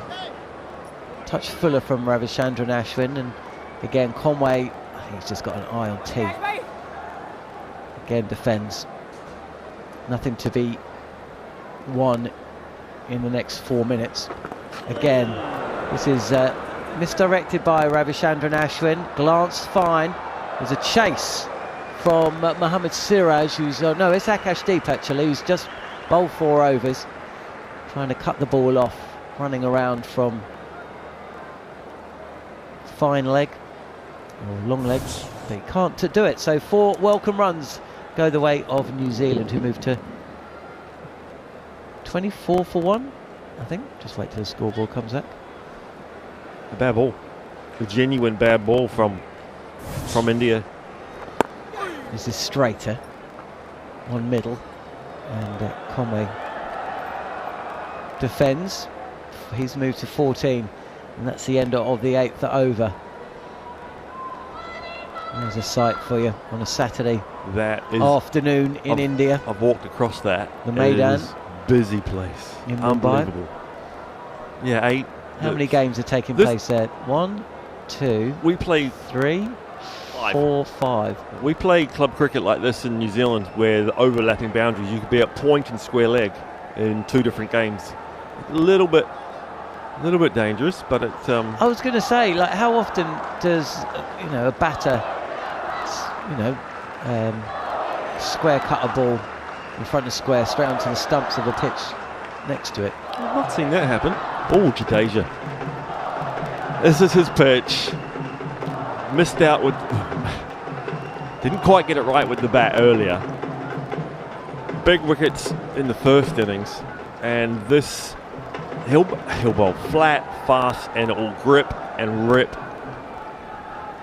And he is going to be so difficult on this pitch. Well, spin has taken most of the wickets to fall, that and run-outs. And Jadeja is in, and first ball, Will Young, the ball pitching well outside off stump, but not that full, and he gets down the sweeps, and the score moves to 25 for 1. New Zealand within touching distance of making India bat again. That sweep shot gave me palpitations. That looked, for me, that looked on. That looked a dicey sweep. Sweeping on from the stumps, you miss it. Umpires love giving that.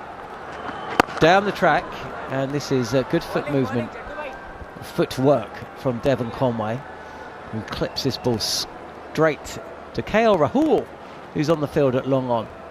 The lesser spotted KL Rahul. He was dropped after the first test. Was he dropped after the first test? He was. And Sarfraz Khan brought in. As forward again is Will Young, defending this time on off stump. Ravindra Jadeja, who went past 2 Indian bowling legends in the list of wicket takers. As Young shapes to cut and then decides not to. And there's Good bounce and good turn away from the right-hander. It's almost like one of those reaction balls that have got the lumps on it. How Jadeja bowls, it just it typically goes from the right to the left, but it just pings. New Zealand have lost wickets, the final ball of Sessions. Come close to a wicket there, Young forward. And it's one of those deliveries that you were mentioning, IOB, where, look, if the edge is taken, you have to play that shot. You don't know if it's going to go straight on or not. Beats the outside edge by a couple of inches. One ball remaining until the tea break, I think. He might squeeze another one in, we shall see. Will Young, 8 not out. What could be the final ball of the session? Well, he's been struck. Essentially, shouldered arms. The ball has hit the pad. Go on, review it. But he's not playing a shot. Go on, review it. And the only reason Ravindra Jadeja seems interested is because Rohit Sharma is adopting the kind of stance we saw from Sarfraz Khan. It was with a run-out situation with Rishabh Pant in the first or second test. Either way, they are not reviewing. It was missing fifth. And Devon Conway and Will Young have got the gloves off, or Conway has, bat under the arm, and they are walking from the field. I'm just going to see a replay of this, but I think it's so far away from off stump, and also turning away from the wicket. It's just because he didn't play a shot, and that always gets bowlers excited. As soon as a batsman doesn't play a shot and it hits pads, bowlers always go up. That's an unwritten, like don't cut the offie as a right-hander. It's one of those 101s. That's I said to you guys, it's a wicket and a half lead. I thought India had, and New Zealand have got within. What have they got within two? Within two. Would you just say, one wicket? Iain O'Brien, that was New Zealand's session? Oh, gee whiz. India starting the session 195 for 5 with Ravindra Jadeja and Shubman Gill at the crease. They were bowled out for 263, so they added 68, and they got rid of Tom Latham for just 1. But scores just about even. New Zealand 2 away, 9 wickets in hand, and India have got to bat last on this pitch. I don't know if that was New Zealand's session, but New Zealand are ahead. Well, it must because they don't have to bat last. Well, okay, if you're in New Zealand, though, would you take that session? I think they'd be happy. Yeah, would India have taken that session at lunch? No. They needed to get 50, 60, 80 in front at least. So they had to. Especially given New those two drop catches, given those 2 lives, and that partnership put on an extra 73. The partnership was worth 96, I think it was, but it put on an extra 73 from that first drop when Gill was dropped by Chapman, who was on the field for Henry off Glenn Phillips, thank you. Gill was 45, he went on to score 90. There's a completely different day's play had that catch been taken. We never know, butterfly effect, sliding doors, whatever. Yes, you don't know. And you can't have everything go your way all the time, can you? You're going to have moments in the game which go against you. That's just professional sport. But, yeah, it did seem like a couple of big moments in that morning session, partly because they were batting at such a quick rate. But India was spun out, or have been spun out, in the second and third test. You're still batting last on this pitch. You've been spun out in 2 tests, or in the first inning to this test match. You've been spun out in the previous test match. How are you then not going to be? How are you going to be confident going out there, needing to score, to chase, to save face? They have to win one. I tell you what, Iain, the final session is going to be absolutely fascinating. TV directors giving that session to New Zealand. I'm happy to go with the TV director. If you're just joining us here on talkSPORT 2, SENZ, or the talkSPORT Cricket YouTube channel, we do have that evening session coming your way, live and exclusive. And then, following us, is going to be the second one-day international between the West Indies and England. Again, live and exclusive. Commentary from our team, including the likes of David Bumble-Lloyd, Darren Gough, Philo Wallace, former West Indies all-rounder, Mark Butcher, Michelson, Patrick Hewitt in Antigua, as well as Neil Manthorp, Andrew McKenna. Gary Morgan's never-ending day of work will be continuing throughout that, then back for tomorrow. How is that even possible? That's a list of names. Let's pick them all up as well. You've dropped all. That's a lot. Well, you know. Just before we head to that break, I should just tell you that India started the afternoon session 195 for 5. They were bowled out for 263. Axar Patel, on his return to the ground where his family call home, not the ground but the city, 5 for 103. There was a wicket apiece for Glenn Phillips, Ish Sodhi. Matt Henry had claimed a success yesterday, and the run out of Akash Deep. With Washington Sundar 38 not out, when New Zealand came out to bat, they had to face 9 overs before tea. They lost Tom Latham, clean bowled for 1, but Devon Conway and Will Young are still there. India used 4 bowlers for those 9 overs. I mean, the test match is set up beautifully. New Zealand 2 away from India, and a pivotal session in this test match to come, potentially the most important session of the test match. We shall see.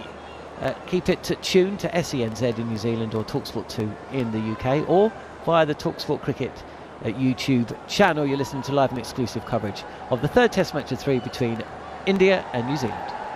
talkSPORT 2, official broadcast partner of the Premier League and the EFL.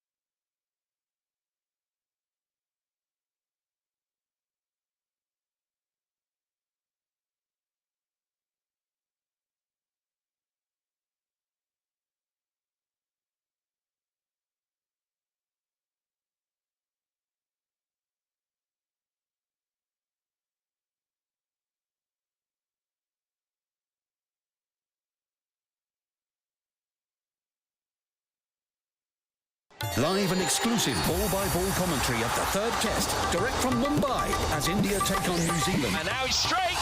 See you later. Only on talkSPORT 2. First ball of the day over pitch and dribble powerfully. Back down, past mid-off, back past the bowler, 4 runs. A boundary, first ball of the day. Down, it's very high. Man under it at long on, drops it. Wow. Ophel toss it officially towards long off. Who's dropped another one? And there's Sodhi. He has trapped Rishabh Pant on the crease. He's been given out leg before wicket. Gets an edge and a wicket. Beautiful bowling.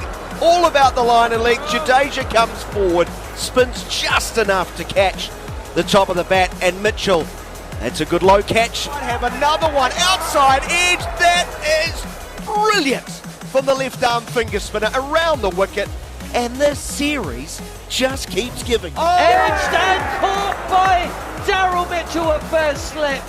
Gill comes forward, and there's that turn for Patel. Beautiful length to McGill. He's got to go for 90. Takes the edge of Ravichandran Ashwin's at bat. Daryl Mitchell does the rest.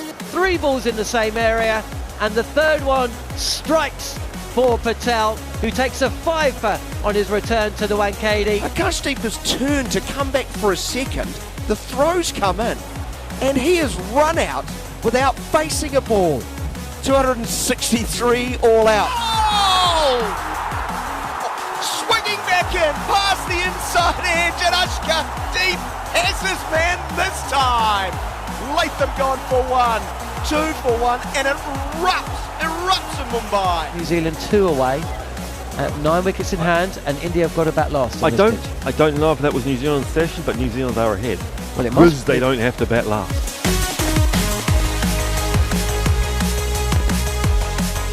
So that's how it sounded on talkSPORT 2 and SENZ, and the talkSPORT Cricket YouTube channel. Subscribe. You're listening to live and exclusive coverage of day 2 of the 3rd test between India and New Zealand. Time now for an odds update with William Hill. In the Zone on talkSPORT 2 with William Hill. 18 plus, gambleaware.org. So India 1-5 to take a consolation win. New Zealand 16-5 to make it a clean sweep. The draw 100-1. Conway 9-1 to hit a century. We've already had 2 run-outs so far in this test match. For the next dismissal to be a run-out, 35-1. That was today's odds update with William Hill. 18 plus, be gambleaware.org. In the Zone on talkSPORT 2 with William Hill. 18 plus, gambleaware.org. Cricket. Today on talkSPORT 2. Shortly after us, England will look to level the one-day international series against the West Indies.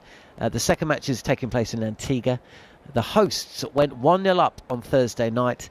This limited over series is, of course, being managed by interim head coach Marcus Trescothick. Test coach and soon-to-be white ball coach Brendan McCullum will be taking over in the new year. Marcus has been speaking to talkSPORT's Cameron Ponsonby.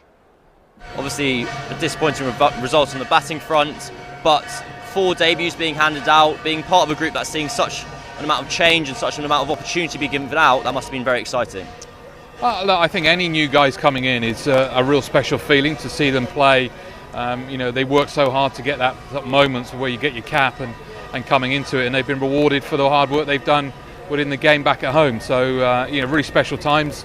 A couple of them had opportunities and put in a couple of performances. So, we got a bit more of a series and obviously a longer period of time to go before we, to get more and more games into these sort of guys. Obviously, you were in charge for the Australia series and now the West Indies series, 2 very different groups that you've been managing.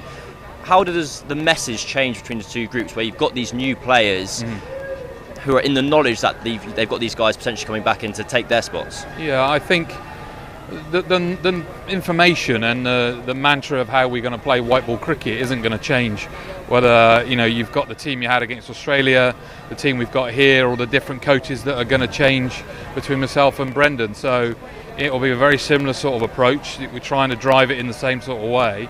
So the guys here are getting the experience at the moment, and then it may change. Who knows? But the opportunity is that for their guys to come in now and put in performances that can sort of get them into the teams when you're going into the India series or into the Champions Trophy. So opportunity is great, and that's why they've got to try and look upon it in the best way possible to see what they can do. You mentioned the batting today.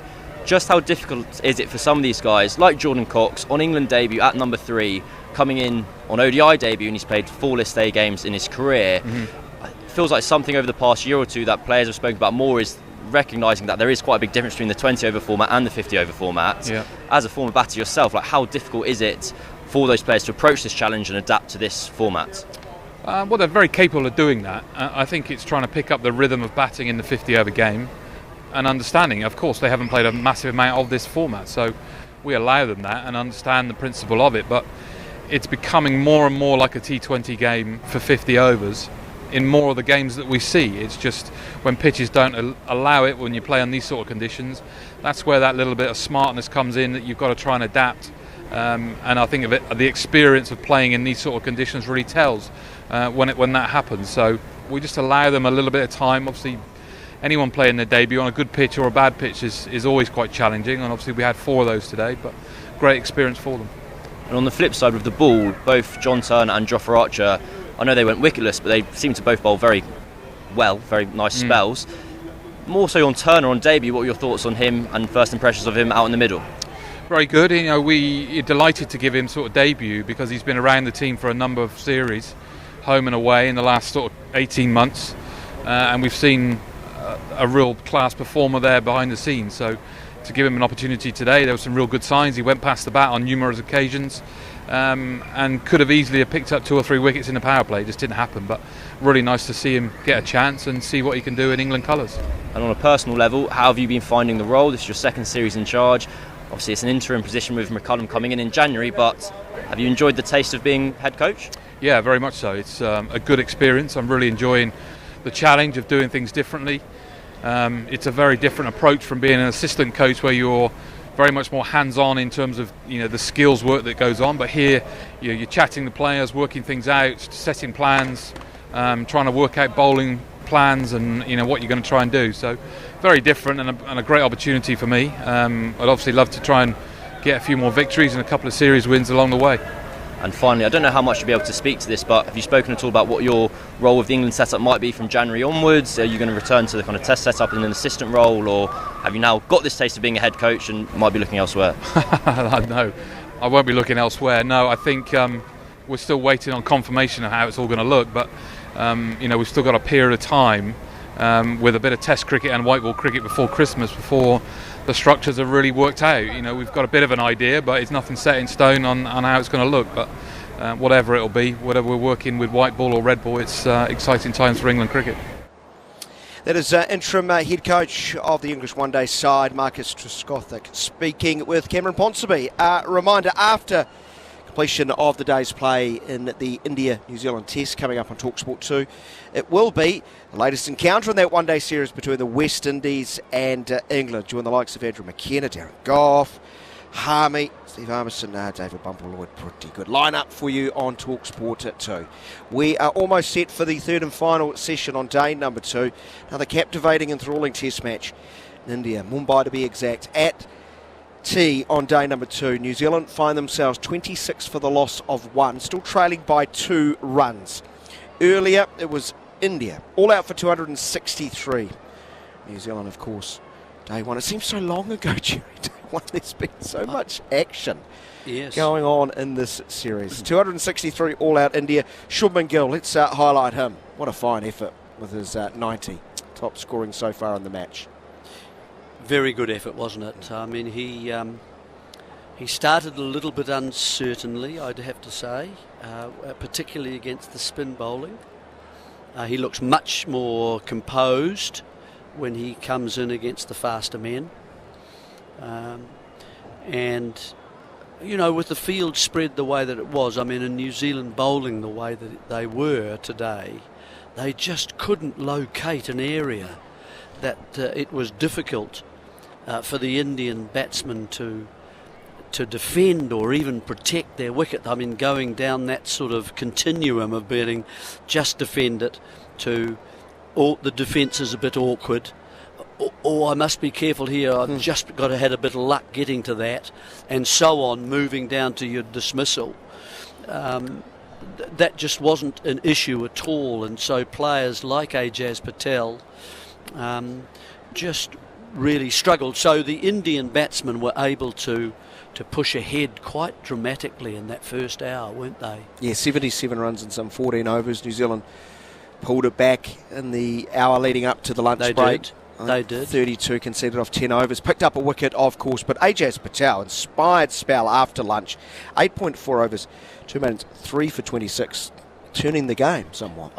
I don't know what was the reason, whether there was some choice words, whether some wise words, but whatever happened in that sort of 40-minute, really, whether he had a special perfume that he sniffed, I don't know. Whether there was intravenous work going on. It worked though, and as you say, bottle it. And he just came out, and suddenly you could see he had control, and the batsmen were struggling. And so wickets fell, and catches were taken because they came in expected places and quite comfortably. So New Zealand suddenly burst to life and came back into the game. What happens now?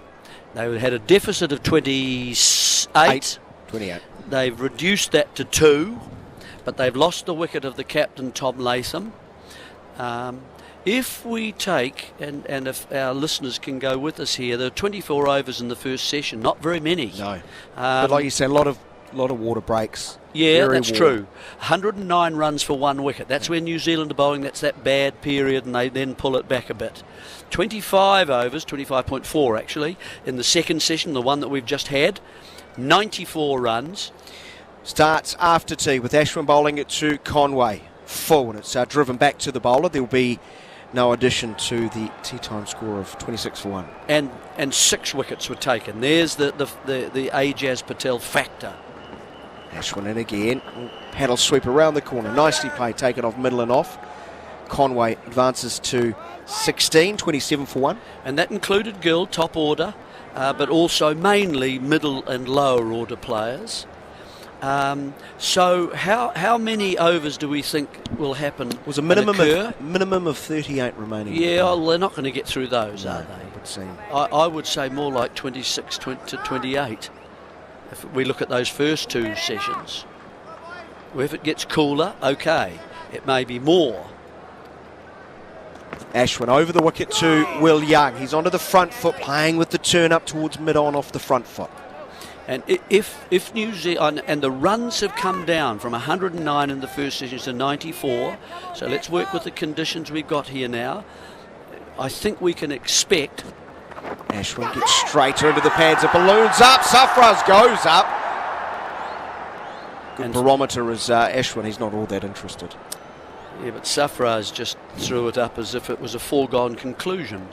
That was clearly out umpire, and I'm sure he'll be walking off in a second. But no, and so if the run rate comes at sort of between 3 and 3.3, I think that's a fair rate with the field settings. Ashwin in again. Here's a sweep from outside of off stump towards backward square leg. Jadeja fires at the non-striker's end, but he's quite deep. A single to Young. He moves to 9, 28 for 1. So depending on how many overs, say we give it 28.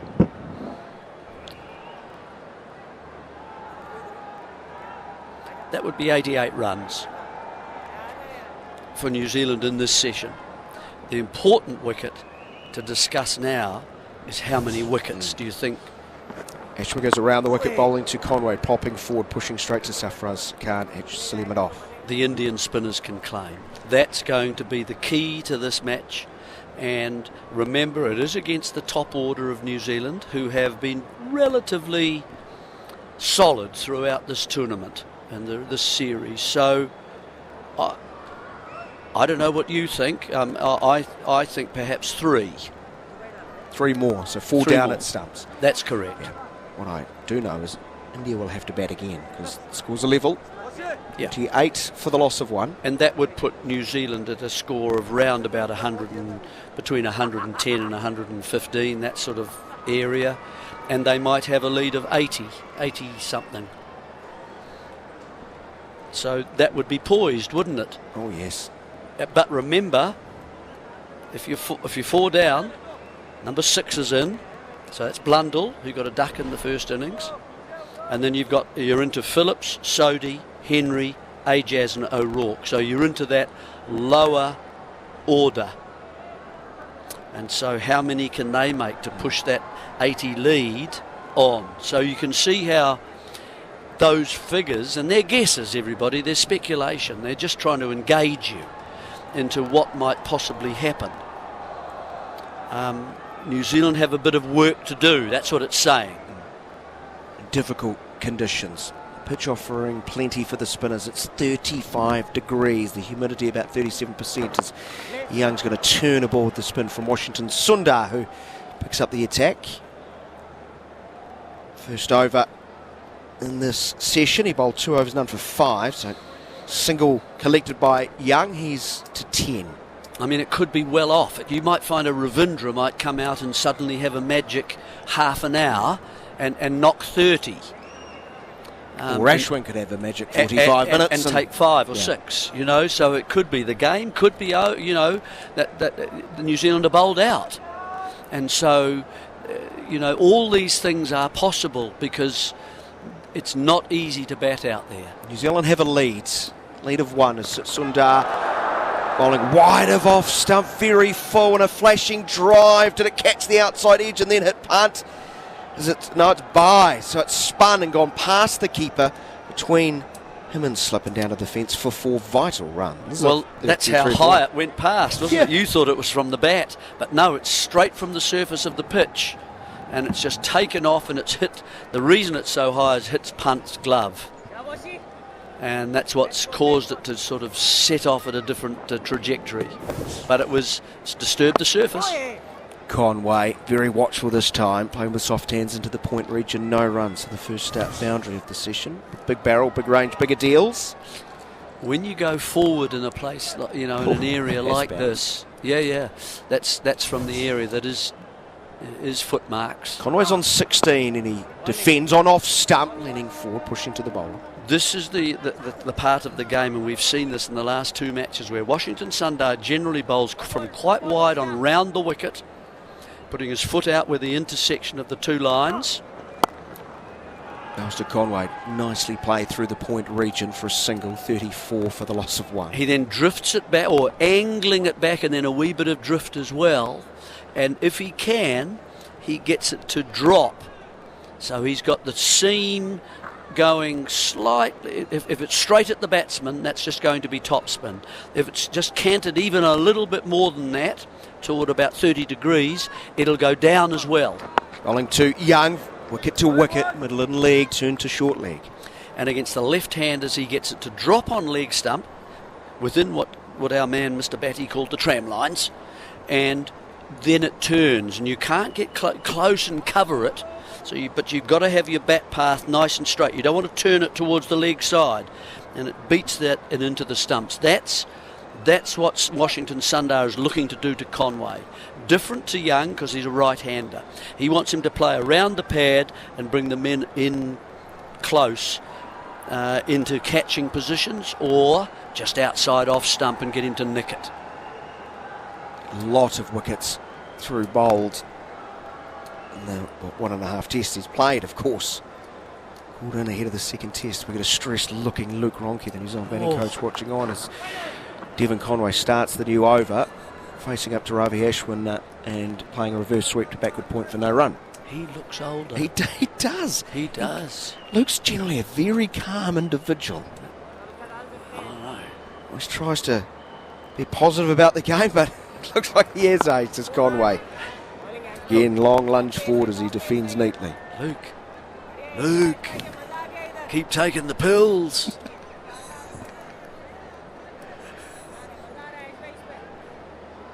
New Zealand up by 6 runs. Ashwin bowls full off stump once more. Conway taking no risks. See, this is this sort of middle and leg stump line that's starting to be. If you get too far outside the off stump as he did, then Conway might just have a slash. And now he's beaten outside of off stump as Ashwin just changes. The point of attack goes wider, slightly fuller. Conway opening the face quite a bit there, Jarrod. Yeah. Spins past. He does. Ashwin, a different bowler, of course, has so many varieties. That's a big turner, and it's pitched on off stump and then turned. Yeah. Sharma liked it. Yeah, he does. Big thumbs up from the skipper. Conway down, hitting inside out beautifully through mid-off for a single. Conway to 18, it's 35 for the loss of 1. The lead is up to 7. And that's interesting, folks, that you see he's gotten down the wicket. He's backed himself to get to the pitch of the ball, smother the spin, and then punches it through for a single. Very important you keep changing the ends. Ashwin, none for 11 off 3.5 overs. Back over the wicket to, and he's going to sweep, gets a bottom edge, does he? Well, those behind the wicket believe so. Turned down by the umpire. Sharma's coming out to have a little chat, but no, they're going to just carry on through the end of the over. New Zealand 35 for the loss of 1. Just the front pad, was it? Certainly a little sound, wasn't there? Did he actually hit the surface? He might have. There's all those sort of options. Sweeping from wide of off stump. But I don't think it was the ball. It would have been a bottom edge, would it? I'll let you know. Yeah, it would have been a bottom edge. Back leg. Yeah. There was a little noise. Punt was down taking it. He wasn't convinced. No appeal. Nothing gets past you, Jerry. Hearing. You heard it. Well, you hear everything. I heard Luke breathing and raspingly breathing. 35 for 1. The 13th over, Washington Sundar bowling his 4th. Conway goes back to a reasonably full ball and looks very hurried as he works the ball through mid-wicket. In his fashion, the left hand, the bottom hand came off the bat. The throw to the non-strikers end to hit the stumps. It looks like Young is comfortably home, but umpire Goff is going to take no chance. Yes, you see the umpires nowadays don't rule these. They always go to anything to do with the lines. They will go and refer it to the decision review and the cameras that are set for that. Yeah, Young's in now. Ball arrives. Well, it doesn't arrive. It just hovers close to the stumps. We never see this stumps broken. Now we might. And he's through, and he's halfway through. Conway now to 20. Young 10, 37 for the loss of 1. New Zealand lost Latham in the first over. Bowled Akashdeep. Full nipping back between bat and pad, knocking 2 stumps out of the ground.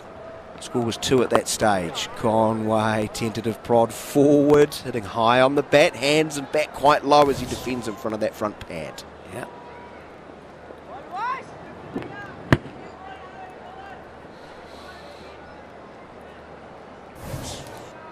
Sundar in again. That was a beauty that goes past the outside edge. As described earlier by Jeremy Coney, he has been so good at this, it's gone past Pant. We will look to the umpire. Oh, he's hit it. Did he? Unless he signalled off camera. He has hit it. So Conway, outside edge, will get 2, 39 for 1. I wasn't convinced he did hit it, but let's just have a look and see if we're getting a little review now, everybody, and it's pitched and it has taken an edge and it's actually a comfortable catch, really, quite a reasonable height through to Punt. His gloves are too high, it takes the bottom finger of it and then carries on. So, chance. Sundar with the outside of off stump, but looking to cut as Conway keeps low. I think he's played over the top of this, so some nervy moments for the New Zealand left-hander. Yep, there's the ultra edge confirming that Conway got an edge to that ball from Sundar. In his 4th over. This one's edge taken at second slip. Hitting high on the bat. Good reactions. New Zealand lose their second. Conway departs for 22. 39 for 2. New Zealand lead by just 11. 98 Ks that one. And Sundar once again starts taking New Zealand wickets. It's Devon Conway who scored 22 in this innings. He's pushed and it's bounced. A mixture of what we've seen in this match of the turn. I think that looks like Gill who took it at second slip, and a shoulder of the bat, just towards the shoulder of the bat, but more of an outside edge. I'm not sure you could do a lot about that. You had to play at it, and unless you were going down the pitch to try and smother it, it was a very difficult one to play. It might have missed the stumps, but it certainly, once it pitched, it was the bounce that took the outside edge and the comfortable catch really through to Gill. 39 for 2. 37-run partnership broken, and that will bring our Achin Ravindra to join Will Young. And he's facing one ball for the end of the Washington Sundar over. And of course, Washington Sundar dismissed him. The beauty that went past the outside edge and rubbed this off stump. So New Zealand 39 for 2. Conway 22 of 47. This could, I mean, everybody, just sort of warning you as well, this could, New Zealand could implode here. Yeah. They could be bowled out for 70, 80, 90, that kind of score. Because these are the conditions that they're confronting at the moment. Jarrod, are you awake? Yeah, he's you are. back. Sorry, yeah. He's back. Got your helpers working, your little worker bees? Yeah, you know, my hive. Yeah, good. A phalanx of workers, Jeremy. I don't know whether that's the collective now. It never is, but I just we're this is the phalanx of broadcasters. So yes, it is. Strength of broadcasting, isn't it, Dan? Yeah, we'll go with that. I like that. We like strength, don't we? Powerful. Watching Ravindra. Well, he's tried to show a lot of strength in this series by being aggressive and assertive and playing his positive, natural game. First innings, first test, brilliant 100, 39 for 2. Comes forward, compact, competent, confident defensive stroke into the covers. The end of a successful over for Washington Sundar, who now has 4 overs, 1 for 11, getting rid of Conway for 22. Yep. Excellent over, wasn't it? I mean, he could have been caught by Pant a couple of balls before he was dismissed, just with a fine villainous little edge that went through and took Pant on the bottom of the gloves, but then carried on, and he got a brace from those, and then suddenly one that just held up a bit and bounced, took the shoulder, and 2 slips in close, and it was the second of those slips that took the catch. So Conway's gone now. 22 for him, not a bad innings. If New Zealand can keep doing that, they'll be happy. And now it's Ashwin again. 4 overs, none for 11. Starting from over the wicket to the right-hander, Will Young. Short of length, going back and punching firmly, but straight to short mid-wicket and Virat Kohli. The way this wicket's playing at the moment with the spin and the bounce, I'd almost say... Spins, but doesn't bounce as much, turn to short leg. It's almost... There's a very, very high chance of him being caught at leg slip here. You know, I don't think you can quite go the double leg slip, Jeremy, but... Well, you can. A very straight line. He goes fuller this time, quicker through the ears. You can't go the triple, but certainly, you know, I'm not sure about this though. I don't know what you guys think. I mean, obviously, any ball then, if you put 2 behind.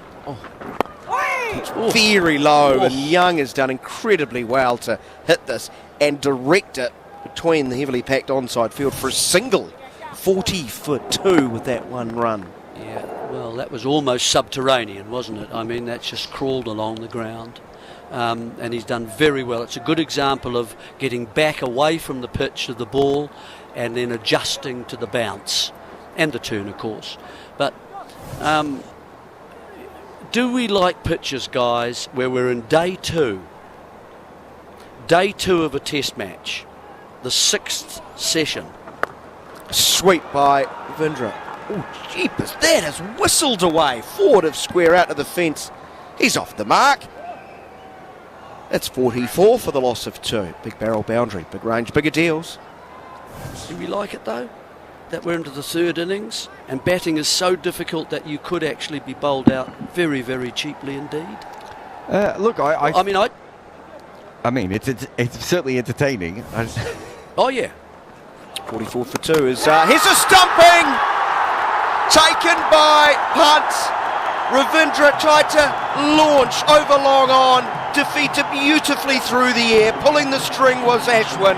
It spun sharply and Pant good enough to take it. New Zealand in trouble. 44 for 3 and they lead by 16. Yeah, Ravindra came out clearly with a conscious effort that he wasn't going to fall to defence as he has.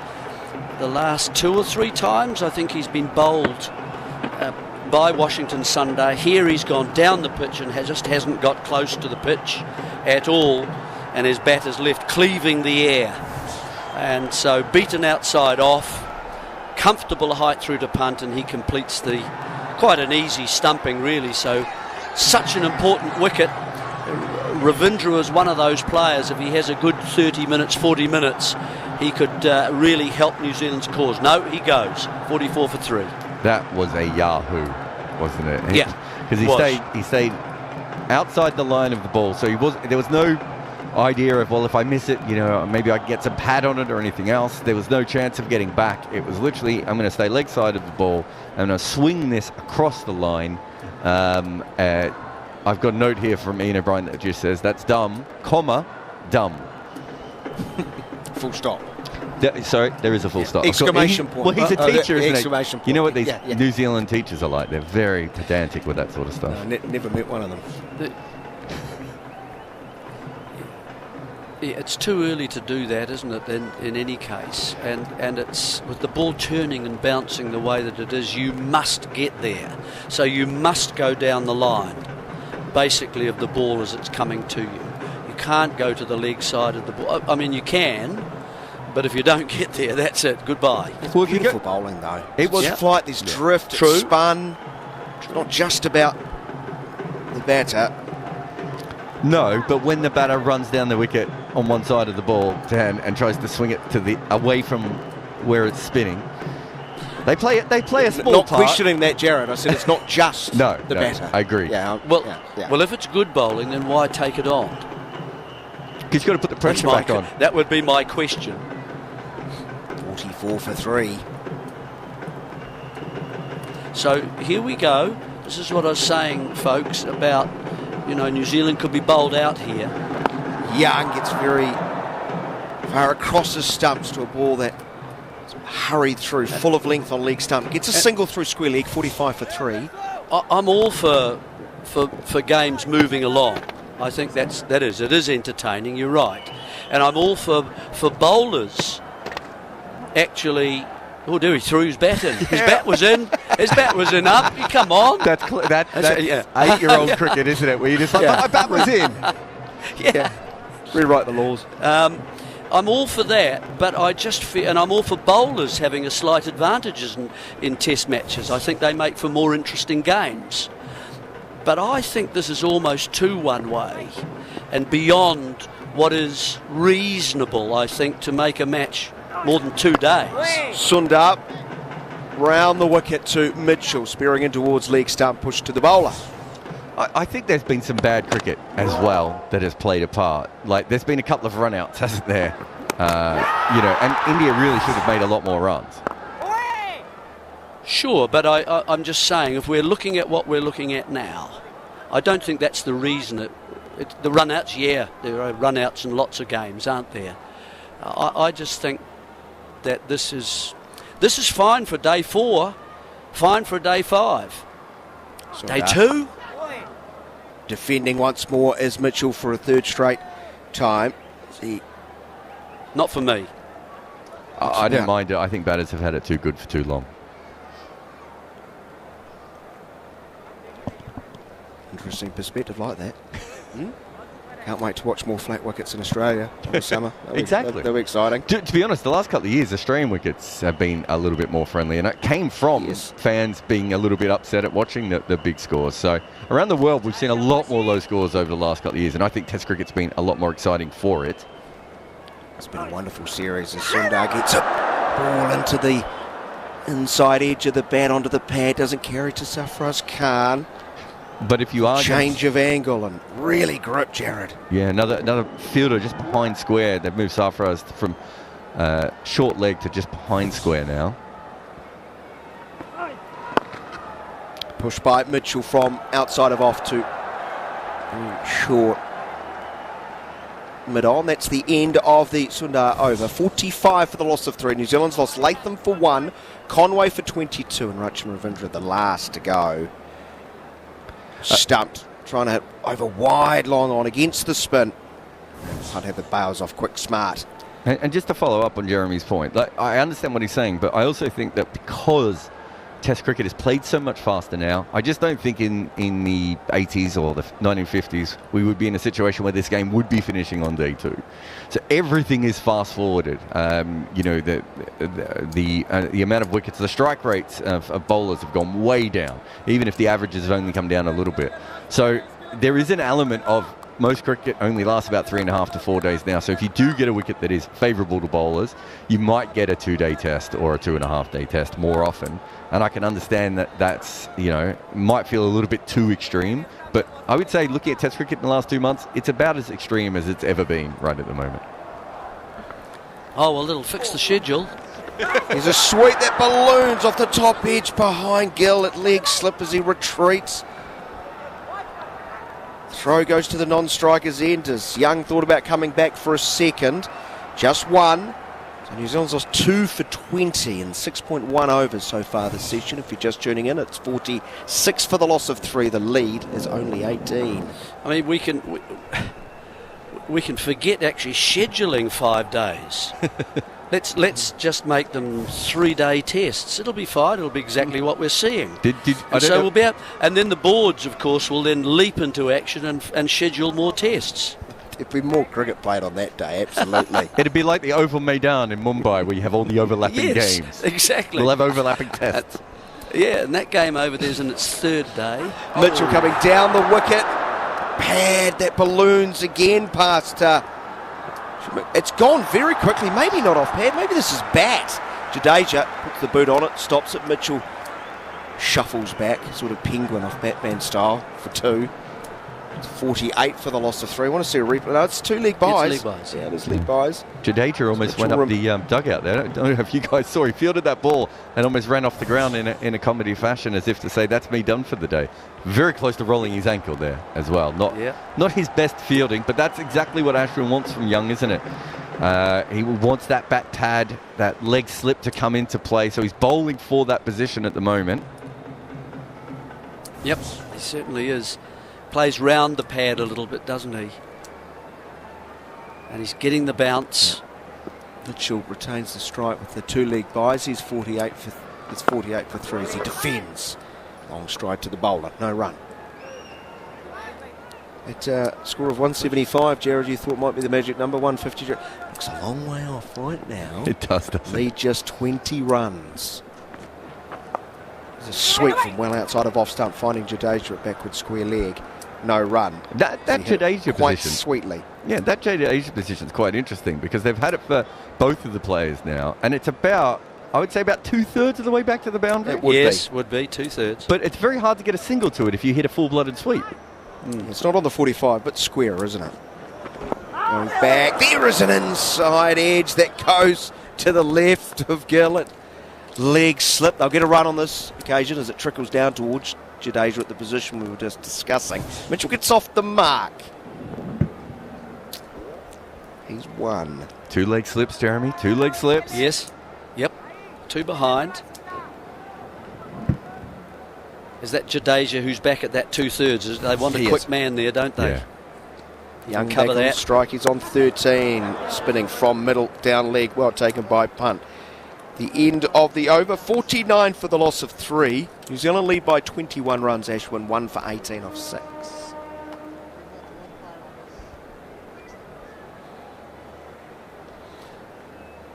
Really interesting stuff, though, everybody. It's difficult batting. The New Zealanders are trying their best to try and find a defensive safety about playing out there. Some of them have decided already that they can't, and that's why we saw the attempt of Ravindra, who backs his attack, who charged at the ball, and it was costly decision. At the moment we're seeing Mitchell pushing at the ball quite hard, hands out quite hard in front of his pads and so on, so edges are kind of near carrying. He's been lucky to get to bisect a few of the close-in men around the bat. the moment, it's quite hard to bowl a straight ball. It is.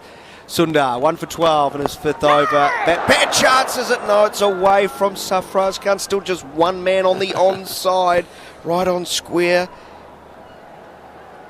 When will they make a change? 50 is up for New Zealand. See, Mitchell goes to 2. Hard hands, and just lucky it goes square enough to beat the squarer of the 2 leg slips. Oh, he's changed now. Yeah, he's got a leg slip in, and yeah, he's just in front. Just in front. Reverse sweep. Well played by Young. Down towards third man for a single. 51 for the loss of 3. Young on 14. The lead is 23 runs. It's a hard earned 23, isn't it? For New Zealand. So that we're going to see some of those reverse sweeps. I wonder if you can get used to this. 51. If you can get in. Sundar bowling to Mitchell. Long way back to a reasonably full ball. Defending to point. Spinners have taken 65 wickets in this series. Does that help expand on... Jarrod's happy. Does that expand on what you were discussing, Jeremy? That it's too skewed to one skill? I think this pitch has actually turned more than any of the surfaces they've played on. Sundar goes very straight this time. Cricket through there. Good work by Sarfraz Khan at short leg. This was played off the middle of the bat. He's got 2 hands to his right and fields 51 for 3. The first Test match didn't turn like this, did it? It started to go up and down on the last day. First sweep by Mitchell, very fine. He's hit it straight into the ground, straight to first slip. Sharma chuckles. Funny moment between the rivals. 51 for 3 it will remain. Rohit Sharma was so happy at taking that cleanly that he started walking to the other end, sort of smiling to himself to go, yep, pretty good fielding. And then Rishabh Pant said to him, yeah, maybe wait till the end of the over next time, champ. He may not have champed it. I've finished my work for the over. I'll go and rest up there. Mitchell pushing forward as he defends back to the bowler at the end of the over. The one thing I'd say, I quite like watching the likes of Will O'Rourke bowl more than 2 overs in a test match. 51 for 3. We'll hand it back to Jarrod, Ian O'Brien and Jon Norman at the end of the over. It's 51 for 3. And a big thanks to Daniel McHardy and Jeremy Coney for their work over the last 3 tests. Namahinui.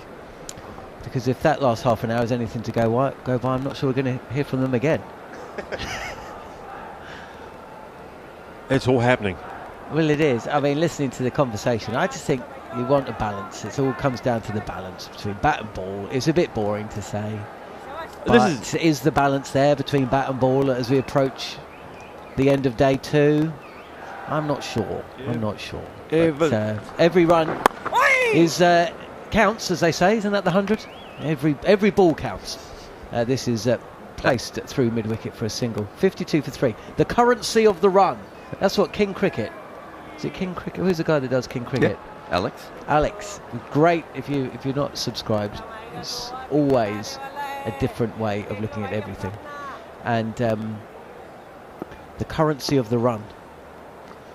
Is that Ravichandran Ashwin is in, and he's struck Mitchell in front, but this is doing too much, surely. And Rohit Sharma will have a look down the pitch, but well, there is still 11 seconds, but they're not going to go for a review. And the point that Alex makes in King Cricket is, the currency of the run changes. And if it's a high-scoring affair, 400 plays 500, then the currency of the run is different from a low-scoring affair, and that's where interest comes in. Every single run is important, and it's interesting as Ashwin wants a leg before here, which is seeing Mitchell play deep in his crease defensively. I mean, did that hit the pad first, Ian O'Brien? I thought that was pad. Previous ball was 87. That one was 94 kilometres an hour. It's too late, even if he wants it, Sharma. He's changing his pace, but bowling in the same spot. So what that's going to do is change the amount of bounce that he gets. Oh, still ripping. Well, it's ripping because the pitch is breaking up, and it goes back to the point. Do you want the pitch to be doing that? No, this is This is... Well, Ravichandran Ashwin, not for the first time in his career, decides to mimic a delivery but doesn't let go of the ball. This is devilishly entertaining cricket. Like, this is edgiest test match. Down the track and lofted, up and over. Mitchell trying to pick out, or take the pitch out of the equation. He does so. He's hit the sight screen. A little punch of the gloves. The mind games didn't work from Ravichandran Ashwin on that occasion. Very next ball, Mitchell down the track and he's hidden for 6. That is absolutely Mitchell. That's what he does. He just comes down the wicket, whether it's quick, slow. He loves hitting. As a batting, premeditate, hit the ball over the bowler's head. That's what you want to premeditate every ball. That gets you in a good place to then react. Mitchell does it well. This time, sharp turn into the right-handed. Mitchell didn't lay a glove on this. Sailed over leg slip via the pad and away for 4 byes. 10 runs coming from the last 2 deliveries. New Zealand 62 for 3.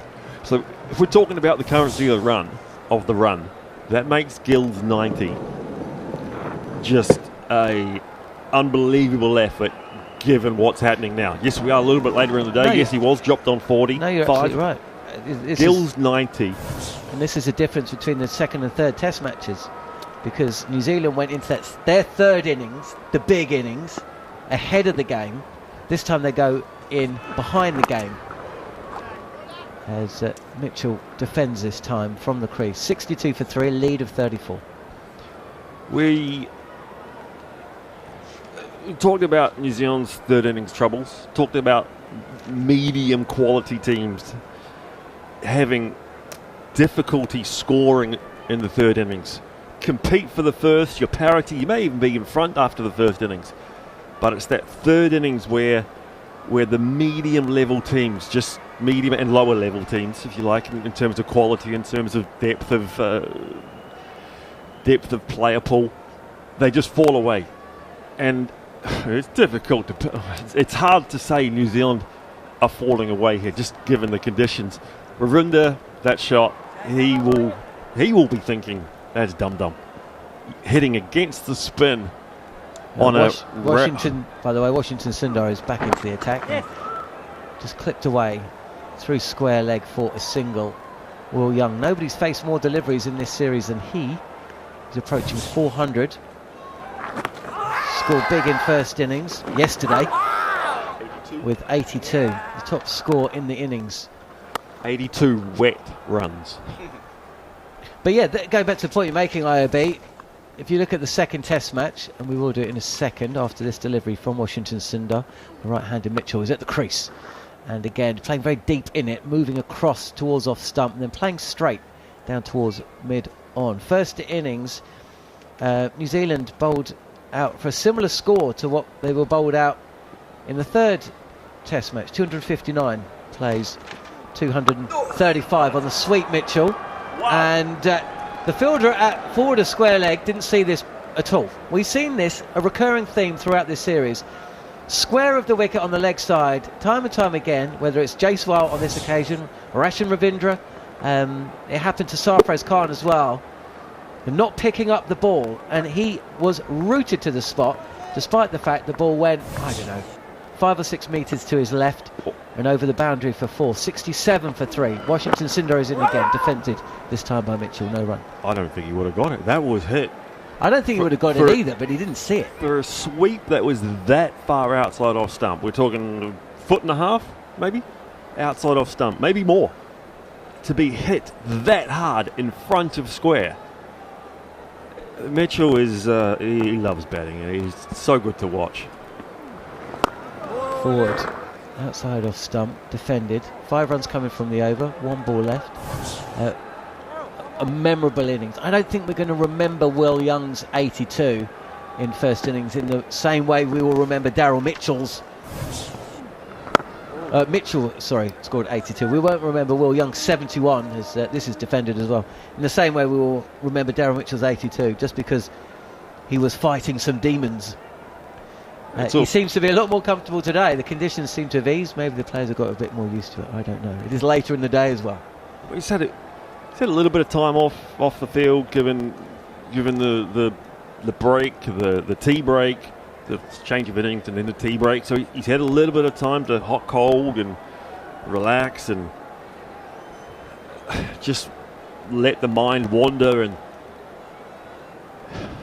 But he's just got he knows his shots.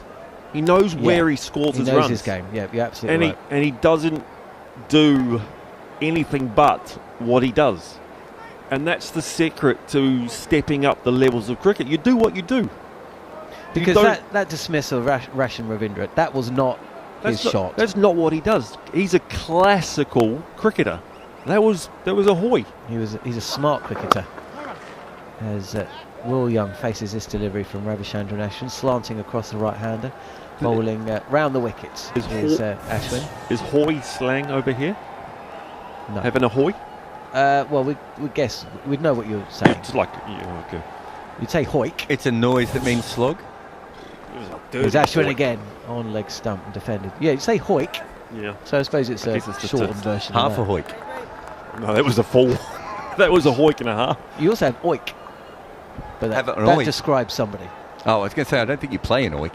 No. Down the track, inside portion of the bat. This is dragged towards square leg, and again, the fielder who's backward of square is alerted to the fact that he may be able to stop this ball from reaching the boundary.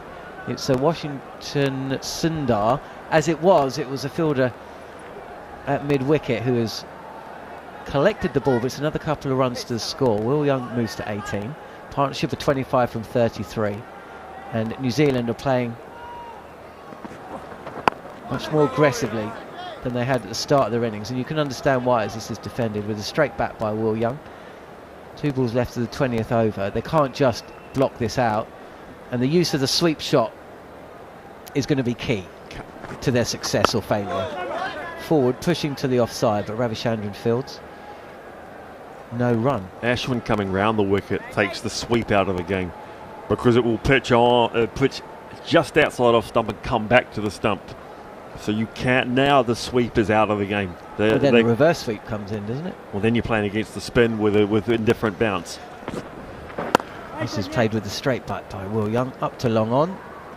And it's 1 run to finish what has been extremely entertaining little passage of play.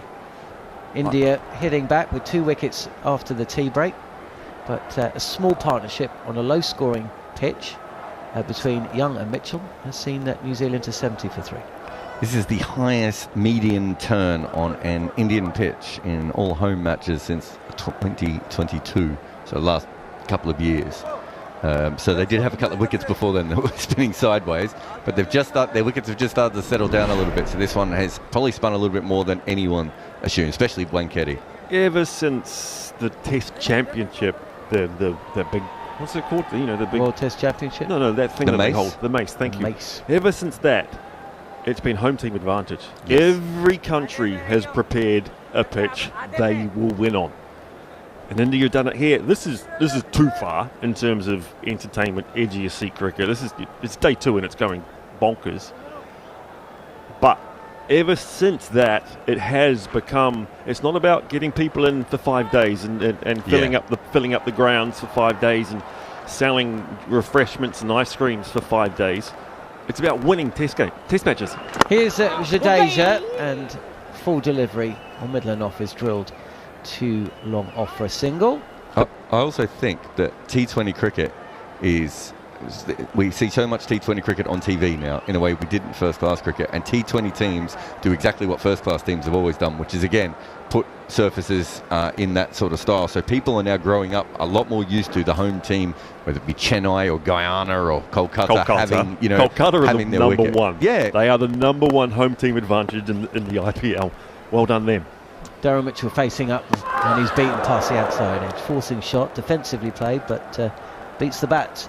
Does Ravindra Jadeja, 71 for 3. The prize money and prestige for winning the Test Championship, and the prize money is significant for being the number 1 Test team. This is straighter on off stump and driven by Mitchell for another single. The lead now 44. New Zealand 72 for 3. But the prestige, New Zealand being the #1 test team in the world and winning a test championship, that is... I think it's keeping test cricket going. It is, and that's why it's fun, and that's why this pitch is devilishly great fun, but it's too much on day 2. I think so, but it's still compelling cricket. Outside edge of the bat, and it's just dropped short of gully. That's the perfect delivery from... There's an article, Jimmy Anderson, in the Times today with Mike Atherton, who says a lot of interesting things, but one of the things he says, which I disagree with, is that the World Test Championship, the idea of it hasn't really caught on. Flatter, and Will Young tries to ride this ball, using wrists to take a ball outside the 4th stump line, but gets it too straight and not square. It's all right, well, not going anywhere. IOB beaten this time. Young with an absolute perler of a delivery from Ravi Jadeja. We've seen this so many times. It's pitching square, turning, pitching straight, turning square, beats the outside edge. It's no run to end the over. That was why I put my mic down, because I was like, oh, nope. Jadeja bowling into off stump, into middle and off stump, quick, and then it pings, it rips. He's never going. If it doesn't spin it, he's in the game. If it does spin, I don't think a batter's going to nick it.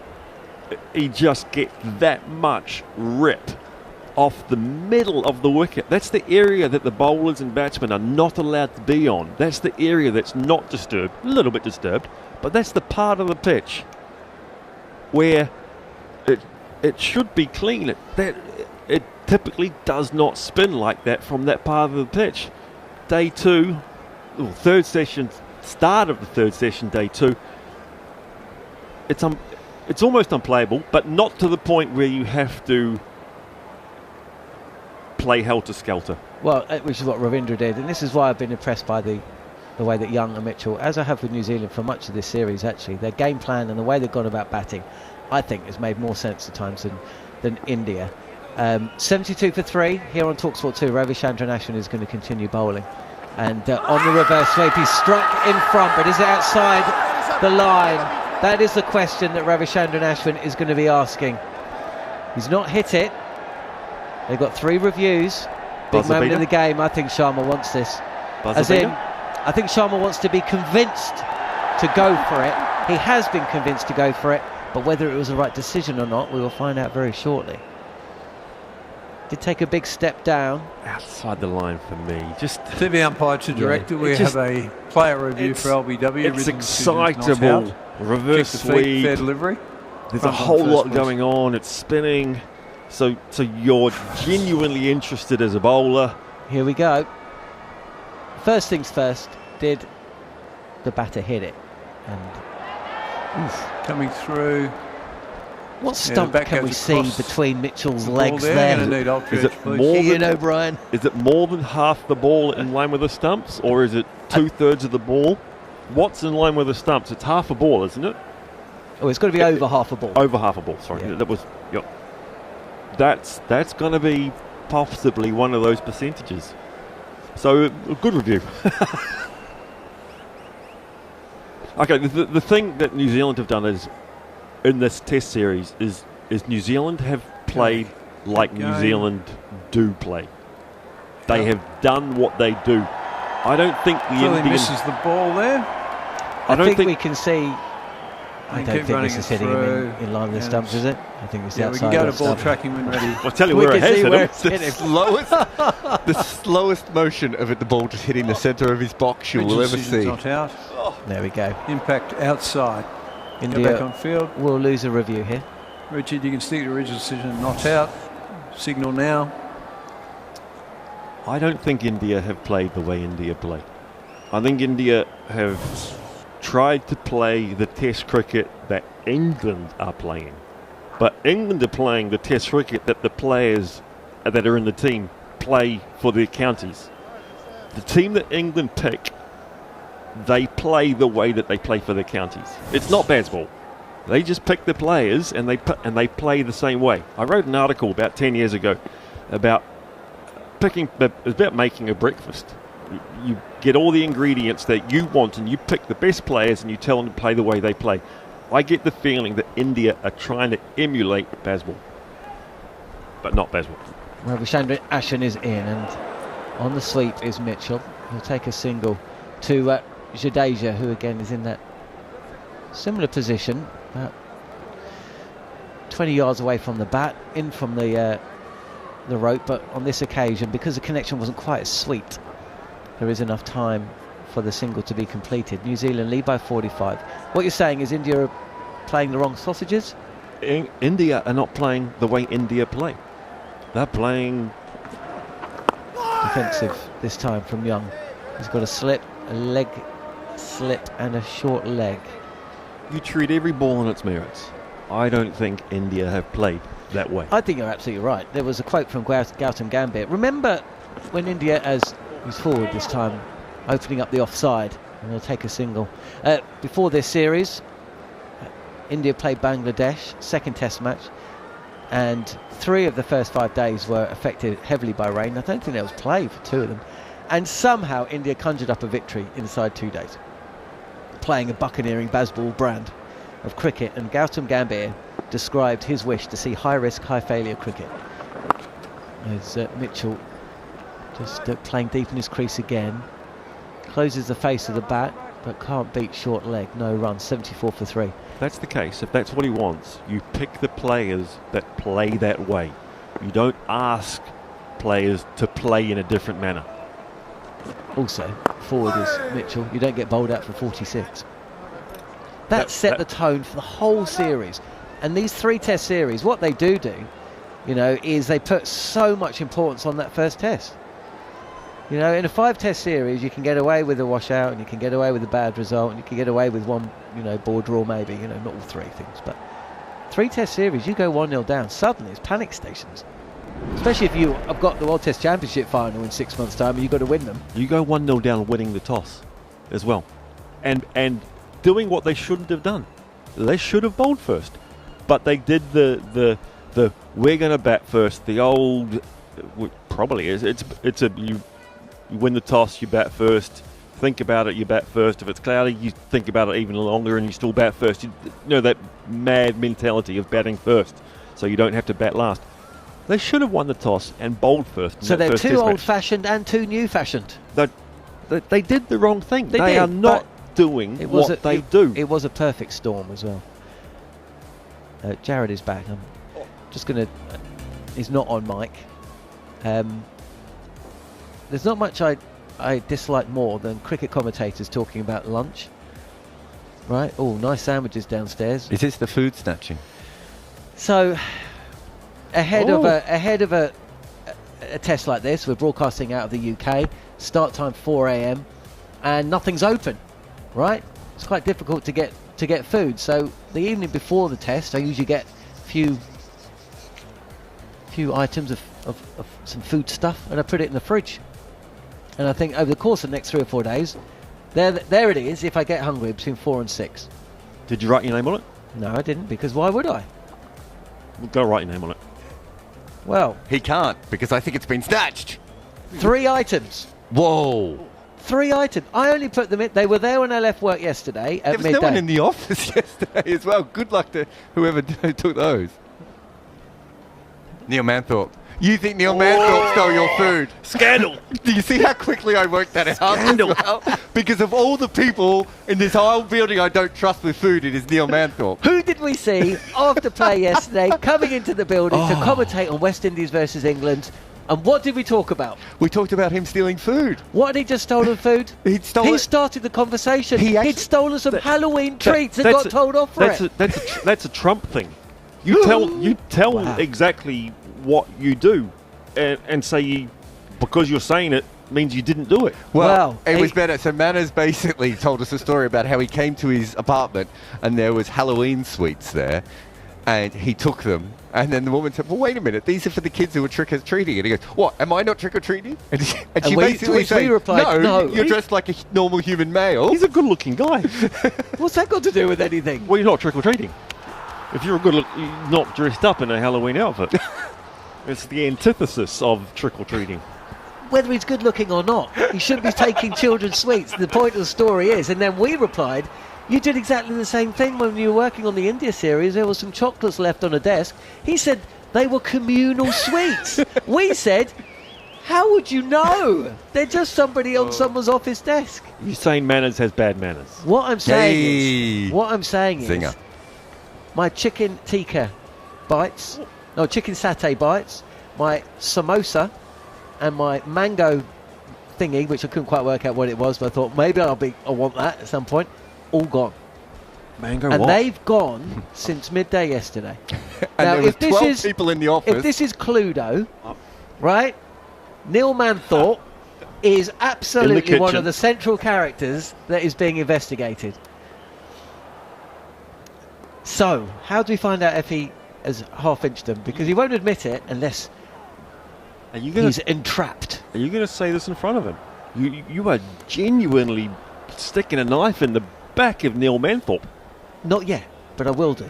You will pluck up the courage. So what I need... Sounds like he's going to stick one in his front later. Well, that's what I'm saying. What we need is a way of tricking Manners into admitting he has taken the food. Ask him how the mango thing was. No, that's too obvious.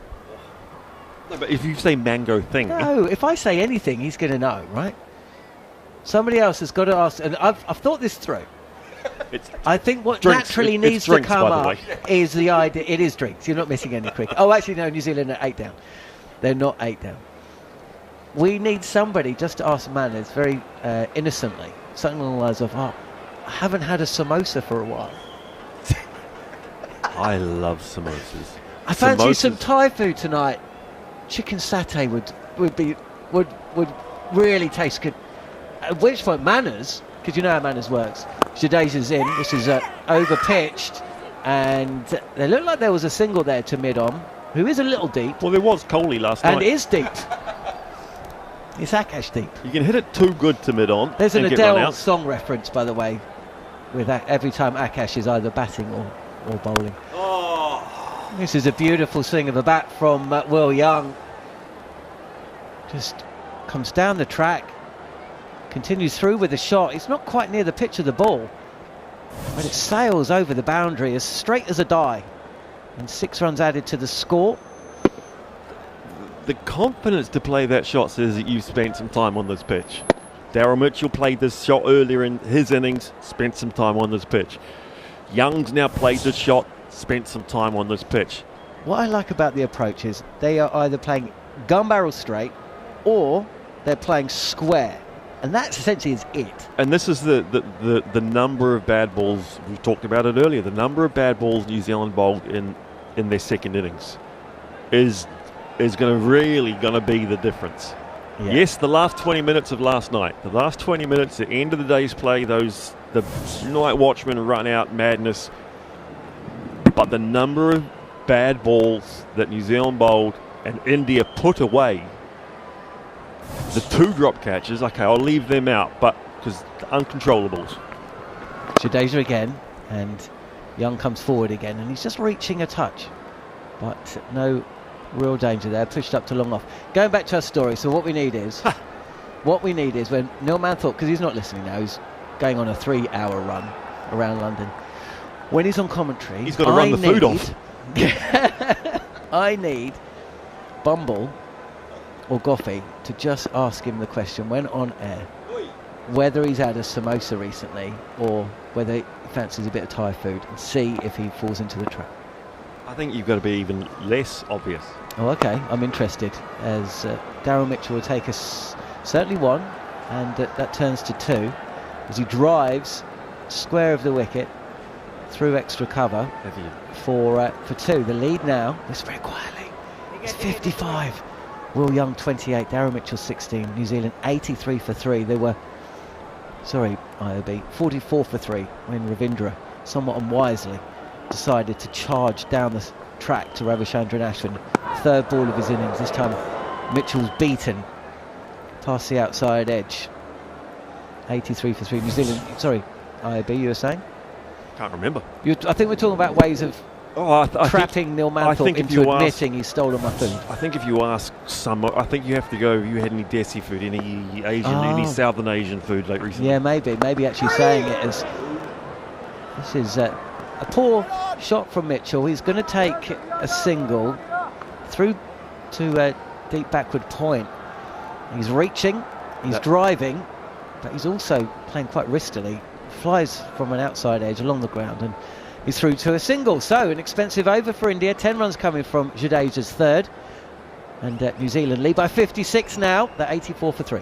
That's not how Mitchell plays. That is not I thought you were about to say that's not how Manthorp gets caught.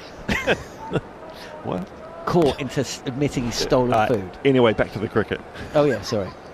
New Zealand bowled out. No, that's not Mitchell's area. That's where Kane Williams will score his runs, through backward point. That's what he's done, and it's a lot more profitable area for a lot more Test batsmen since Kane Williamson just sat there and tapped the Don's head down to third man. But that's not where Mitchell scores his runs.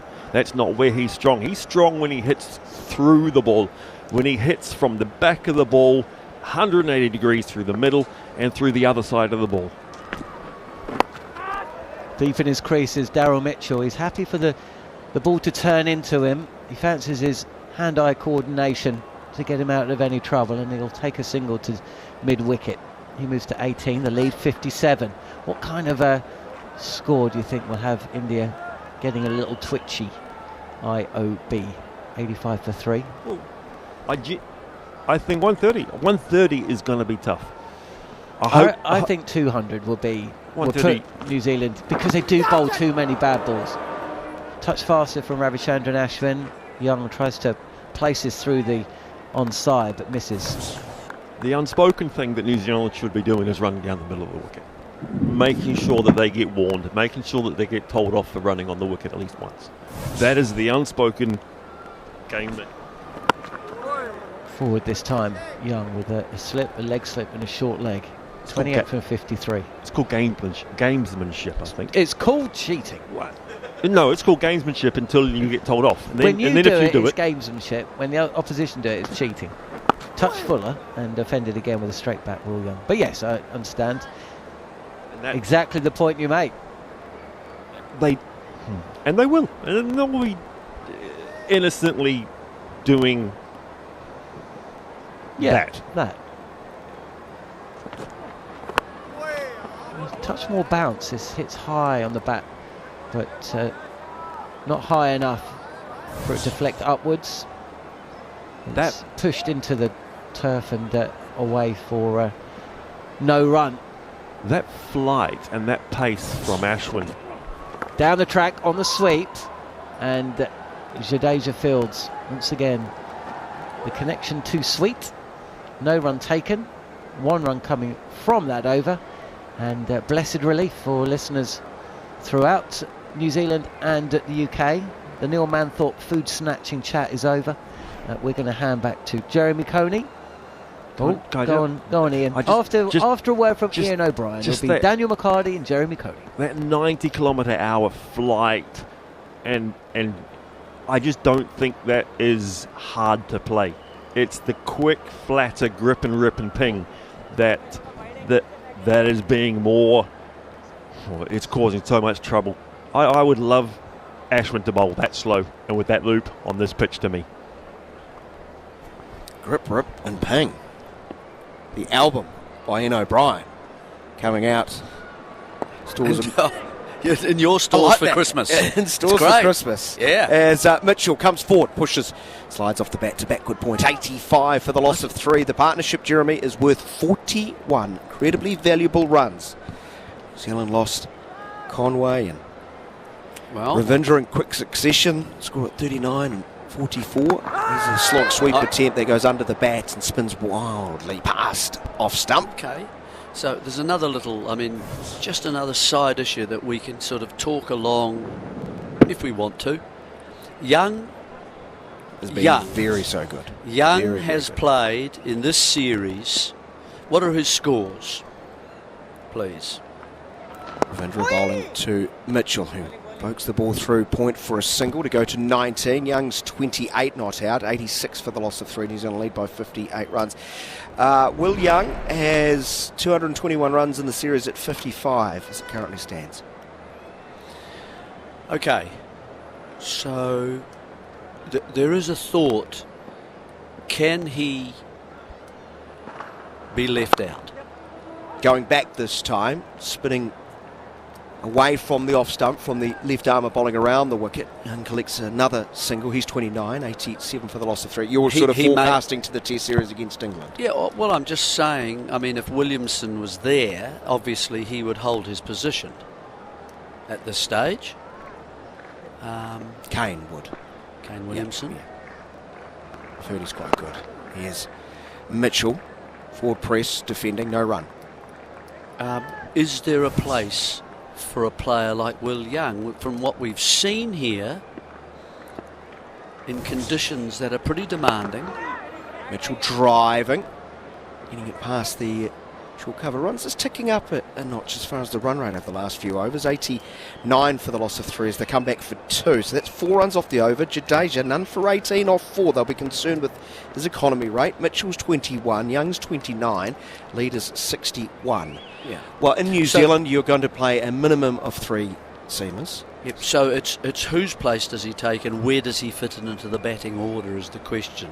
So that's just something to ponder. But I mean, we want to focus on this because this is pretty exciting sort of cricket, and as you say, there's the construction of a very important partnership. Actually, the same one that was in the first inning, the same couple who are busily very true. Who are busily hammering and nailing and cutting the wood and shaping the house at the moment. So, but Young has kind of stating a case, I think. He waits for Ashwin, who starts a new over, his 11th, a powerful sweep that hits Safra's card and ricochets back onto the stumps. Young hadn't moved from the sweep stroke, so no excitable appeal. He struck that sweetly. Yes, he did. And he hit it down and rolled the. No, he got back. The foot did move just a touch, but he got it back. But he's playing like the normal New Zealand number 3. I don't think the normal number 3 would be sweeping. I don't think he sweeps quite so often. But anyway, I've just made my point. I think Young has done extremely well. He gets a nasty ball here that bounces, hits the gloves. Luckily, it goes straight to ground. To answer your question, he got 33 in the first innings, Jeremy. Yes. Then he was 48 not out. Yes, in the one that they won at Bengaluru. Yeah, 18, then 23. Yes. And in the first innings made 71 as top scorer of the series, and now is 29 not out, and it's helped New Zealand to lead by 61 runs. Ashwin has 1 for 31. He's bowling his 11th over from over the wicket. Again, bounce. Young has to take the hand off the bat. It carried very close to Safraz Khan. The way Ashwin has reacted, he expects that to be taken. Intimidating pose of him where he points the hands at you. Safraz knees in the way. I think you've got to get your hands actually outside your knees so that you can go either way.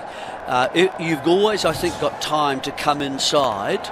Fuller this time, working the ball with the spin straight to mid-wicket, no run. So you don't want your knees and your elbows inside your knees so that they've got to go out and around to a ball that goes sharply down outside your toes, outside your feet. Slip, leg slip, shortly just in front of square. That is Safraz Khan, who we are talking about. Wider of off stump, well played by Young, punching up towards mid-off. Good strong call. Mitchell responds. 89 for the loss of 3. I just checked the weather, Jarrod. It's still 34 degrees. Feels like 40 according to one website. What time is it there now? But yesterday, I don't know if it's the humidity must have been so sapping. The players look a lot more comfortable. They do, you're right. Lead up to 62. Ashwin in again. Last ball of his over, but slower through the air.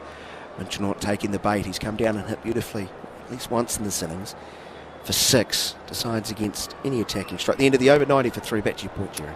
Yeah, well, it was really that Will Young has kind of done so well and looked so comfortable. It's the manner in which he's got these runs as well. It seems to be that quality that you need in a test batsman is unflappable. someone who doesn't get drawn into things is able to look quite objectively and can play in a way where emotion that isn't ruling you in any way. That can be a good thing at certain times, but I just feel against the new ball, he's looked to handle things very well, and also against the spin he seems to be quite organised as well. And so that's a lovely combination, isn't it? We're talking about a couple of pitches, one that turned quite a lot, which was Pune, but here this is even more, I think, and bouncing as well. And so far, I mean, he's handling it okay. He's on 30 off 62. It is not easy. The lead is also 62. Sorry, Jerry, as Washington Sundar has the ball in his hand into the attack from over the wicket. Slightly over pitched, worked to mid-wicket, no run. Only Rachin Ravindra and Devon Conway have more runs in this series than Young. Of course, that can be a little bit misleading because India still to bat in their second innings. He scores right around the ground. Bat raised nice and high, and taps and gets a short ball, and he's quickly into position. Pulls powerfully. Jaiswal, swift mover in the deep, gets across. They'll get one and another overthrow. Gee, we've had a few of those in the last couple of tests. Sloppy on this occasion from India as Ashwin has to go back as his pants are falling down. He's trotting off after it. 92 for the loss of 3. Well, what's happened here? Sundar's backed up. Ashwin's dive, couldn't get it. Gets up and realised the diver sort of pulled his strides down a little bit, and he's like trying to wrestle them back over the waistline, Jerry, as he's hunting the ball. Yeah. The man responsible for backing that up was the man right on the boundary. He should have been racing through and backing that up. Not the man from mid-on. It was Ashwin. 1 for 21. Washington Sundar got rid of Devon Conway. Beautiful ball. Not much I think Conway could have done. Plenty of bounce. Had high in the bat, went to second slip. Gill took a regulation catch. 2 hands to his left, about waist height. Sundar full again once more outside of off stump. Just turned. Again, it's a good example, this partnership of once you get in, things do get easier. Even though there's more turn, there's a bit more bounce, it's possible to play. I mean, there might be one on your name on it. There's a single just backward a square. Sorry about that. That's all right. To the man at 45. Slightly untidy back to the stumps. So another single to Young. He's now 33. I reckon I could do ball by ball. I think you could, Jerry. I think you could. Go ahead. No, I can't. I'll get my thesaurus.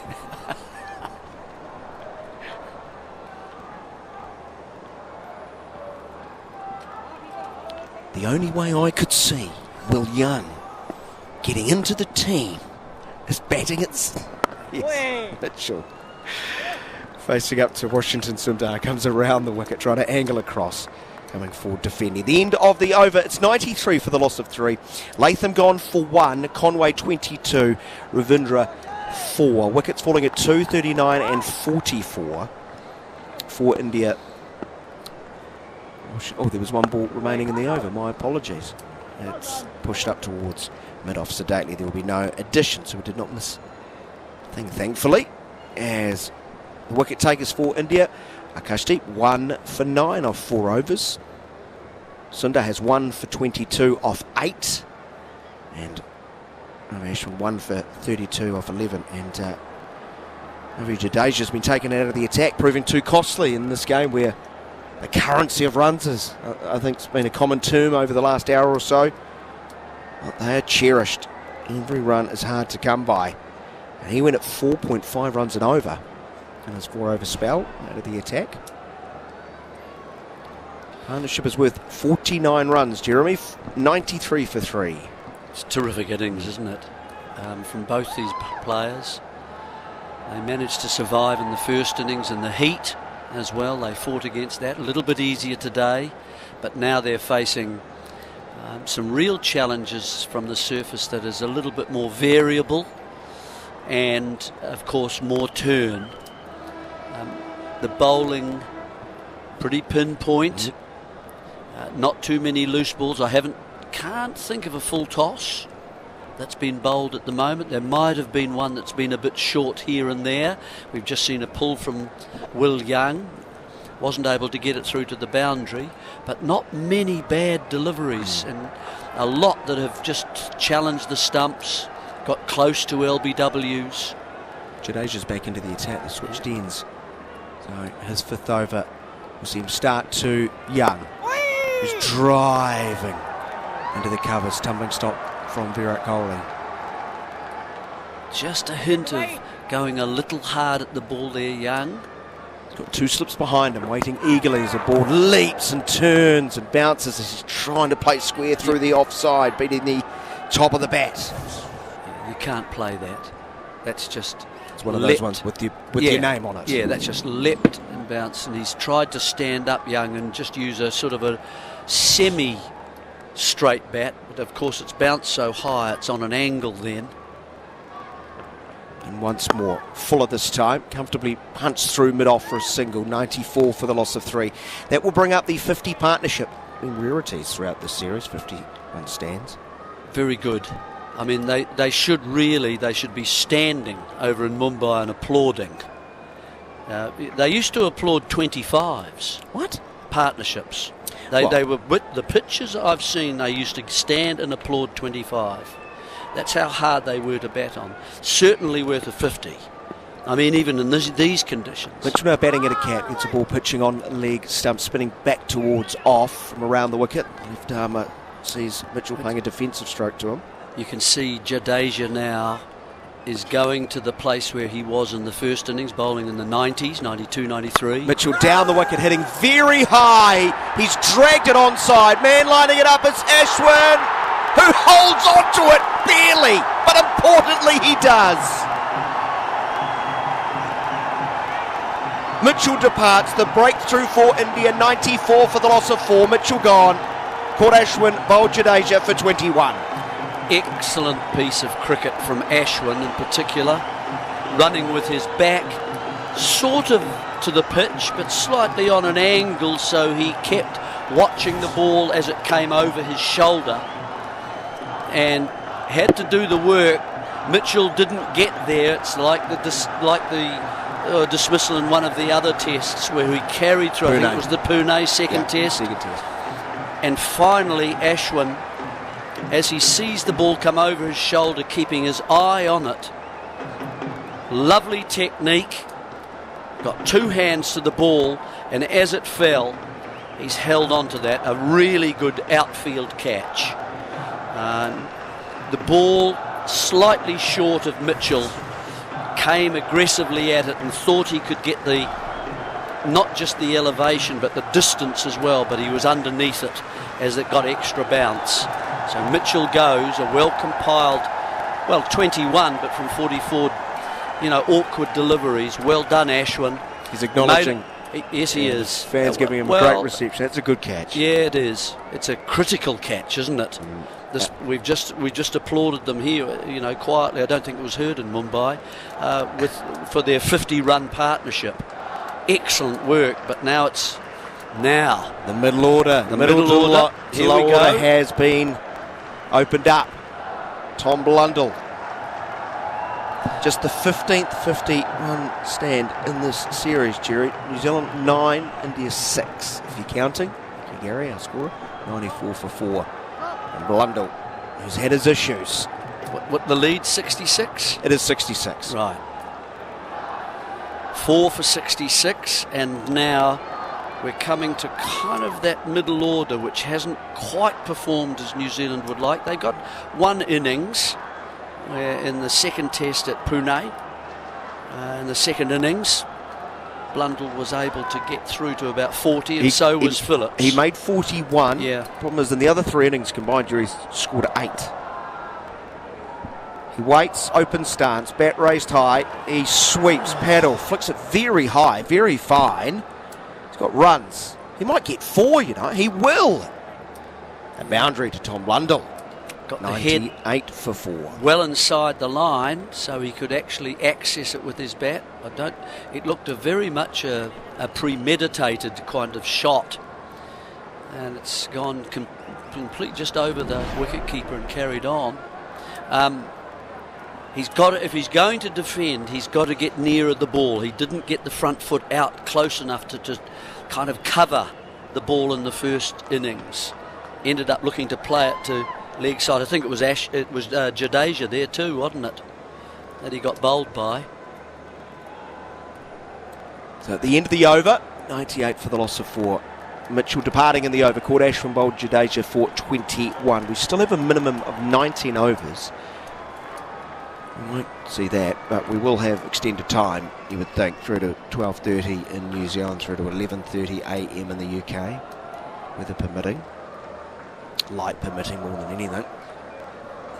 19 overs the way the over rate's gone, because the heat, the drinks breaks, the fall of wickets. The stand starting to see you can start to see the shadows from the stand coming on and creeping onto the field at 1 KD. So Young, 34 not out on strike. Washington has had a long jet to Ashwin as he starts his over. Slightly angled approach, gets nice and close to the stumps. Darting in towards leg, push to the man under the helmet on the onside. Yeah, it's gripped and it's bounced and it's turned enough. And Ashwin just went at the last moment, didn't he? Glasses went flying, full extension. Yeah. Young nicely nudged off the front foot into the cover region. 99 for the loss of 4. He's now 35. That old adage, catches win matches. Well, you compare that catch to the two two New Zealanders drop. They were it's in a different gimmies. league. They were gimmies in comparison to that. Yeah, absolutely. Absolutely. The embrace Mohammad Siraj has given him. I think all his teammates know. So now bowling to Blundell. Does get close to the ball on this occasion because he goes forward, turns to the onside. There won't be a run.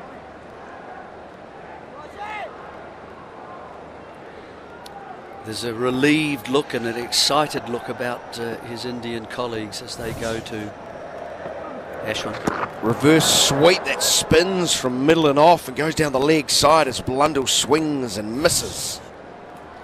Yeah. It's a sweet block, sweet block. That's the so far.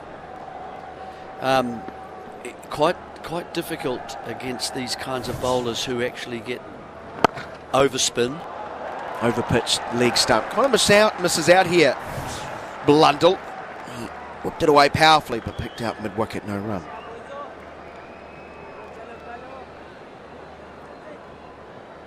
Well, New Zealand, according to the commentary team, would like to have about another 100 runs.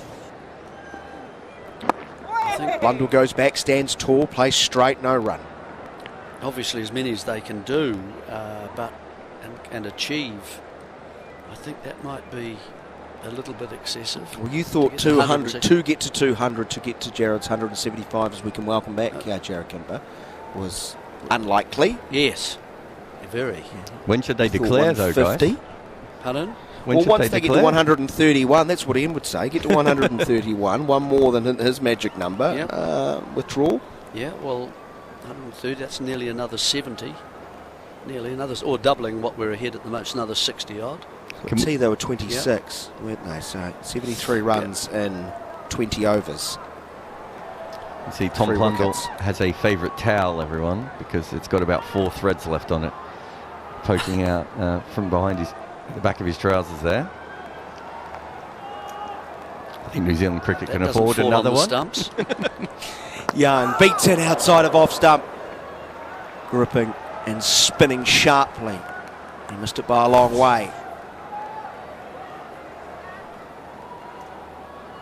Puff of dust as it hits pitch.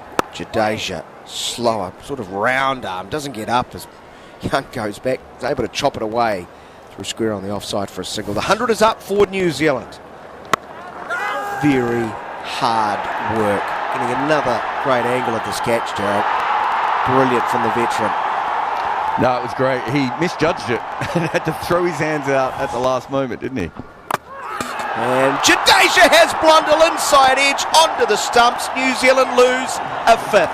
100 for 5. Tom Blundell, sorry to it with the bat, comes to an end. Bowled for 4. The lead is just 72. Yep, it is difficult to get in, and it's hard when the ball is turning this much.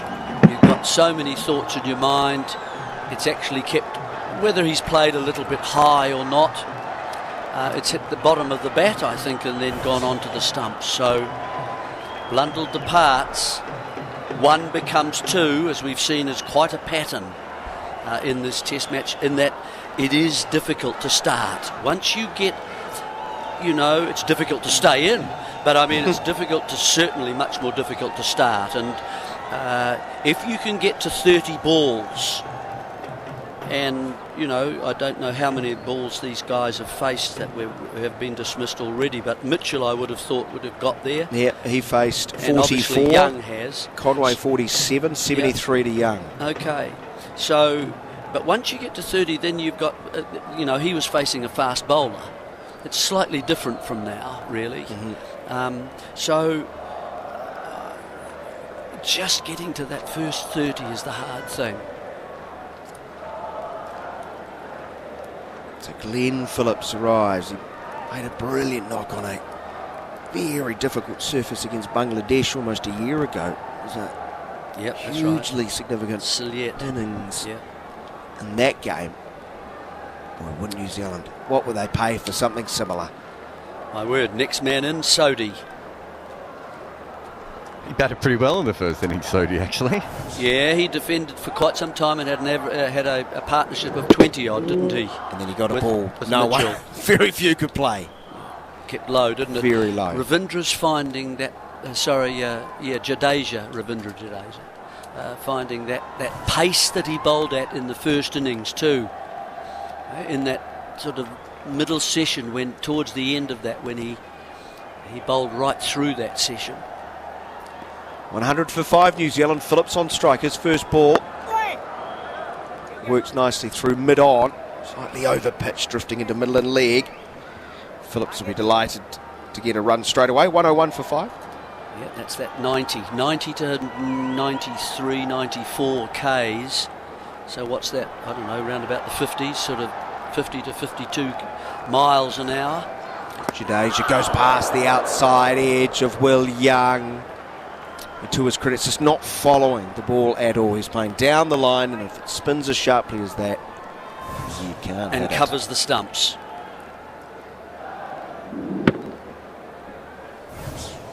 Jadeja, who has 2 wickets for 25, threatening the inside edge in the front pad, trickles out to the onside. They think of a single, they decide against. It should be the end of the over, is the end of the over. New Zealand now lead by 73 runs. They saw Blundell bowled in that over for 4. It's 101 for the loss of 5. Young 36, Phillips 1, Jadeja 2 for 25 off 6. Yeah. 90 to 94. It's quick. You see, he's adding what I think probably Batty would call strength to his bowling, and he's up in that sort of speed. Rather than getting down into the 80s, where yes, it'll still turn, but it won't do it at the speed to beat the bat at all, and you can sometimes adjust and let it go and so on, because that power isn't there. And he's kind of forcing the ball into the surface of the pitch much more. Yeah, I'm not surprised these boys are aging too. He's getting a shot of Jacob Borum. Yeah, I do love the size of the chairs they've been given. Jacob Borum looks like. What do you think? It's getting larger. Daddy bear. Okay. And unfortunately, Galton Gambier looks like. Here's a short ball that's pulled away over mid-wicket. It's a towering blow. 6 runs. Welcome to the contest, Glenn Phillips. He's 7 off 2. He is a sweet striker. 107 for 5. Big barrel boundary. Big range, bigger deals. I don't know if Phillips has had anything like this before. He's come in, his first ball he's got a half volley, he could push for one. And now he's got a half tracker. They've been bowling so accurately at the top of off stump and just strangling him. He's come in today and they've given him two. This is not the player that you want to give any confidence to. Now that's much better, far more challenging, comes forward, pushing to the onside, no run. Garrison Gambier, you could almost lose him in that chair. Looks tiny in it. Can't his feet won't touch the ground. Yeah. Somebody's been sitting in my chairs. Phillips turns the ball past Safraz, but Safraz got a piece of it, then sprints off, prevents a run being taken. 107 for 5, it will remain. So you see how the elbows are inside there? You can't move your hands quite so easily. You've got to have your hands hanging down outside your knees if you can, so you can move. Sundar in his 10th over has 1 for 29. Another dot ball pushed back to the bowler.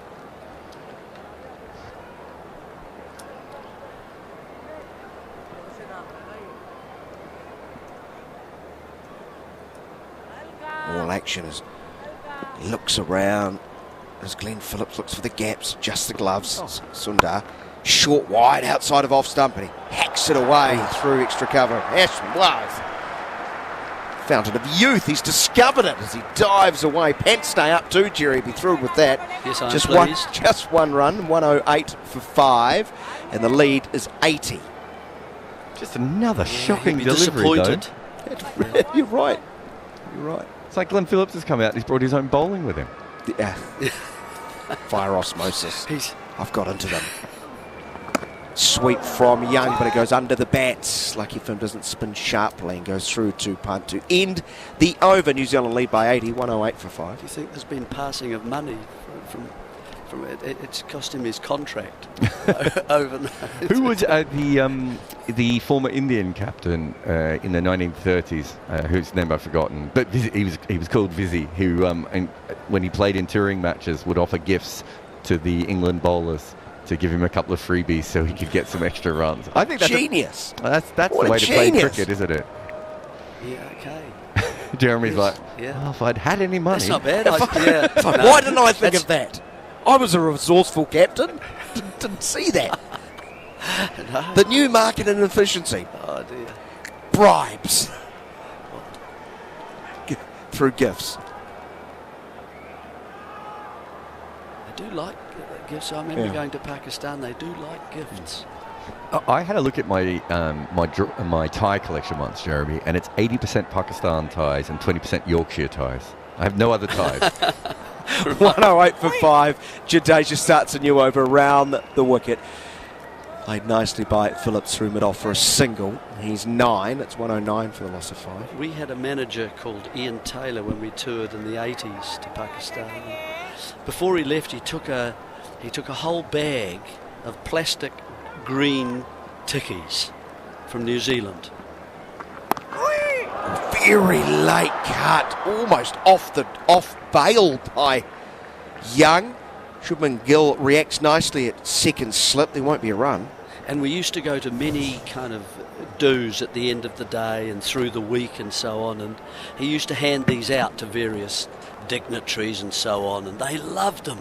And I remember going to one, I think it was in Rawalpindi, and I heard one of the wives going past of the dignitaries and said, and she was lamenting quite strongly about how she wanted a green frog. Jadeja bowling into the legs of Young, who sweeps away into a gap, down to the fence for 4. Nicely played. Complete control as he finds the rope. Moves to 40. Extends the advantage by 4. Difference of a man who's in, isn't it? Has got a well-organised game, we've seen that. Has a range of shots, anything he can latch onto if it's a bad ball. Spinning to the outside part of the bat, played into the point region. Rishabh Pant all of a sudden just comes back into life and then laughs at his teammate as he tumbles over. The replay of the Ashwin catch. I think we're going to get a few of these, aren't we?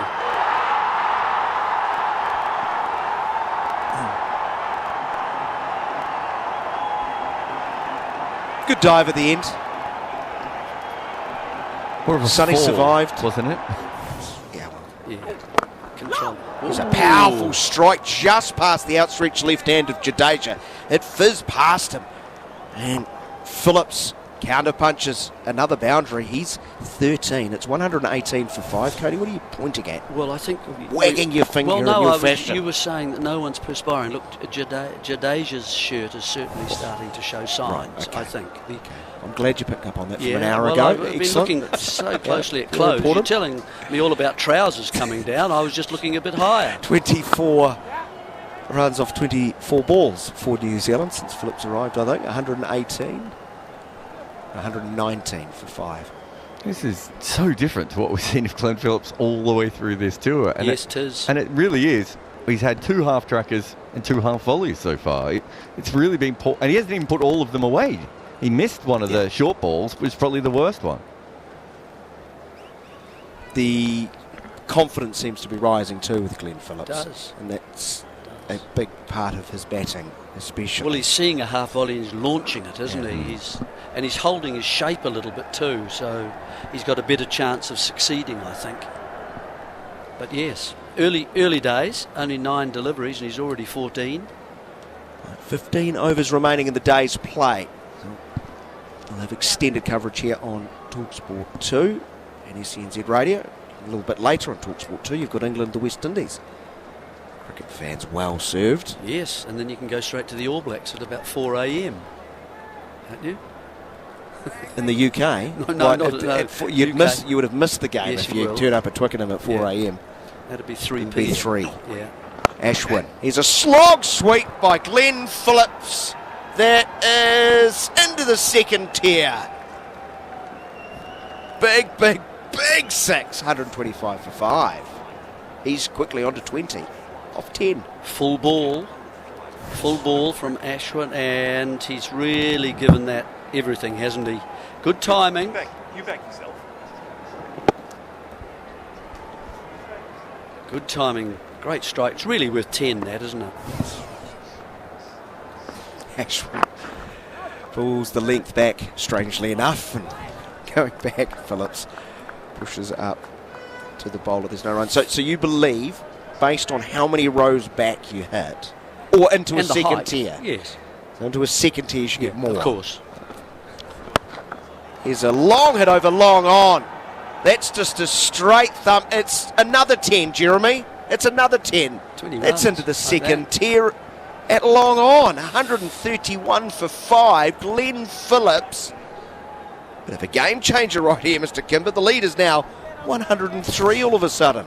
And I think maybe they're flighting it a little bit more, although that's a much better ball than what we've seen so far. But he's just confident now because they've bowled so poorly to him. And he has all series. He's just been absolutely crease-bound. He hasn't felt comfortable at all. And they just allowed him to get off the mark and hit some easy runs. And now he's throwing it through. And 15 more minutes of this? And it's tricky for India. Spinning a long way down the leg side. Punt goes up. Desperation appeal. He's missed that by a long way. Jerry, the strange face I was pulling to you was the look Glenn Phillips, the looks Glenn Phillips was giving after he hit that one. The wobbling head. The wobbling head on. Yeah. You know head wobblers. Yes, okay. Yeah. Jarrod. I think you two are too long into your relationship to have to explain your strange looks to each other. No, but that super confident person. Hey, how you doing? That's a good take by Rishabh Pant, but again, he's so slow to get down the leg side. Ashwin was admonishing him before for that. And bowled! Again, somehow, someway, it snuck through the defences of Glenn Phillips. Oh, Glenn, it was too short. He's gone after 14 balls. He's hit 26.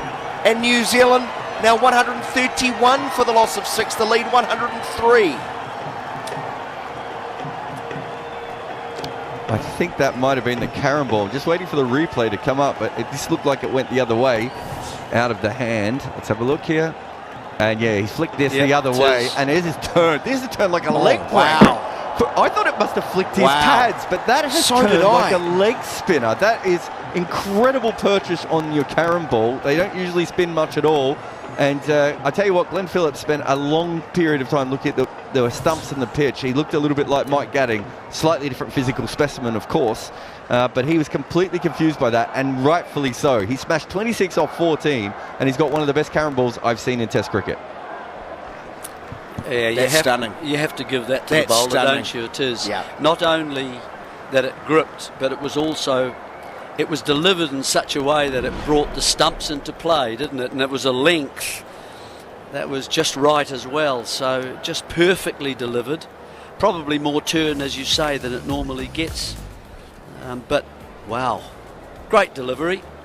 Handy little 26 from Phillips, from New Zealand's perspective. But now they're into the lower order. Can we just have that replay on loop for the next 20 minutes? It will be. I'm with Jarrod. I thought it had gone past and onto the pads and deflected to off stump. But that is frightening. Well, the Indian batters don't have to worry about a New Zealander having that in their back pockets to pull out. Well, Sodhi. No, that's called a leg break. That's a leg break as well. The last two balls, so he bowled an off spinner that spun 8 degrees towards Phillips, and the ball after has spun 6 degrees away from Phillips. So there's a 14-degree swing on those last two deliveries. And if you think that's easy, then you've never played cricket before. No. You don't need to know much about maths to know that that's not an ideal situation for you to live your life in. That is simply stunning. Martin Crowe, late great Martin Crowe, said, holy cow! He did. And stunning too. Stunner! Yeah, that's right. Sometimes you just got to acknowledge greatness, Jeremy. Sodhi will probably play defensively, you would think, wouldn't he? Henry is the next man who might, if he manages to last 5 or 6 deliveries, he might get a few boundaries. Well, that would be an improvement on the first innings. Yes, it the was. Second ball he was gone? Yes, it was. Yeah. Bowled. Missed it by a long way. Is it worth sending Henry in now for some chaos hitting? Some Shardul Thakur type hitting? Not now that Sodhi's out there, no. No, well, I mean, it's a bit late now. I'm more talking, if a couple of seconds ago, I think you just, Jeremy, to use your most favourite phrase, keep the pressure on and just say, look, he might go out second ball again, but he might also hit a couple of sixes and get them to 120, 125 run lead. Whereas Sodhi will play in a very different way. And so now you've got 2 sensible men at each end. And I think, as this commentary quite often proves, it's much better to have one sensible person and one person a little bit looser at the other end. You can decide for yourself which one of you two I was describing there. Sorry, I wasn't listening.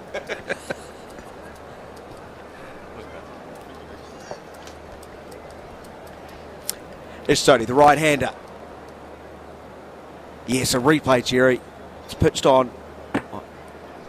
Leg stump hit off. It's just not fair. It's not fair. Is what Glenn Phillips is probably thinking as he's watching this in the dressing room.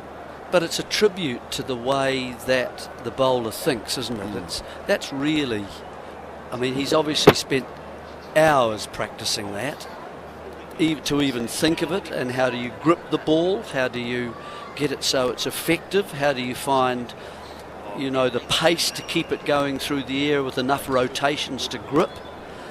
There's so much practice that goes in. That looks as if you say, oh, well, that's turned the other way. But nevertheless, he's become an extra bowler. Look, here we are, Rowett laying down the law here about, here's our chance, fellas. Remember the World Test Championship, we need to win this match and all those kinds of things. Because it is important for them.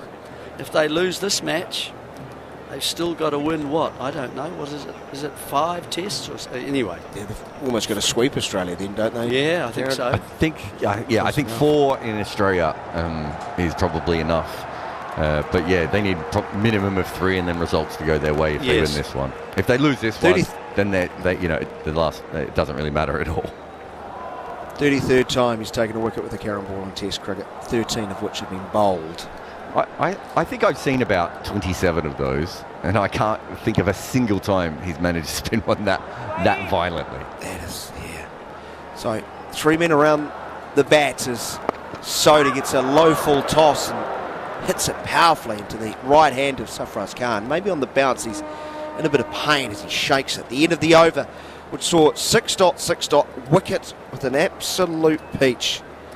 Glenn Phillips gone for 26. And New Zealand leads by 103 runs. It's actually on the full, Jeremy. Yeah. I thought it was on the bounce. The shot from Sodhi's flicked it away. Ball sort of just hit the hand of Sarfaraz Khan. Not like he's reacted.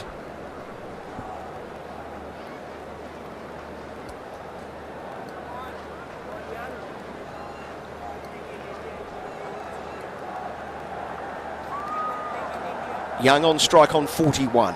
He's been the glue guy for New Zealand. Coming in. And Latham was dismissed with the 5th ball of the innings. Right-hander. Now looking to bat with the tail. And it's a ball that spins sharply from middle and leg. Beats Young all ends up.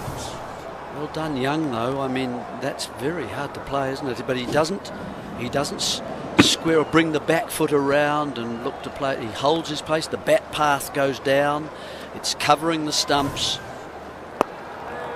Covers the off stump as he pushes forward and defends.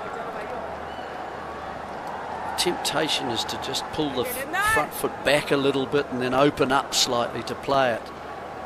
And again, Jadeja, short outside of off stump, and this one bounces, steepling bounces. Young can't catch up with a cut stroke. Shakes his head as he looks away to the onside. How do I bat? He's doing very well. Tries to sweep from wide of off stump underneath the bat, bails off quickly from punt, but the foot never moved. Slower ball, I think. He's through the shot a bit early. New Zealand were 26 for 1.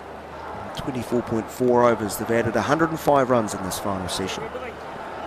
5 wickets they have lost, so scoring at 4.26. And another dot ball because Jadeja has spun it sharply once more past the outside edge, and Willian just takes a big breath, tries to gather and collect his thoughts.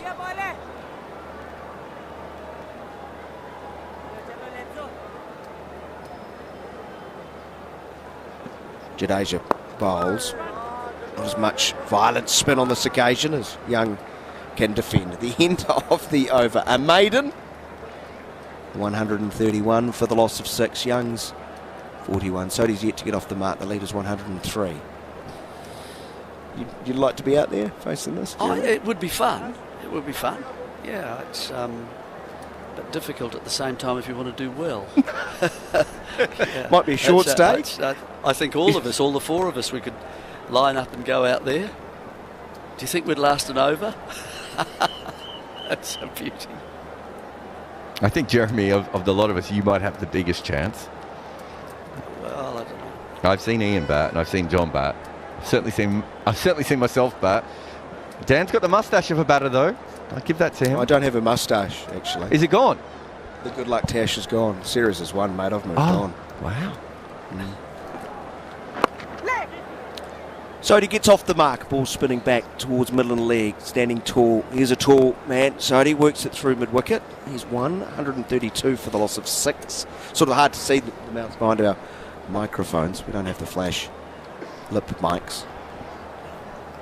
It is hard to tell. Like, for the first couple of days of the test match, I wasn't sure if you had a mustache or not, or it was just a shadow.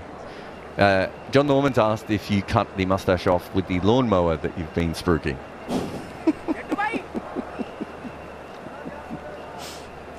Oh, the Massport Genius. Yes. Massport Genius. Fabulous piece of equipment, the Massport Genius. Here's a sweep. Very fine by Young. Down towards Jadeja. I'll come back for 2. Yeah, they sponsor my show that I was doing at 10 a.m. this morning, New Zealand time. It's been a long day. It's been a long day. Well, I also thought it was an outside chance that Neil Manthorp had stolen your mustache. Like the food? Yeah. Okay. I don't trust him with anything. Man's a scavenger. But he'll be on talkSPORT 2 later today with England versus West Indies. Does he have a track record, does he? Here's a ball that keeps very low. Did it flick the bat down leg side? Not taken by Pant. Well, Ashwin is reacting. There might have been a feather edge. We'll watch the replay. Remains 1-3-4 for 6. He's really struggled with the ones down the leg side. Jeremy, it just feels like to me he's not... Doesn't not moving take his feet with him. Yeah, that's what I was Doesn't take his feet. At that time he got one foot out there, but he's falling, isn't he? He's got to get both of them out there. He's missed a couple of times. That he does. Wider of off stump, spinning back, playing very late by Young, dabbing to the man at slip, who was the Indian captain. There was one earlier where he was still on the offside, but his arm was on the leg side, and it went for 4, I think. And Ashwin just looked at him and just went, just move over there. Move your feet. That was after Ashwin took the catch, and I think he felt like he could, Yeah. 2 balls remaining in the Ashwin over. Very full, spinning back. Then the inside edge gets past Safraskar. New Zealand steal a run. Good running too. 107 is the advantage. That's what they lead by. It's 135 for the loss of 6. Footwork. This is the way I keep.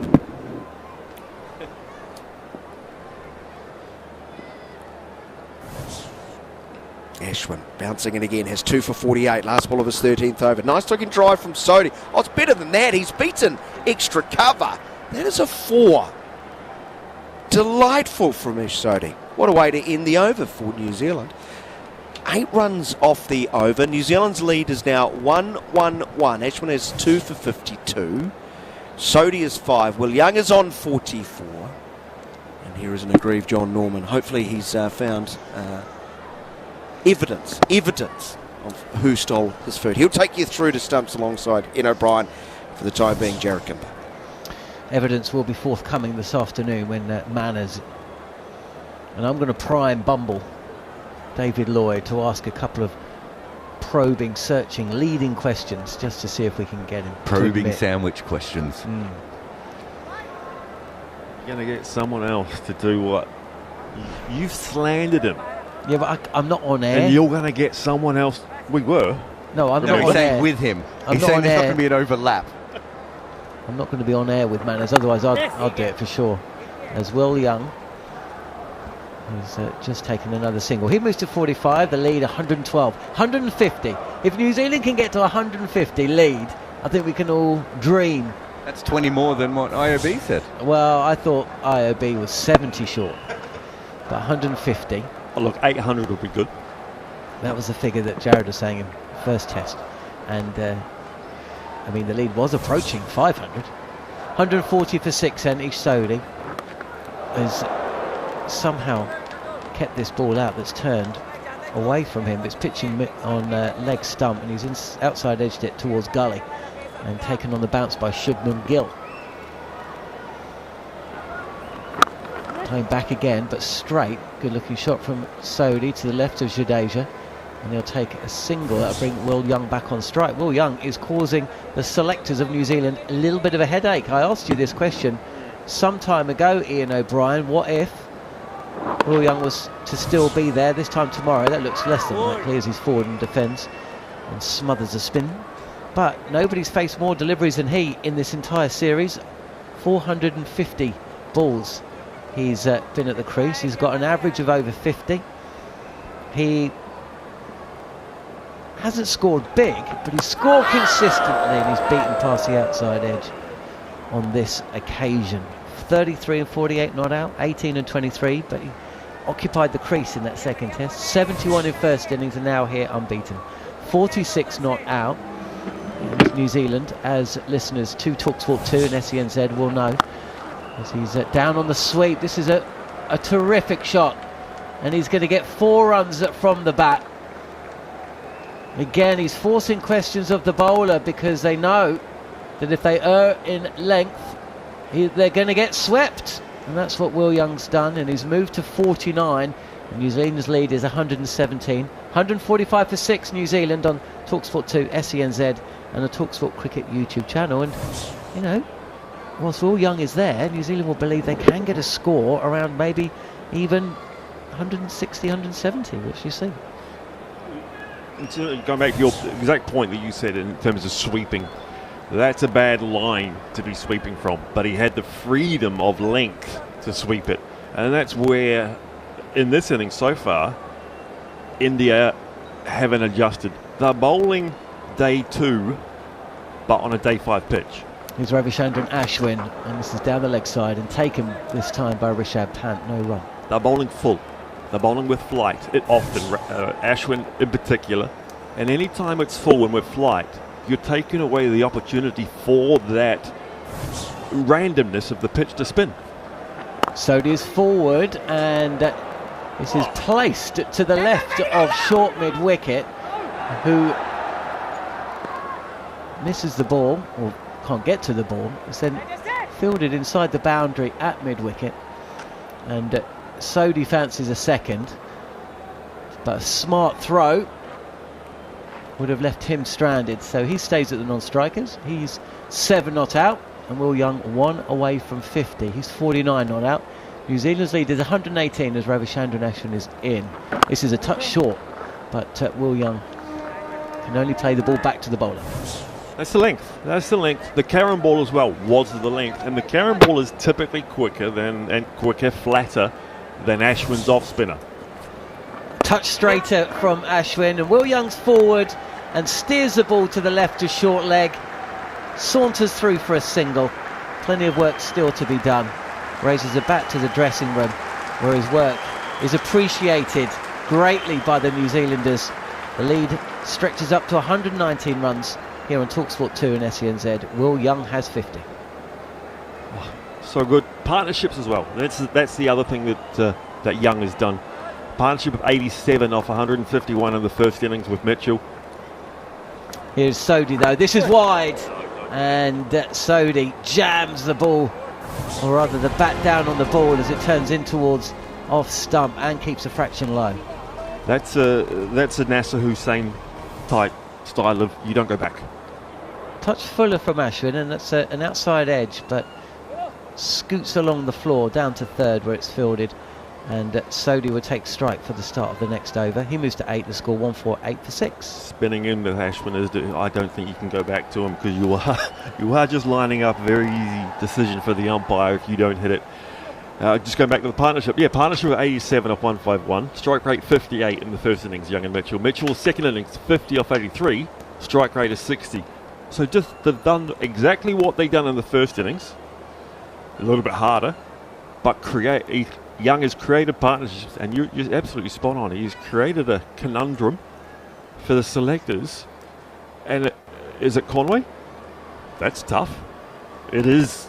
I think Conway's done enough. He's scored runs in first innings in the first 2 test matches. He's faced a lot of deliveries. I'm not sure that... I don't think Conway makes way. You can't, but that's the only name that you could. You mean leave out of the current team? Well, Kane Williamson comes back, yeah, right? So who does Will Young make way for? This is a sharply spinning, turning delivery from Jadeja, slow left arm. He's getting the ball to move away from the right-handed Ish Sodhi, and doesn't go too far from both outside edge and off stump, and kept a bit low. 148 for 6 as Sodhi's beaten again. This time he knows he's got to get forward. He does do, but also plays expansively. Outside edge could have been taken, wasn't. The point about the second innings is the ball spinning in. The ball spinning into the batsman is so much more dangerous in the second innings when it turns like this. The ball spinning away, you're not going to hit it often. And this is the first 2 balls of this over. No one's hitting them, no matter how good you are, no matter how good your defence or attacking shot is. I wouldn't mind having a look at that stumping. Ish Sodhi's foot is in the air. We're not going to see it again as he's beaten again. Jadeja's going straighter now because, as he's saying, he's beaten the outside edge. He wants to bring off stump into the equation, and they're going to go and have a little chat. The stumps were disturbed. I think that was by Rishabh Pant on the stumping. Will they look upstairs? Either way, it's no run. We're going to see a replay of this, IOB. He's closed the face of the bat. The ball spins away. He's closed the face of the bat. A little bit how Phillips did previously to the Karen ball. To just close the face, and you just give yourself a lesser chance of making contact and hitting the ball. We've just had a review for stumping. It's not out. I'd like to see the ball before. That's the one I'd like to see, and we'll see if the TV director picks up on it. It's pushed to point. Sodhi getting back on ball for the first time in 4 deliveries, but no run. The lead 120. This is really, really tough for a guy that hasn't played any cricket for half a year. As he's forward, and has that just dropped short of Virat Kohli at cover? Or is he claiming the catch? The celebration is muted from the fielder. Smiles from the bowler, Jadeja. He thinks he's picked up his 3rd. And has Sodhi been dismissed? Well, he's walking off. A shake of the head. 148 for 7 now. And Jadeja's struck. A little bit fuller, a little bit quicker. And Kohli takes it just above the level of grass. I think all 3 of us sitting here thought that had just bounced somewhere near, somewhere close to, maybe as the hands were picking it up of Kohli. And Jadeja, he's the guy that will take the wickets. The amount of spin that he's got in, and no Test cricket, no cricket for such a long time. 8 runs off, you take it. I think you take it. I think you think that's a pretty decent effort. Whether it's 9 in the or 7 or his partnership in the first innings. I think you're setting a player up to fail. You bring him to India for 2 tests. You are setting him up for freedom. You are just setting him up to just do what you do. Be interesting to see how he takes it. I mean, you're going to want to play rather than not, and but you're asking way too much. Yes, you are setting them up for failure, but that also sets you up. When a team can't win, they often get close to winning. Chasing a massive total, you often get close, but then when you get close, you fail. I agree. I think you see, I don't know if the stats back it up, but it seems like the tail wags more in first innings than second. Yeah, right? Spinners. Well, not just spinners, but game situation. Tailing. Medium teams do not score runs in the second innings. It's tough. It's hard. You're so emotionally But do you know who else doesn't score runs in second innings? Teams that don't play a lot of Test cricket. That's a medium team. Well, not always, but yes. But the 2 are connected, right? Have a look at the bowler. Have a look at the top of the Test Championship. They've all played more than 12 Tests, I think. There is a huge difference in the amount of Test cricket the top teams play versus the medium level teams. I do agree with you, but I think South Africa. I don't think South Africa played a lot of Test cricket. I think that they are somehow somehow South Africa are going to play in the World Test Championship final. Partly because they haven't had to play Australia and India, I imagine, in this cycle. In India. Yeah. And this is what makes whatever happens here. I'd love a 3-0. I think most. If New Zealand is your second favourite team, you love your home team, and you'd love to see 3-0. And if it is 2-1. It's just still such a huge effort. They've done what they do. The players have played the way they play. They've had the courage to not hide. They've hit the balls that they would hit where they should go. Will Young is maybe going to have to start thinking differently about how he's going about his innings as he takes a single to square leg. He moves to 51, the lead 121. That seems well short as things stand. Pressure, game situation, a spinner having a day out. All of those things could well come into play tomorrow. Day 3. Either way, Will Young, who has batted wonderfully, but with Ajaz Patel coming in after Matt Henry, maybe he's going to have to change his approach. I think that's the first time in innings that Sodhi got in front of his pad, hitting the ball, in terms of hands were getting away from his body, which allows the toe to raise up. The toe gets in front of the hands, the ball goes aerial.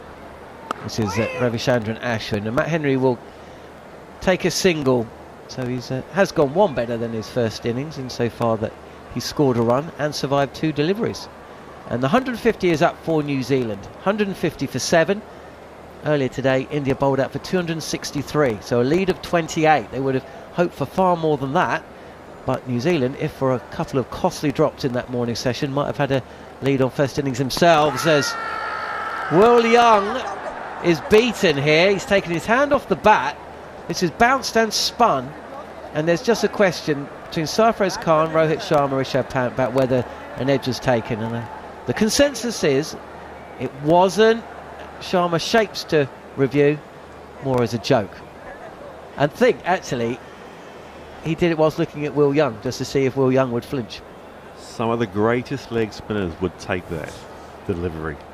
This is a carom ball, right-hander bowling it from the front of the hand into leg stump, slides past off stump. Jarrod said it before, there's 14 degrees of difference in and out. Oh. This time it's defended by Will Young, and the reason that Will Young took his hand off the bat was because it went so close to the glove. I'd like to see a replay of this actually. It went so close, didn't it? It put him into an incredible shape. That is ridiculous. On the sweep is Will Young, and Sarfraz Khan, a leg slip, has dived forward after the ball has hit the keeper Rishabh Pant. He's taken the catch successfully, but I don't think India are going to review this either. He's trying to hit with a spin from outside of stump. That's a good shot. That's a percentage shot for Young. Bounced a bit more than expected. I think it hit him forearm possibly, and off the keeper, and then a pretty good take from short leg. Again, breaks off the pitch. Ooh. Again, doesn't go too far from the glove. Is that glove? Maybe. It's a dive behind the stumps to his left from Pant, who deflects the ball towards Sarfraz Khan. Well, actually, it loops up. Sarfraz Khan, alert to that, snaffles it, but we'll have a look. But it doesn't look like there's anything on the glove. Lost ball of the over, and Will Young's innings has come to an end. Maybe with an eye to take a single so he could face strike at the start of the next over. And he's just scooped it back to Ashwin, who's taken the catch, and New Zealand lose their 8th. 150 for 8, the lead 122. Young goes for 51. This over from Ashwin has been in, out, and shake it all about. He's bowled at least two carom balls, and the rest are at least 4, well, minimum of 4. Genuine carom ball, off stump, just cannot get in the right place, Young, having made such a massive contribution to this match and the previous test matches, and just spoons one back. The toe of the bat gets in front of the hands, can't control it. 51 from 100. It's to go with a 71 in the first innings. That's one of those match winning, never talked about contributions. Unmemorable contributions that wins a match. That's what Tom Latham is. For me, he's one of the greatest openers at the moment and for the last 5 years. But no one knows him. No one really remembers him. He does very little that you will remember. But I think and they are the players that change games. How many runs can this partnership put on, guys? Because if we add one more for Will O'Rourke, we'll know exactly how many runs they're about to set. It could be Ian O'Brien's 131.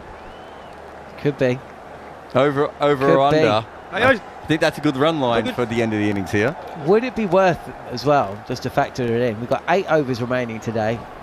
We'll lose a couple with the change of innings, but just to have 2-3 overs at India tonight, knowing that India will not want to, they don't want to score any runs, they're just going to get through. Like at India 3 out and take the extra half hour. A run out. 4 run outs.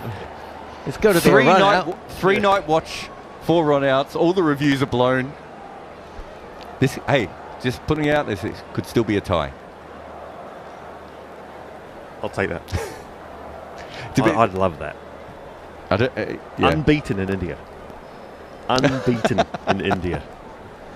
Matt Henry isn't going to die wandering. He's gone for the big shot down the ground, and he's got absolutely none of it. If there was a mid-off, it would have gone straight down his throat. But there wasn't. It's long off, so he'll take a single. He wouldn't have played that shot if mid-off was up. Correct. But although Sarfraz Khan did. But why wouldn't mid-off be up? Give him mid-on, let him hit to mid-on, bigger chance of missing the ball because it slides past the inside edge. But giving him... they want to bowl Ajaz Patel. Yeah, I was... Fair shout. Also, maybe they're just thinking he's going to go anyway. There'll be buys here. There's a big turn, and this will sail away down to fine leg as the ball goes between keeper and leg slip, and away for 4 precious runs towards the IOB number. The lead 127. Where am I going to find buys? I was about to say, I think anything that New Zealand set, you have to put in 10 to 12 buys for Bundle as well. I don't think Rishabh Pant's kept well, but I just think the ball is going to get harder and harder to stop these balls. That drop from Conway, I know it cost 2 runs. I thought he should have done a whole lot better. It went for 4, didn't it? It slipped through. I think it should have got it. Ajaz Patel playing it to square leg via the inside portion of the bat. He gets off the mark, 156 for 8, the lead 128. I think it should have hit a lot more of his gloves. Keeper. Oh, you're talking about Conway when batting, Conway. Sorry. I was thinking of him in the field. The drop, well, it went through and it went for 2 runs, my apologies. But then the stumping, he just made that look so easy. Jadeja again.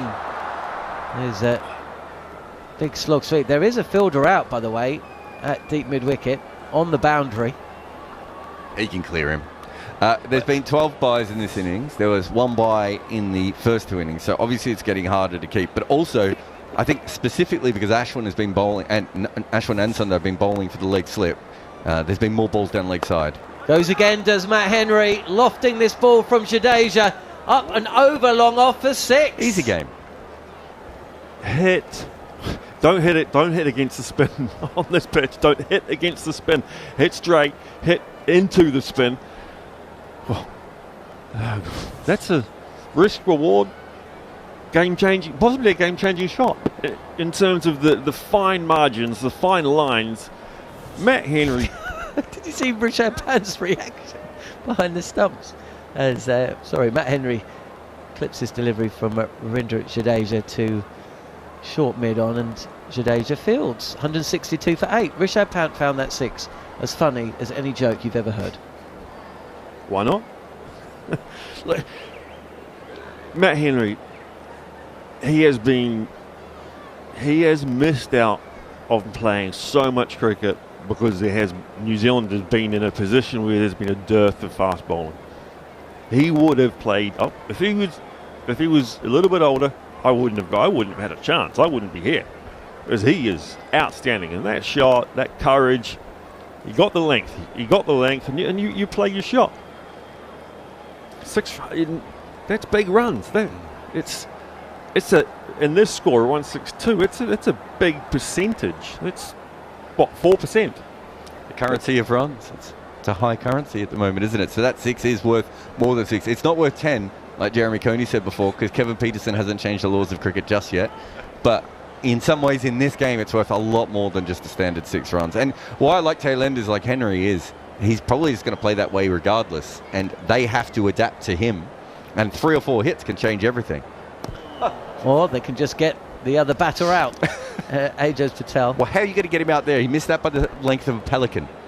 He did. So here's the thing. If you're going to bowl a bad ball, you bowl a short one. You do not, on this pitch, bowl a full one.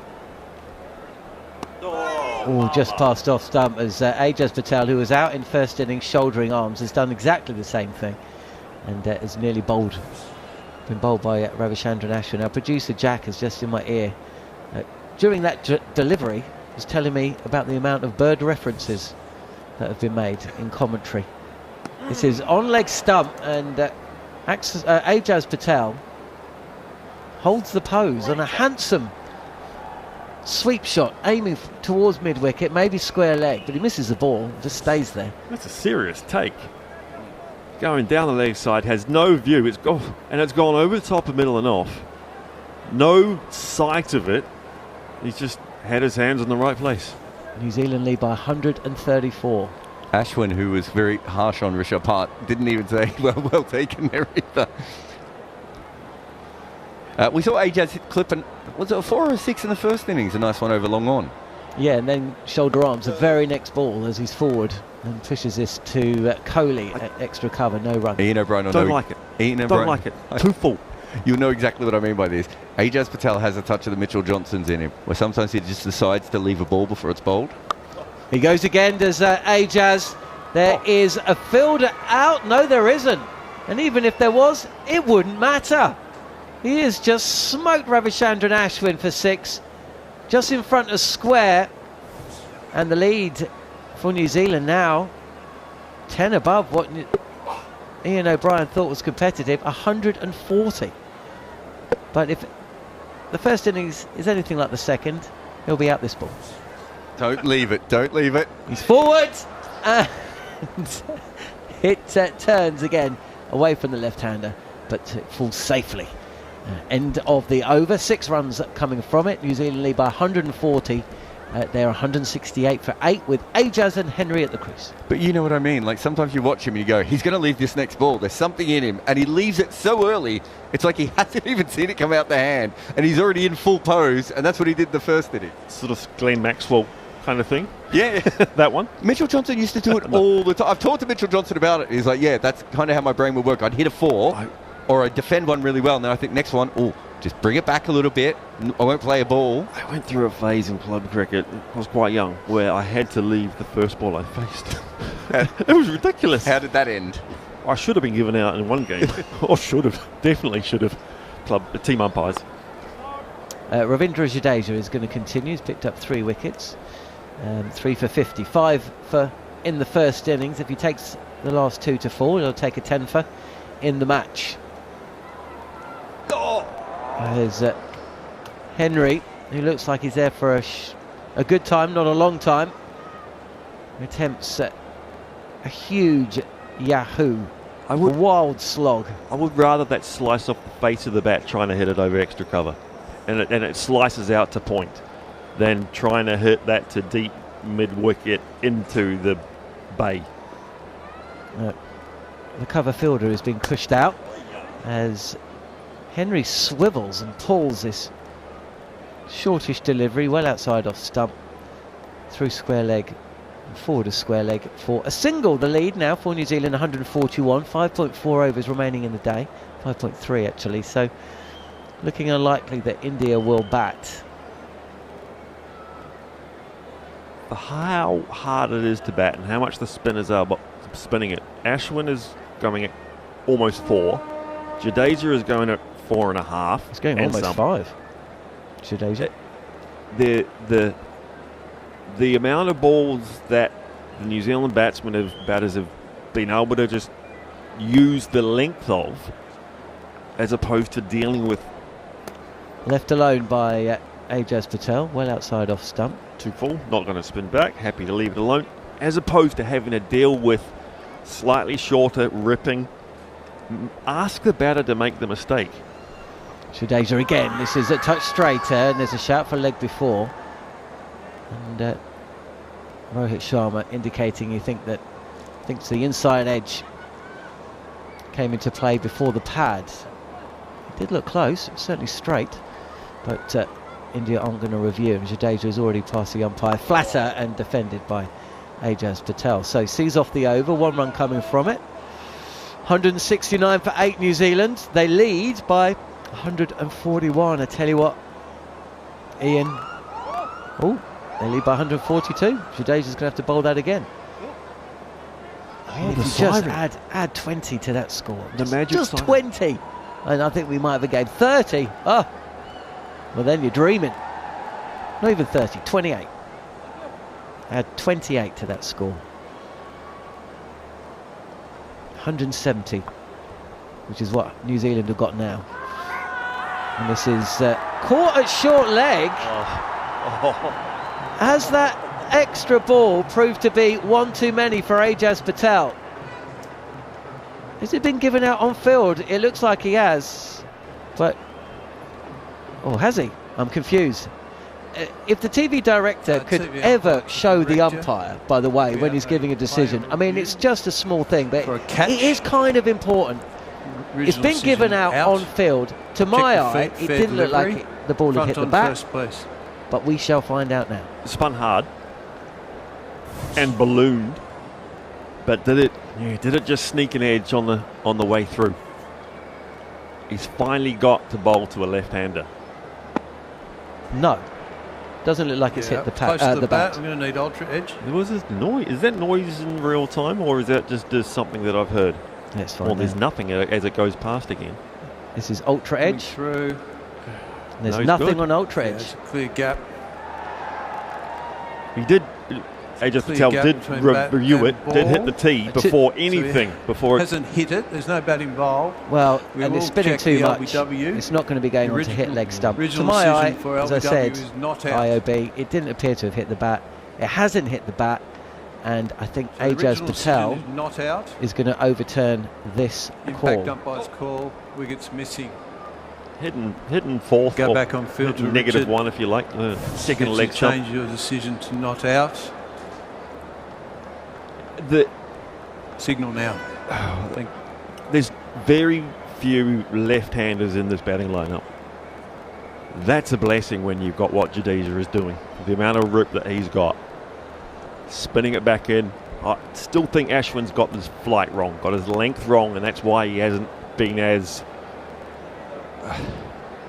effective. He's bowled at day 2 style on a day 5. Here's a surprise, Akashdeep. Remember him from such overs as the first one of the innings and the third. When he ripped a couple of stumps out of the ground. Yeah, him. You remember Mohammad Siraj? I'm old enough to remember when Mohammad Siraj was bowling in this game. It's a pretty soul-destroying game for a quickie, isn't it? And a leg spinner. Hey, that lead, 142. Meaning of life again. No, it's just 42. Oh, yeah. I learned that this morning. Seems like a long time ago, doesn't it? It's very early this morning. Henry 9 from 9. Ajaz Patel 7 from 12.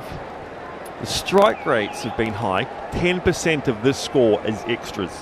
There have been 17 extras in this innings. Shall we have a little look at the boundary count? The boundary percentage. It's difficult for us to see it.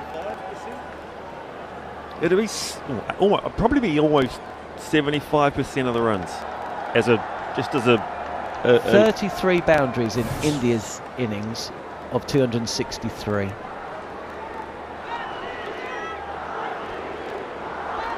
...16 boundaries in New Zealand's innings. There were a lot of bad balls, weren't there, when India were batting? India got full tosses. That would worry me, defending 100, whatever it is, 142 as things stands. So the second innings of bowling for New Zealand, as long as you don't bowl a full toss, just bowl a rank half tracker, you've got a chance of picking up a wicket with a mistake. A full toss, there won't be a mistake. You're listening to talkSPORT 2, SENZ, and also via the talkSPORT Cricket YouTube channel. Akashdeep is about to bowl. We've got 5 overs remaining in the day. We won't get them in though. 9 minutes on the clock as Henry is struck high on the thigh. He is 9, Ajaz 7. The lead for New Zealand 142. New Zealand 170 for 8 after India were bowled out for 263. This would be the first time if I was playing, that I'd be happy facing the quickie. I would be much happier facing the quick bowler than the spinners. I would feel a lot less likely, a lot more calm and relaxed in terms of getting out facing the fast bowler. That's an unspoken thing. I would never ever say that before. Right arm over the wickets is Henry, who shows all 3 stumps to the bowlers, tries to drive on the up and is struck on the pad, or the thigh really. It also means that you're going to face less deliveries tonight, right? So fewer. Instead of possibly 3 overs, India might only get to bowl 2, which is 1 fewer. It's not deviating. It's as the quicker bowler hits the pitch, it's not the variation of bounce isn't as much as when the spinners change their pace and hit some fluffy, yucky parts of the pitch. This is a dream for these two, I dare say. Crowd getting behind Akashdeep. Short delivery, and Henry trying to pull this whilst moving. He's almost jumping. Jumps a bit too much for the actual bounce, and it's no run. Imagine bowling a genuine bumper on day 2 and it gets waist high. That's what I'm talking. As a fast bowler in this match, you have just had your soul destroyed. You're having very little contribution in terms of bowling overs. You can play the next game because you're not going to be injured.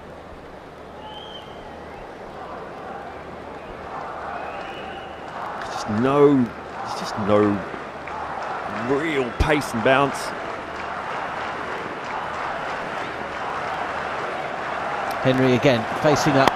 This is Fuller, and Henry, who again has exposed all 3 stumps, swings hard and low, and will take a single to mid-wicket.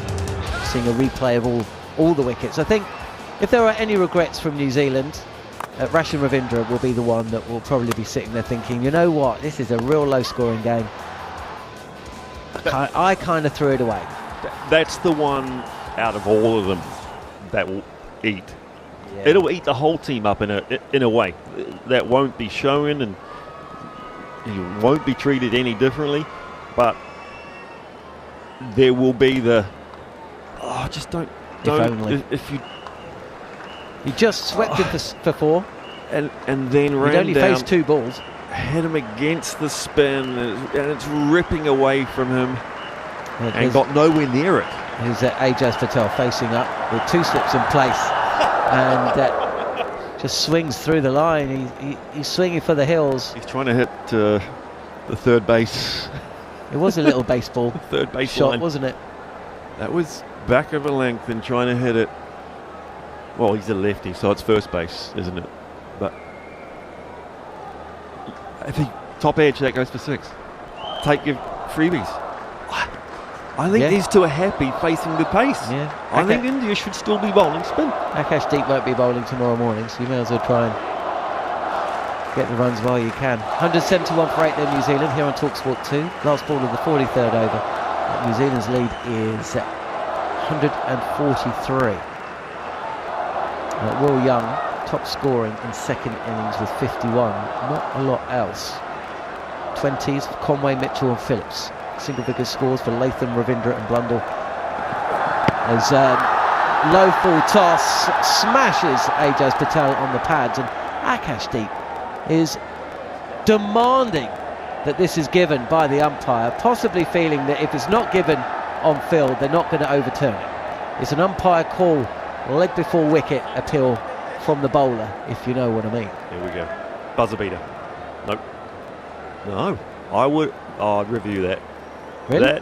I think it's going down, but that's worth a review, is it not? 8 down, you got 2 reviews. I think the fact that there's only 2 wickets to go and they have 2 reviews would be the only reason I review this. Clipping? Yeah. I don't think you're overturning. I think it's probably hitting, the leg stump further down leg. I think that's heading towards fine leg boundary for 4. That's the kind of one that you hope you miss, and it goes in between bat and pad for even more extras. If Ajaz Patel could have nutmegged himself and it would have sailed away. And that's if Jadeja gets 5, 10 for the match, is it Will Young or Jadeja for man of the match? Well, it depends who wins. No, it doesn't. But okay, all right. It does. But given that, it is Jadeja, and this is played back to the slow left armour. We're seeing a replay of that leg before decision. And it would have been missing leg stump. Now. Yeah, I just burnt the review. India have only got 1 left. Iain O'Brien was quite forceful. As Matt Henry, who's trying to play pretty much everything, either to deep point or mid-wicket. This is actually a bit of a drag down from Jadeja. It just doesn't bounce. That's junk. But it's going to get you out. That's why you cannot be in that front foot defensive, front foot drive area of this pitch. You're not trying to go between bat and pad, bowl the glamour ball as an off spinner or as a lefty. You're not trying to do that. Here is Henry. As he's beaten, Jadeja picks up his 4th wicket in the innings. off stump, not for the first time. Has been knocked back. Henry's got to go for 10. New Zealand 171 for 9. I don't know how you hit a 99-kilometre, 60-mile-an-hour ball that spins that much. Pitches in line with leg stump and hits the top of off. I don't know how you hit that. You don't, and that's why you got to be shorter than fuller. Henry can't believe that delivery. That's too good for a top order bat. Henry's got to go. I told you off air earlier, I knew halfway down the wicket, Dale Steyn at Pretoria, it was going to bowl me. I knew the ball was halfway down and I knew it was going to bowl me. I get the feeling that Henry was a little bit later, but too good for him. Absolutely, it's too good for everybody. That's it. That is stumps. We will not see William O'Rourke bat on day 2. He will be back for day 3. Jarrod Kimber is going to have to hold back on the 5,000 word article he's written about William O'Rourke's batting career until another day. But what a day we've had. It's been a 15 wicket day. One more than the 14 that fell yesterday. Only one of them fell in the morning session as India potentially took control of this test match. 86 for 4 overnight, became 195 for 5. The what-ifs that we discussed in terms of that Rachin Ravindra dismissal will also be there for the drops. 2 bad drops, that long on and long off. Chapman and Henry, the fielders. Gill and Pant, both reprieved. Pant on 53, he was out for 60, but Gill on 45 doubled that score. He was 8th man out, 227 for 8 at that stage. India actually added 39 for their last 2 wickets. A lead on first innings of 28. New Zealand could have taken a lead themselves, and that may well end up being the difference between the two sides, because batting has been very, very difficult today. Majority of wickets have gone the way of spin.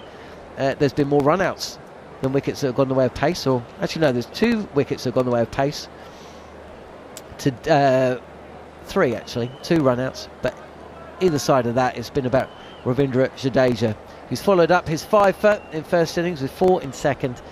New Zealand leads at stumps on day 2 by 143, 1 wicket remaining, and we'll come back tomorrow to find out how this match and series concludes. But your thoughts in summing up Iain O'Brien? I'm trying to work out what's more costly for New Zealand, Rachin Ravindra's shot or the drop catches. I'm trying to work out of those 3, well, let's put the catches as one unit, and Ravindra's, what is going to be more costly for New Zealand? 10 runs, 15 runs from Ravindra, or the extra 73 runs that came because of those drop catches? What? Well, I think it's the drop catches, because I think batting is easier in second innings if you've got a 30-run lead as opposed to a 30-run deficit. So I think the drop chances probably, but we'll never know, right? No, I agree. I think the drop, it's just the players will be thinking that.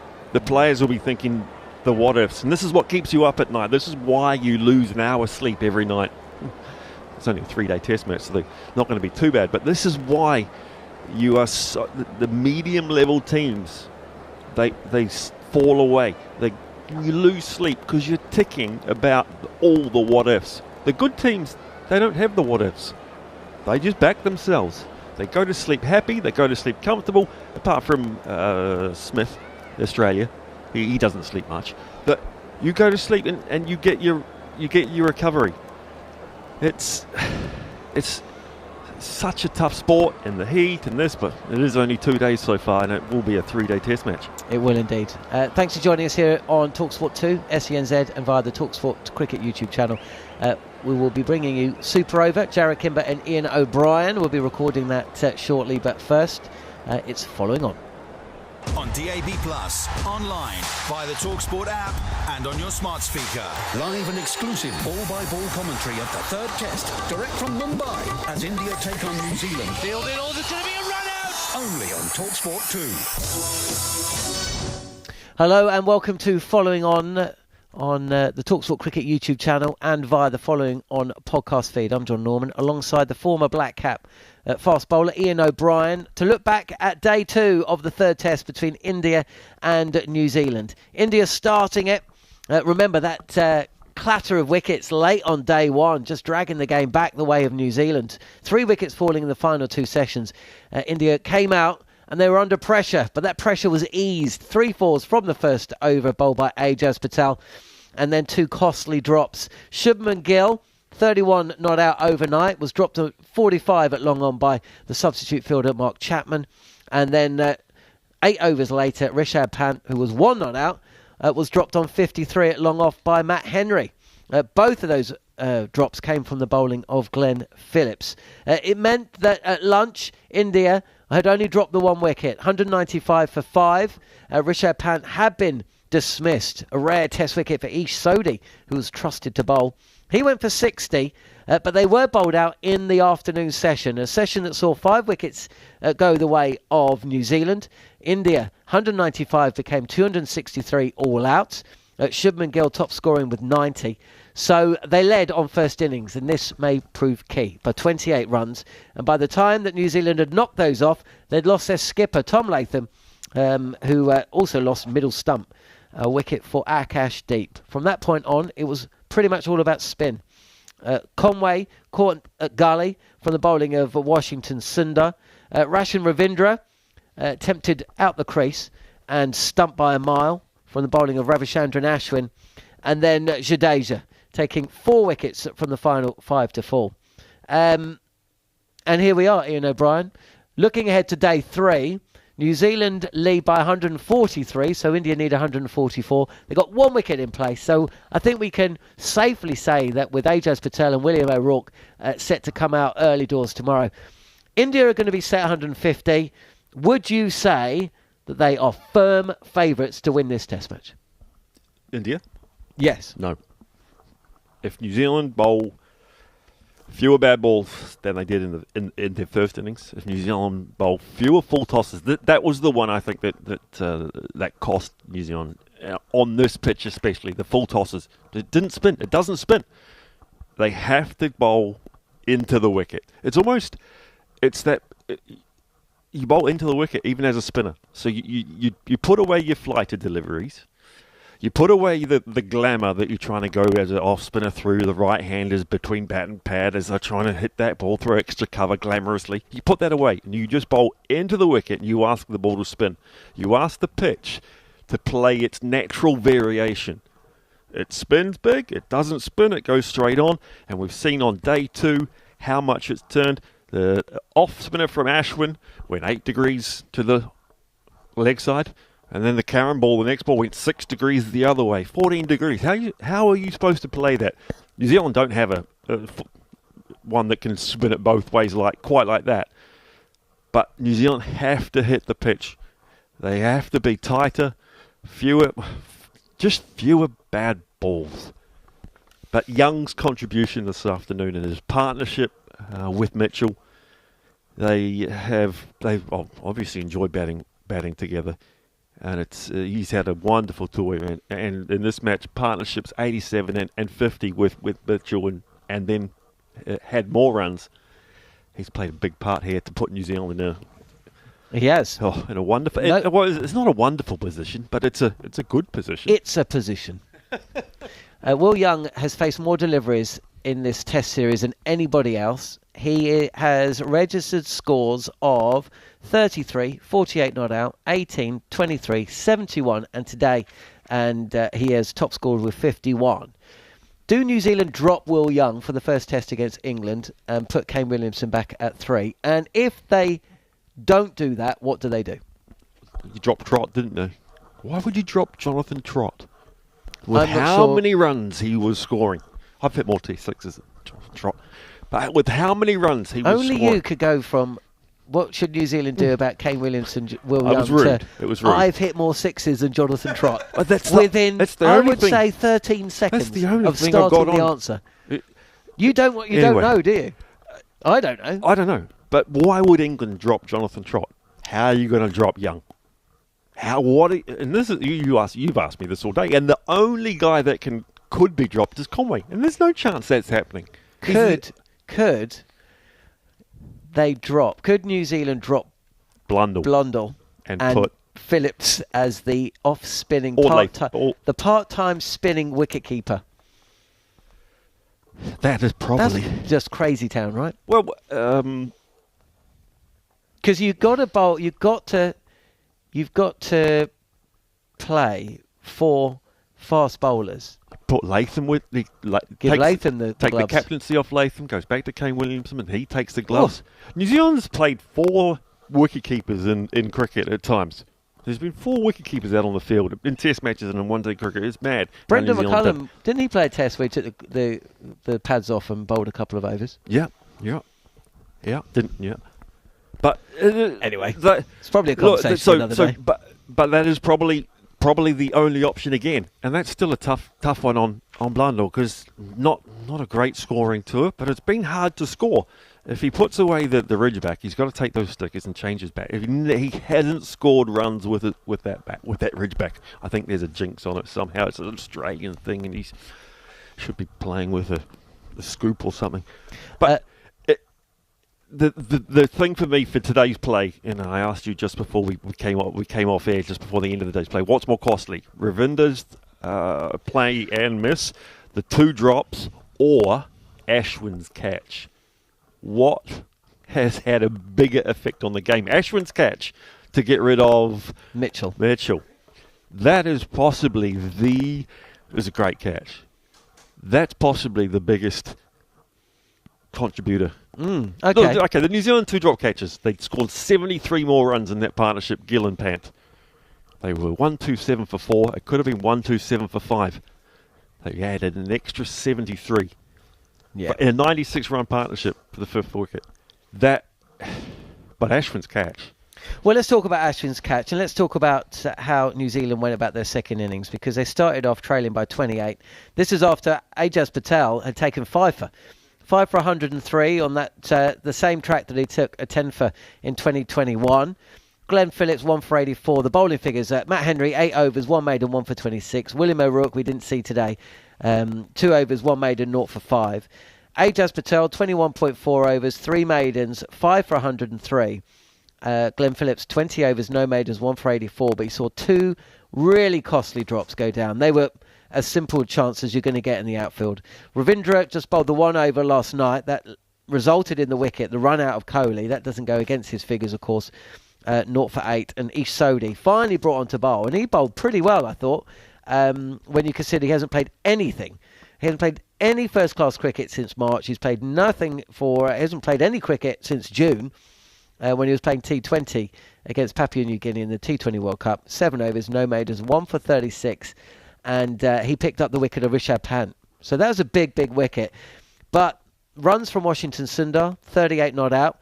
India got to sort that out. That's the second time in the series he's been left stranded. So they'll have a look at that. Shubman Gill top scoring with 90. It meant when New Zealand came out to bat, they were in deficit. On a pitch like this, you lead by 30, you trail by 30. On a high-scoring game, it doesn't really matter. You're midway point or late on the 3rd day, they score so freely now, or midway point on the first session of the 4th day. It doesn't really matter. You know that the draw's in the equation if you can't win the game. There's no draw here. And the pressure was showing on New Zealand, and the ball was absolutely ragging at times. Jarrod Kimber, the dismissal of Phillips, the Karen ball, as sharply a turning Karen ball as anybody's ever seen Ravindra Ashwin bowl. And he didn't just do it once. Did it 4 times, and he picked 2 wickets. It was 6 degrees off the straight. I think it's 1.5 degree to take the edge. I think it's something minimal to take the edge. It was 6 degrees, and that's the opposite of the 8 degrees that his offie was going. Unhittable unless your bat's a whole lot wider. That was the length, though, and the pace that he had the bowl. Hitting the top of the stumps, hitting it, bowling into the wicket, and then hitting the top of the stumps. Not using the loop to hit the top of the stumps, into the wicket, getting it to grip. You bowl it into the wicket, the seam hits the pitch harder. And if you're going to put the revs that Ashwin has had, as I said in commentary, he was bowling day 2 on a day 5 pitch. He was trying to keep things quiet. He went for over 4s, as did Jadeja. But this is the thing, is that if you're giving away runs, you're also asking batsmen to make mistakes. And that's the thing for New Zealand. Be shorter rather than fuller. Ask the batsmen to make the mistakes. And so far in this series, Indian batsmen have made a lot of mistakes. I think they've gone away from their own personal game plans. I think they're playing a different style of cricket. Well, one other thing that's been consistent for this Test series has been collapses. India first Test, 31 for 3 to 46 all out. New Zealand lost 4 for 40 and 60 deliveries and 3 for 30 and 30 balls. India 408 for 3, bowled out for 462. Second Test, continuing on that theme. New Zealand collapsed twice, India once, but it was enough. And in the third Test as well, New Zealand in first innings, 159 for 3, bowled out for 235. And India today, they were at one stage 203 for 5, and they lost the last 5 wickets for 60 runs. That tells me, Ian O'Brien, New Zealand are in this game, but they have got to take wickets early. If they take wickets early, the currency of the run is only going to get greater, the pressure of the situation also, and they'll be in the game. It might be a day for a long stop. It might be a day, because of how much it spins, it might be for a day where the fine leg is super fine, because it's going to get past the keeper, and that 4 byes is going to be a big part of the run chase. At one stage when New Zealand were 170, India, well, it is. It's 10%. Like 10% of New Zealand's runs are byes in New Zealand's second innings. That's third top score. Third equal. No, fourth equal. It's in there. This is somehow, they're not going to have a long stop. That's silly. But the ability to stop runs and just it's the desperation that New Zealand are going to have to show in the field. That's going to be the little extra bit of hustle. The little extra bit could just be. You'll be back tomorrow? Absolutely. Jarrod will be back. Jeremy Coney, Daniel McHardy, myself, Jon Norman, for one final day's play. It won't be a full day. India need 143, so they will be mindful that they need to go quite hard, quite early. But I imagine at some point between lunch and tea, we will find out whether New Zealand have won this series 2-1 or whether New Zealand have won this series 3-0. Or a tie. Or it's been a tie and New Zealand have won the series 2-0. Undefeated in India. They've still won it 2-0. Like the 2010 New Zealand World Cup football team. Undefeated. Yes, I was in South Africa for that World Cup. The only undefeated team at the World Cup. See, this has been the great day of cricket commentary. We have covered a lot of bases today. And for a couple more tomorrow, please join us here on Following On. But for now, thanks for watching. First ball of the day over pitch and driven powerfully. Back down, past mid-off, back past the bowler. 4 runs. A boundary, first ball of the day. Down, it's very high. Man under it at long on. Drops it. Wow. Ophel toss it officially towards long off. Who's dropped another one. And there's Sodhi. He has trapped Rishabh Pant on the crease. Might have another one outside edge. That is brilliant from the left arm finger spinner around the wicket. And this series just keeps giving. Edged and caught by Daryl Mitchell at first slip. Jon McGill is going to go for 90. Takes the edge of Ravichandran Ashwin's bat for Patel, who takes a 5-for on his return to the Wankhede. Akashdeep has turned to come back for a second. The throws come in, and he has run out without facing a ball. 263 all out. Oh! Latham gone for 1, 2 for 1, and it erupts in Mumbai. Sundar in his 4th over. This one's edge taken at second slip, hitting high on the bat. Good reactions.